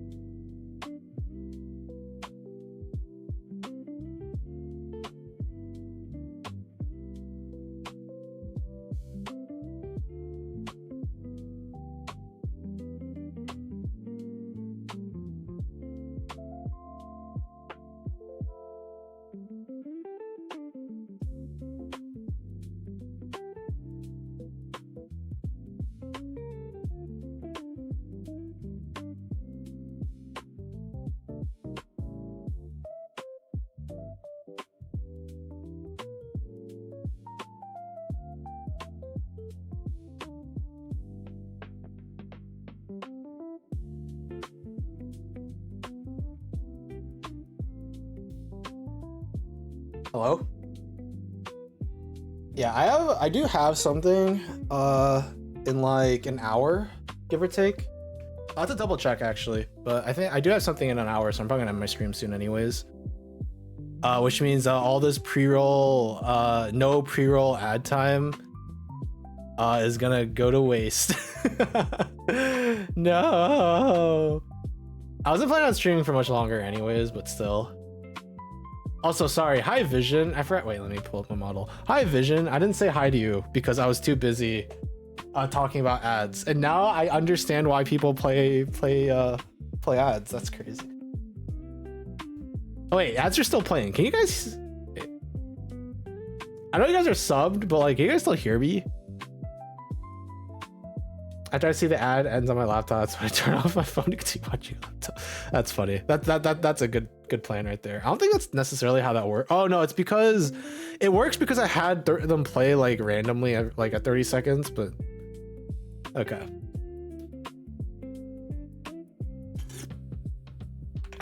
All right. We have unlocked a new crop. We have unlocked green grapes, our favorite, the community's favorite kind of grape.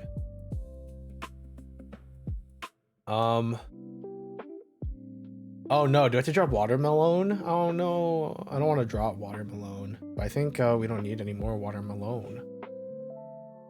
Unlucky. Boop boop. Green grapes.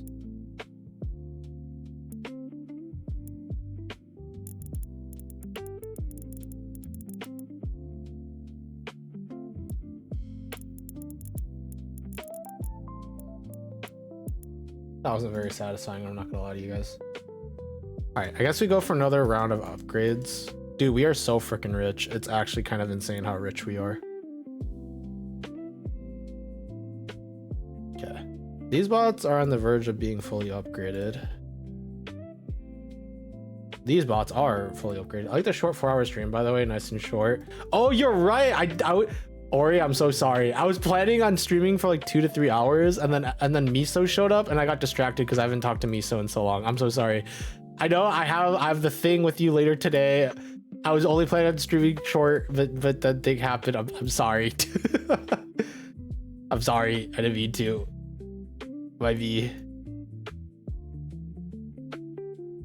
My farming Fridays usually are like 3 hours long. Next week, it's going to be a bit longer. Actually, let's be honest. With how often I've been playing Pal World and streaming for like... how freaking long now? Like 7 to 8 hour streams of Pal World. 4 hours is considered short, right? It's all like perspective, you know? It's all perspective.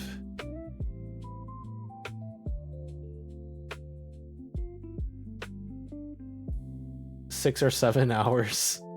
Something like that, yeah. It's all perspective. It's fine. I'm actually running out of money, guys. Dude, upgrades is expensive. Particularly for harvest bots. It's okay, I have infinite money anyways.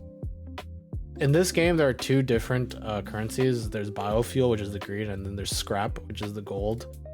You can convert biofuel into scrap, and I have infinite biofuel, which means I have infinite scrap.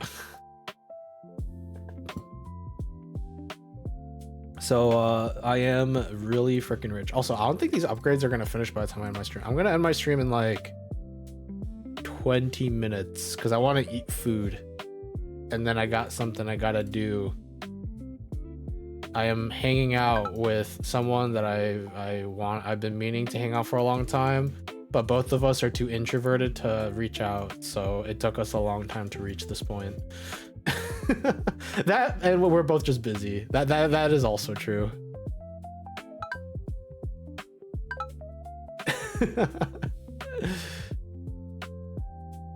It's okay. All right, we can just say that we were both busy. It's fine.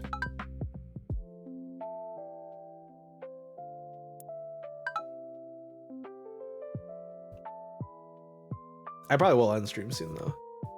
Yeah, I like farming Fridays. It's very chill.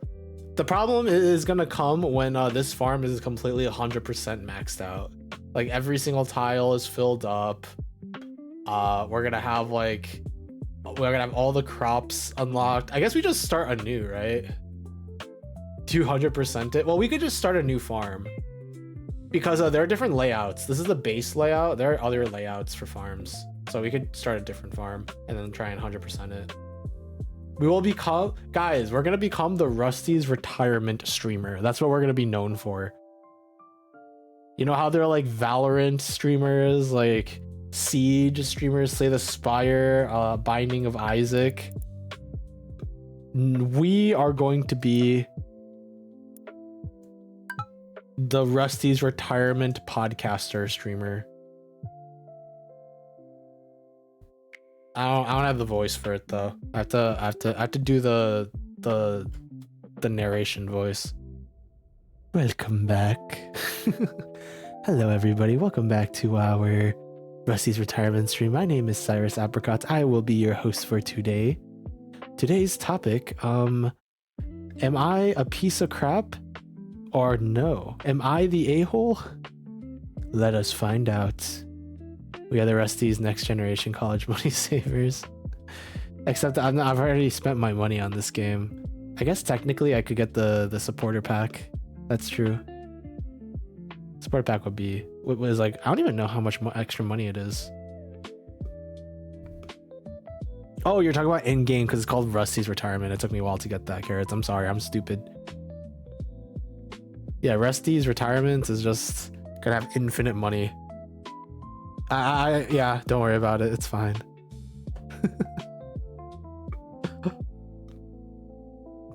It took me a while to get the joke. Gosh dang it. I was a fool. Oh, you know what? I should have told Miso what Vanya's response is, because I did say she texted me.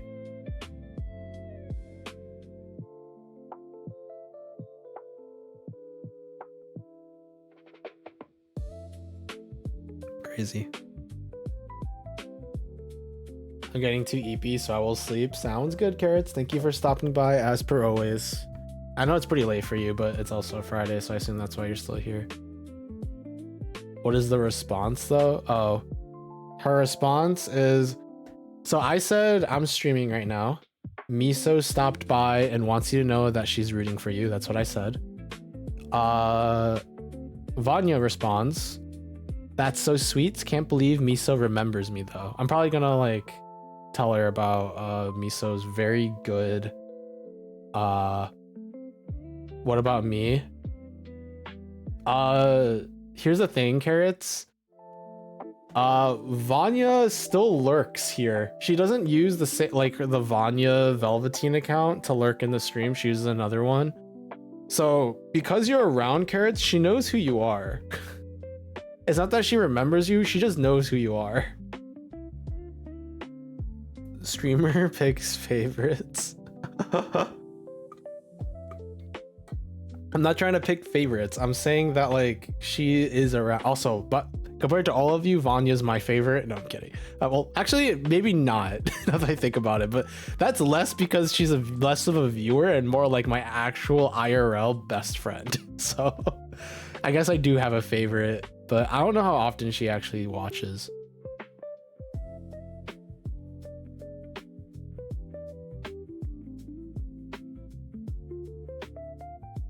But she does know who you are, Carrots. And like, I'm sure she still remembers you.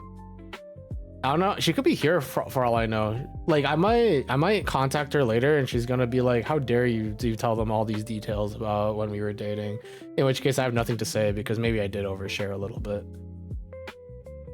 I also know that she'll be okay with it for the most part because as I said, she's pretty blunt and honest about things. But yeah. Maybe I did overshare. I got too into it though. My storytelling skills is too awful. I gotta spread everything, you know. There is not Apricot, so is that your evil twin or something? No, that's me. That's my phone. Normally it would be Melon Apricot, but I finally got around to changing the username.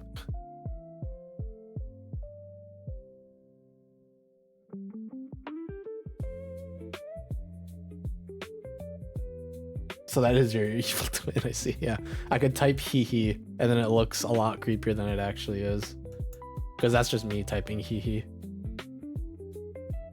With this though, if I ever need to go poop, I can still talk to chat with the power of not Apricot. Before it'd be awkward because it would be under Melon, but now it's not Apricot. Wahahaha. Because it's definitely not me, it's someone else. That's also a mod. And also first. That's kind of lame if you think about it. The first founder badge is given to myself. I was one of the first people who subbed to me. Gosh dang it, Melon. Why did you do this to me?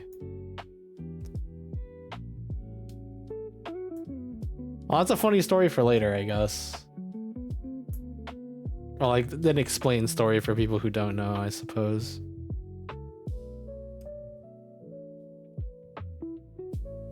Founder of the channel. That I am a founder of the channel. I am both the creator and the founder and the mod and the admin. I don't know.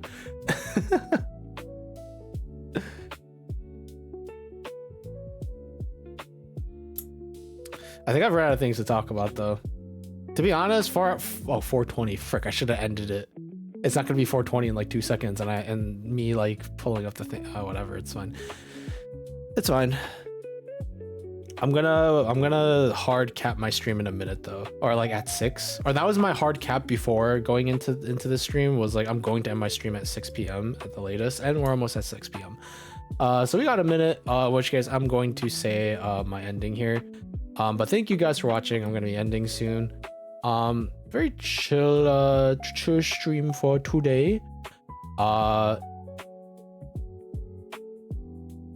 I'm trying to think, is there anything to say? Not really. I will not be streaming tomorrow because I actually have D&D. Let's go. Not canceled for the first time and I think in over a month, because all of us have been pretty busy, but we actually get to run some D&D tomorrow, so I'm very excited for that. I had to like, wait, did I say tomorrow? Yes, tomorrow, sorry. We're finally writing some D&D. My D&D also got uncanceled. Hell yeah, Vision. We got to be nerds in our own separate nerdy friend groups. High five. If you think about it, me high-fiving myself is kind of one of the saddest things if you really think about it. So I'm just not going to think about it.